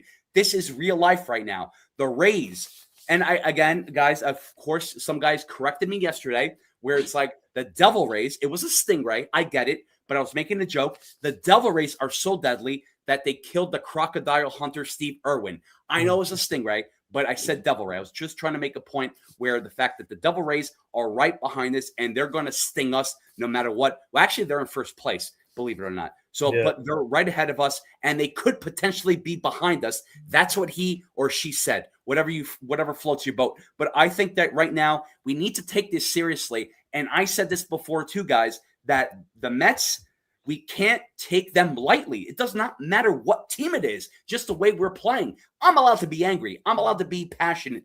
Everyone's allowed to be passionate too. If you are a type of Yankee fan who's like, oh, we'll see what happens tomorrow, the next game. We have the Jays playing next series.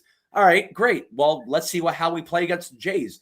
This is like crazy. It's almost like there's like a dumpster fire right in front of you and just covering your eyes. It's like, oh, it's not happening. It's not going. We're the ultimate Yankees. We're the mighty Yankees. We are the best Yankees in the world. Well, guys, I'm sorry to break your party. I'm sorry to poop on your party. This is not the same Yankees anymore. If you want to say running it back, if you want to say a familiar territory, yes. I don't care what record we have right now. We've said this a week ago where it's like it does not matter what the Yankees are doing, that the Yankees are still in first place. Well, Buckaroo, different time right now. So what are you going to say? And of course, you can't predict the future. I said even in the beginning of the season that the Jays were overtaking the Yankees in the division. It's not happening now. I am not going to predict the future, but I'm still going to stick by that. So you can't say anything that's going to happen now, especially with the Rays. You just don't know. You can't say the Rays are not going to overtake us, which they are right now. You don't know what's going to happen in the future. And of course, one more thing before I go back to you guys. Trolls. All trolls are welcome. Thank you very much, trolls, for joining in. And I am always going to stick by this. And of course, in respect to Joe, because he gave me the okay to say this every time and day in and day out. Thank you for your views. Thank you for your interactions. No matter what name you are under, trolls, we do have a mental health show coming, and this is geared for you. Whether you have 5 names, 10 names, whether you just don't have anything in your life going right now, please join us for the mental health show that's coming on pretty soon, in the works with me, Johnny Salami, and Victor from the Third Floor podcast.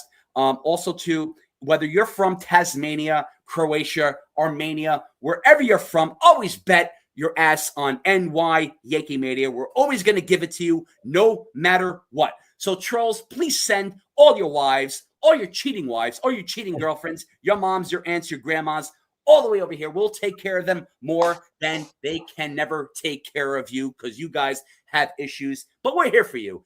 Thank you guys for being here. Always a pleasure, my treasure. Let's rock and roll. I want to hear what you guys have to say. Wow, man, Chef Nick, you're bringing the heat today. I guess. With all that. Ooh, that was amazing. And let's welcome Charles. And Charles said Wells needs to go. We can get a real catcher. Yeah, I mean, Ali Sanchez. Well, I've been saying this whole offseason and on the streams that the Yankees need a right-handed catcher. They don't listen, and now it's showing effect that they need to improve on the catching position, guys. And Danny Jansen was there available. I would have loved him. I would have loved Travis Dorneau or whatever, whoever. So, and now I think it's time they got to do something. I mean, Ali Sanchez, I liked what I saw from him during spring training, but I don't think he can be. I don't know what his offensive potential is, but I think his defense is pretty good than his offense. So, but they need a reliable right-handed catcher. So I'm hoping Cashman can find one outside of the organization. And obviously, we traded half our right-handed catchers. So that was another issue. But before we go any further, I do have the rotation line against the Blue Jays for this upcoming series. The first game is Ryan Weathers and Patrick Corbin. Game 2 will be Will Warren and Dylan Cease. Game 3, wow, this is gonna be a great one. Ready for this? Cam Shitler and Trey Savage. And then game 4 is Carlos Rodon and to be decided for the Blue Jays. I think that could be a bullpen game for the Blue Jays, but we don't know. But that 4-game, this is a big 4-game series, guys, against the Blue Jays. And game 3, that could be a special matchup between Cam and Trey Savage. So, and Trey Savage is 1-1 so far with the 1.40 ERA with 21 strikeouts. And obviously, Patrick Corbin is 1-1 with the 3.93. Dylan Cease is 3-1 right now with the 2.41 with 75 strikeouts. So that's your the potential matchups for the 4-game series. But it says to be decided against Carlos Rodon for game 4. Maybe possibility is Garrett Cole can come back for the Rays series, possibly, because I know he has one more rehab start before he can come back. Yes, he has one more, and I think he can definitely come back for Tampa Bay, which could be a big plus for us. But at least he needs one more start in the minors. Yeah, I mean, this would have been a great opportunity to win today's game and have some momentum going into the Blue Jays and Rays series. But now it's like the Rays won, so we're 3 games back. Now we need to at least take 2 out of 3 or 3 out of 4 from the Jays and hopefully sweep the Rays or take 2 out of 3 from them, because either way, once we go into these summer months, it's going to be even harder for us to catch up to them. So you just got to find a way to win these series and just hopefully move on from this. But a loss like this could probably affect them into going straight into tomorrow with no off day. Hopefully it doesn't, but they just have to quickly turn it around and hopefully see what they can do against some good teams. Mm-hmm. Before we go any further, I want to do some programming notes. Obviously, tomorrow, guys, tune in at 7:30 a.m. Eastern with Joe. I don't know if he's doing the more. I'm pretty sure he is doing the mornings, but I'm just going to put it out there just in case. 7th every week he goes on YouTube Live every morning at 7:30 so to go over the Yankees updates, the minor league updates. So go tune in there at 7:30 a.m. Joe will be joining that.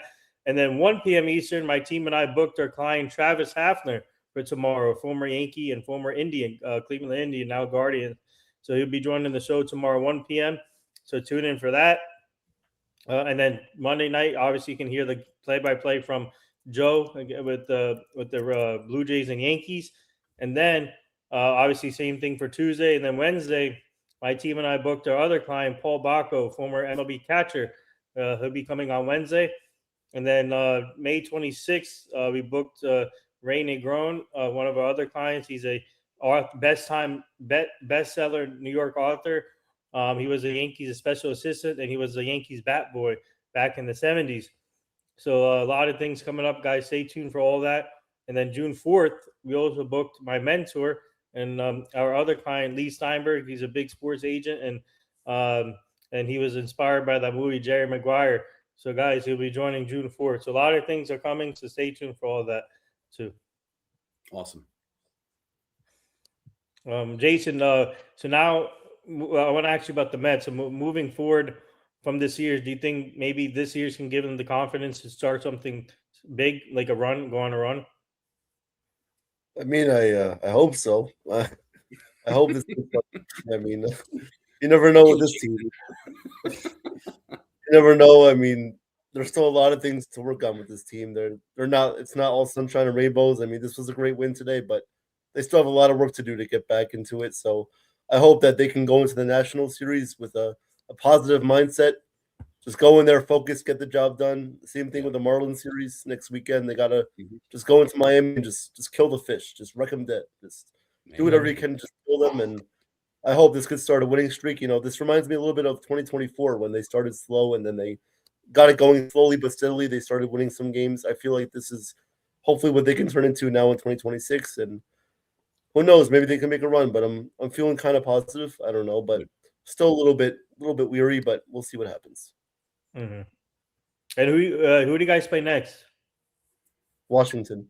Washington. Okay. Okay. All right.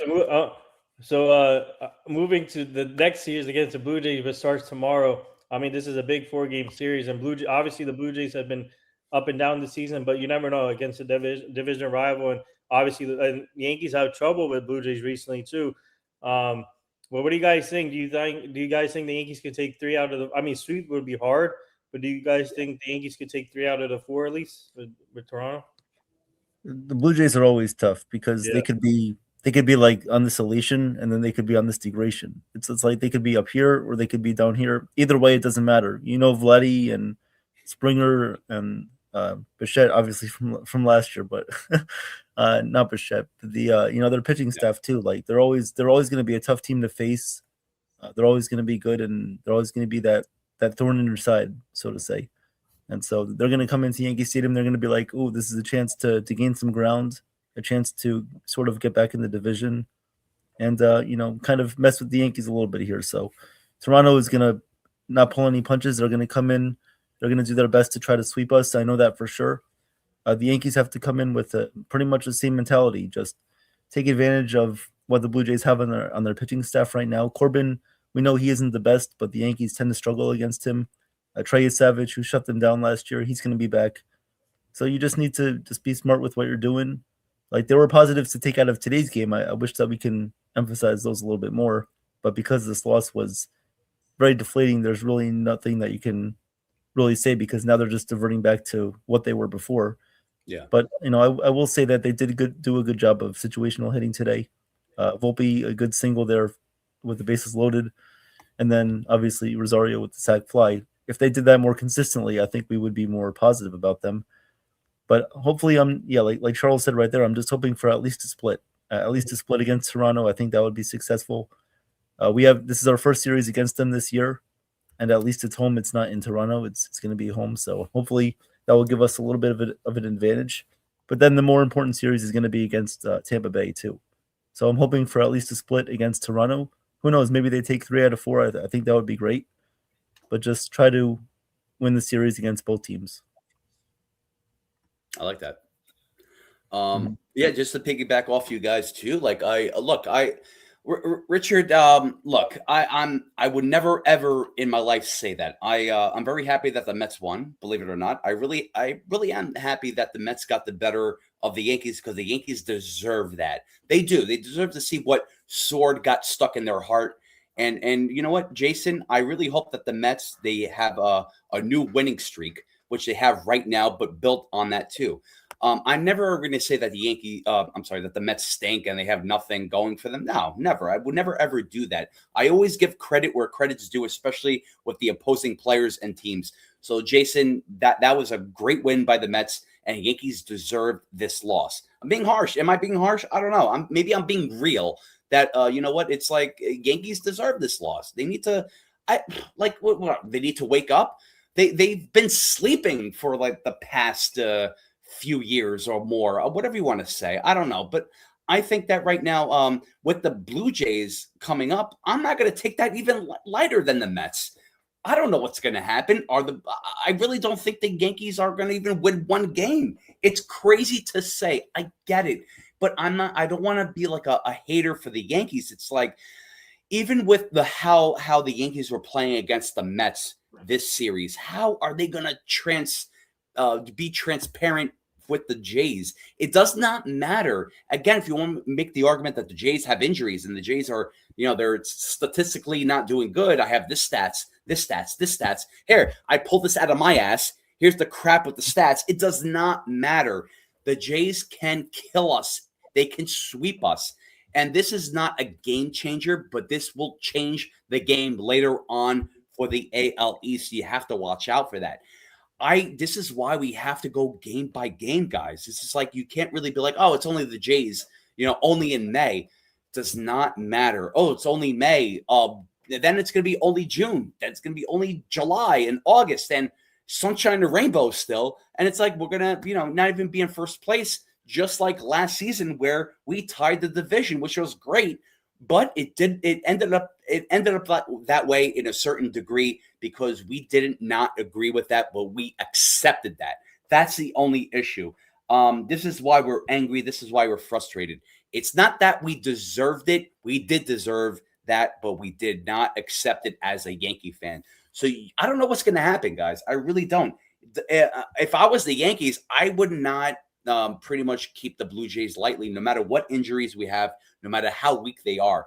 Take advantage. I don't care if they're on their deathbed. Take advantage. Don't feel sorry for them. They did not feel sorry for us last season. But I don't know. I thought the Yankees were going to sweep the Mets. I really did. But look what happened. Again, Jason, no offense to you or Mets fans.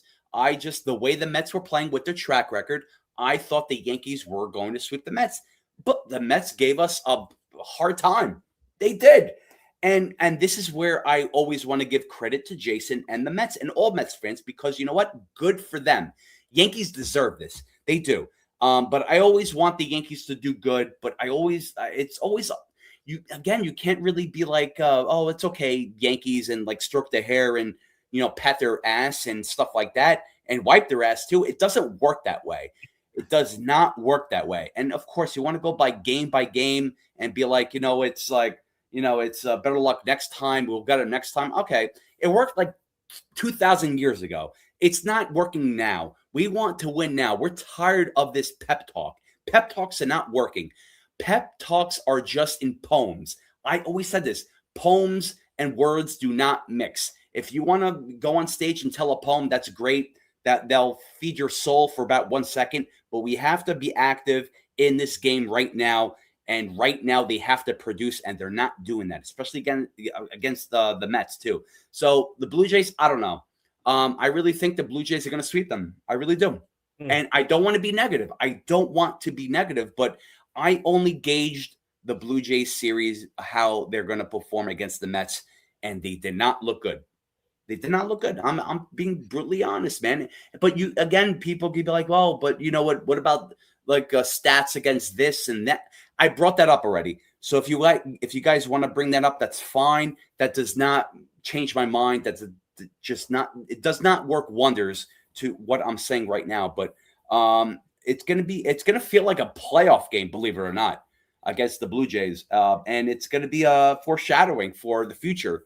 And again, who knows what that's gonna happen, how that's gonna feel like. But guys, I'm nervous. I really am. And for me to be nervous about the bullpen, about the offense, not nervous about the starting rotation, but eventually during the summer, I feel like my prediction, they're going to break down. So they're going to be exhausted. They're going to break down because all the weight is on their shoulders, even with Cole and Rodon, like I mentioned, with the offseason and even in the beginning of this stream too. You can't rely on them because they're not 100%. Look at what Rodon did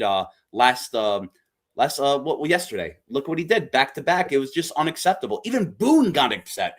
I never seen Boone got disgusted or upset at a player. He doesn't even get upset at Volpe last season. He never got upset at Jazz. He got upset at Rodon. And the camera angle called him. We called it live because of Rodon. Back to back disgusting errors on his part too. So look, it is what it is, man. It's like if you want to, again, no pitcher except Cam Schlittler, and I'll give it to Will Warren too. They have capes. They are Supermen. They are handling the brunt of this workhorse type of mentality. They are young, but they are veteran workhorses. I love that. So this is something that it's very dangerous, familiar, but also dangerous territory. It's shaky ground, guys. And I'm not being negative. I am not being negative. We see it every time. And we always want to be focused, man. We always want to just keep it alive, man. I don't know. It's hard for people to see. Like, I don't know. I don't know. Yeah. Chef Nick, great points. And I obviously, for me in this Blue Jays series, I mean, I can definitely see them taking one out of the three, okay. Maybe or split. The reason why I say one, if it's one out of the three, I feel confident that we're going to take the Cam game. Cam has been dominant the whole season. Cam has been riding pretty much the whole staff along with Will Warren. So I believe in that game. I think we're going to get that game. But if it's a split, I think we're going to get the Will Warren game and also the Cam game. So, Okay. so I feel confident in those two pitchers right now. Ryan Weathers to me is still kind of iffy to me, and then obviously Rodon coming back from the injury, you don't know what you're going to get. But I just believe in the two middle games right now because Will Warren has been dominant too, and obviously Cam, Cam is I don't know he's on a different planet right now when it comes to pitching. So so I feel confident in those two games. But let's see what happens. We got to take it game by game, and the Yankees return home to play Toronto. So at least maybe the home crowd can help them. But let's see what happens. And I think you're right, Chef. Like I think it's going based off of the way they played against the Mets and to see how and the Blue Jays obviously they're up and down this year, guys. But it's a division game. You never know where you're going to get from the Blue Jays or Vladimir Guerrero Jr.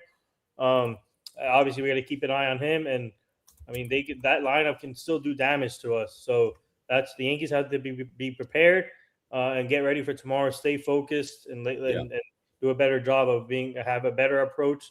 And Boone needs to, and obviously this series, the Boone needs to be on his top of the game too when it comes to making the changes and when to take out the pitchers or decide when to take out the pitchers and make the right moves against this series. So this series is a test, and this could be this is how in NFL we say trap games.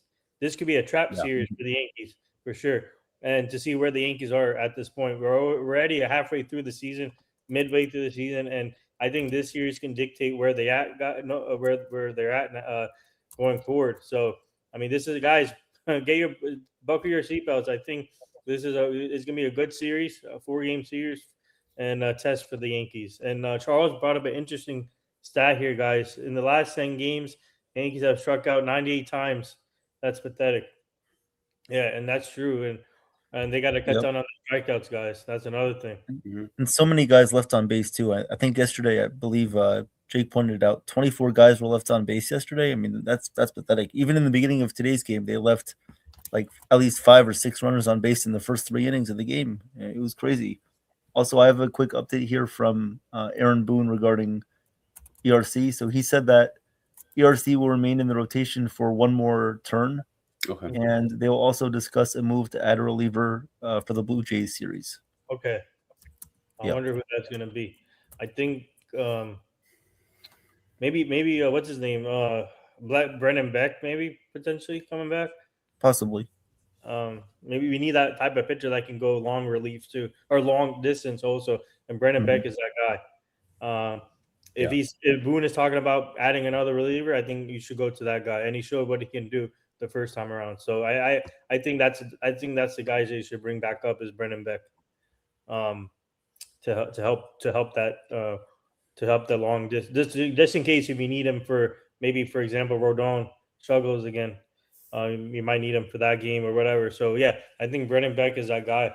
And that's good that Boone is saying that, and we need the help too. And obviously all these pitchers are getting if you think about it, the last few games, obviously Fernando Cruz and then Ben Har has been being used a lot. Brett Hedrick has been used a lot too. So that I'm worried about. He's still young, and we got to keep him healthy for playoffs. So, so Brennan Beck is definitely that guy we should definitely bring up. Yeah, I think that would be great. And speaking of Meredith, guys, I didn't know Meredith was actually last night was at my friend's empanada's place. Mama D's Empanadas doing an event there. So shout out to Meredith for showing support for Mama D's. Shout out to everyone there, to the Ruiz family, man. They do a great job at Mama D's. We bring players for them too, Yankees players. And Meredith was there last night. So shout out to her for doing that and showing support for them. And they, like I said, they got the best empanadas. You guys have to come there one day. It's all up in North Jersey, guys, and we should all come. You guys all should come try out the empanadas, and they got really good slushies too. So So Meredith was added to that list. So I didn't realize. I saw the picture. I was like, "Oh wow!" I reached out to them. You didn't tell us that Meredith was there, yeah. So next time, hopefully she comes back. But as I already know, they do that Yankee cruise pretty much every year on the cruise ship, and she's always part of that. So I think she did like a party thing there before the cruise. So, but any final? I know we're running over 4 hours, but any final thoughts, guys, before we end this?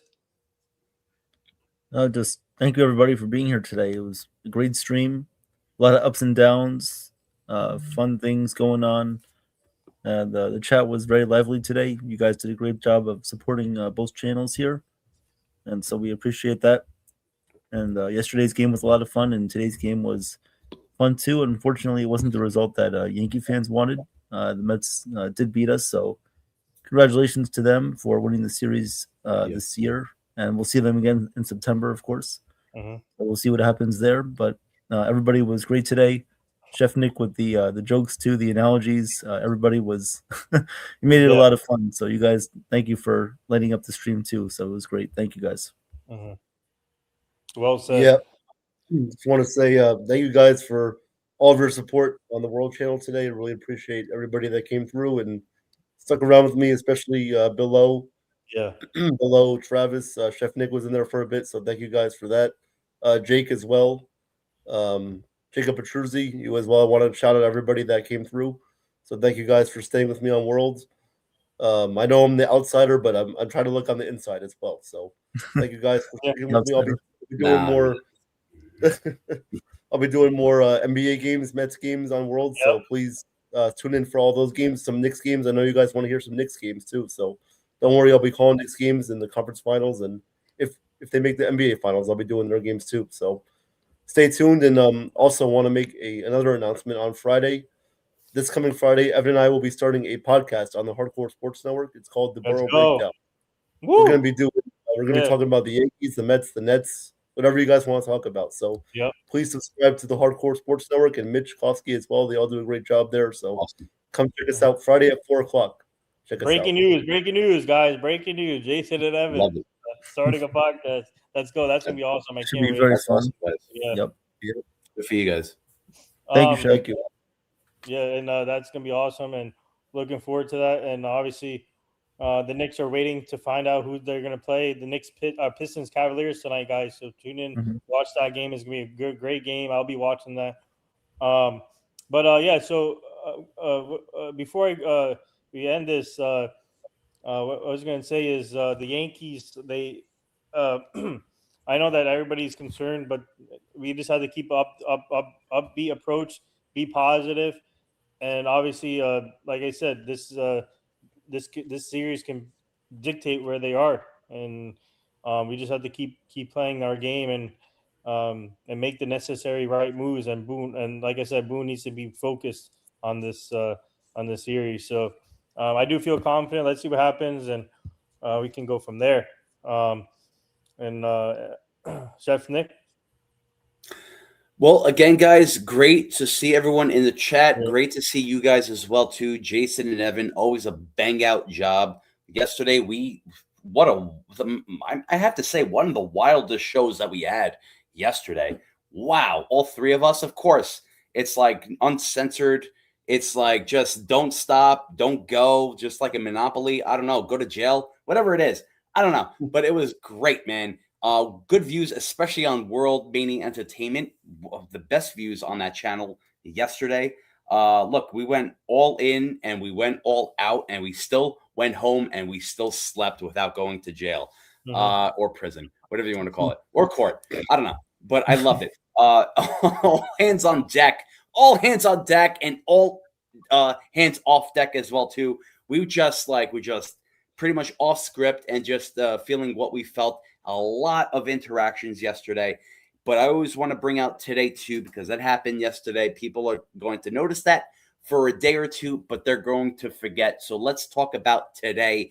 Jason and Evan, great job today. I appreciate that. You guys, of course, did your own thing. You held your own ground, and always a good job nonetheless with that too. And Nathan, as always, too, like you always you always here. You're the rock of the channel, man.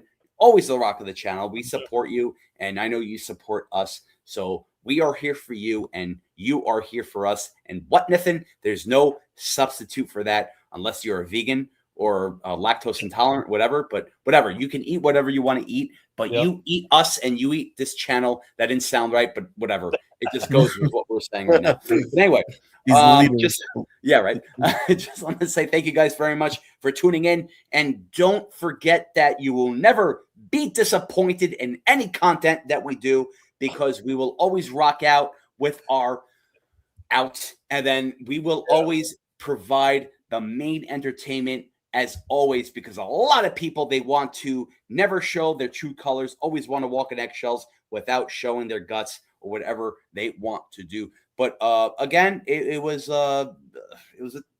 whatever game you want to call it, a terrible, a good, takeaways here and there. It's fine. Until next time, does not matter. I will see you live, and I will be myself no matter what. So you guys better be there or be square or whatever type of circles or trapezoids or rhombuses or any graduated cylinders that you want to identify as. Let's do it, baby. We are here for you. Let's rock and roll.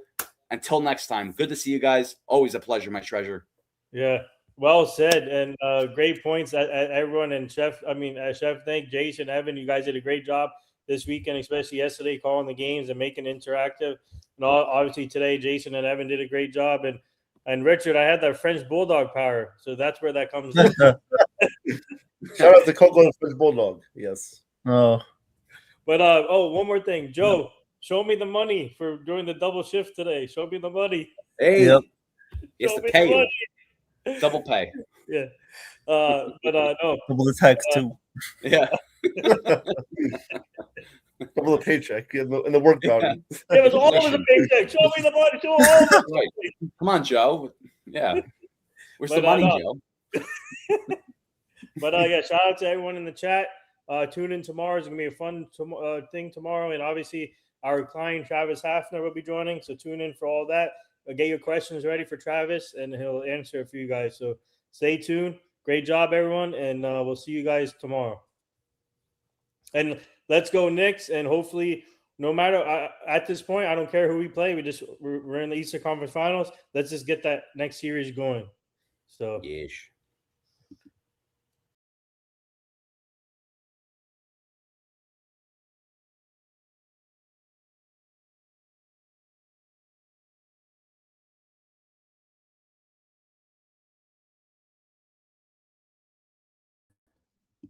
hold on a second. I pressed the end stream. It's not ending. Oh, it's not.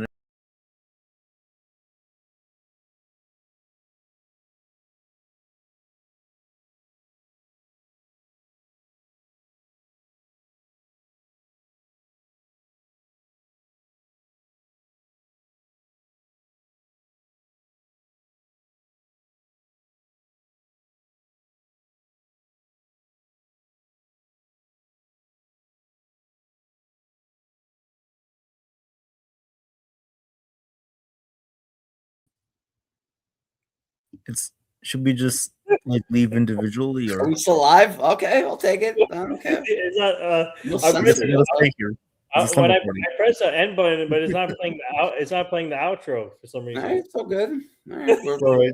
backstage Good. behind live. There we go. I love it. You got no time to lose. Yeah, no time to lose. I'm good with this on a Sunday fun day. Okay. Ugh. That's Are what you I guys was sticking living. with us? Yeah, I think All right, you're still here. let's do the all-nighter then.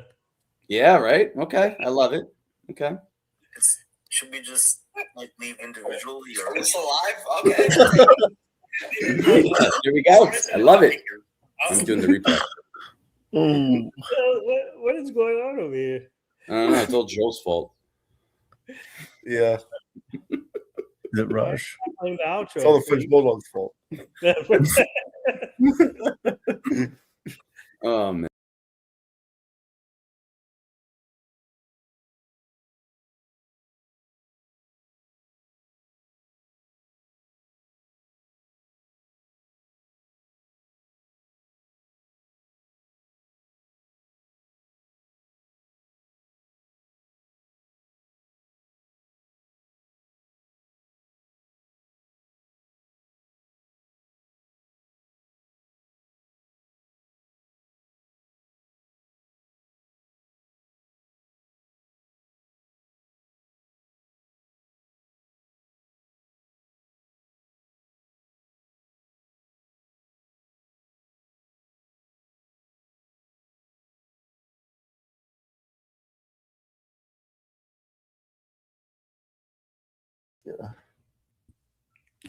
All right, it's ending in 30 seconds. Okay, I didn't play the outro. I don't know what's going on. Maybe just a malfunction. Who's are you joining tomorrow's interview? Tomorrow, I don't think I can tomorrow. Oh, okay. Jason, are you available for it? Yeah, I'm You available. If you guys need somebody else to join. You gonna join Joe tomorrow? Yep, I can join him. Okay. Okay, it looks like it ended. I still see the time there. It's still going. Yeah. How do I? This is insane. I called Joe. He's not answering.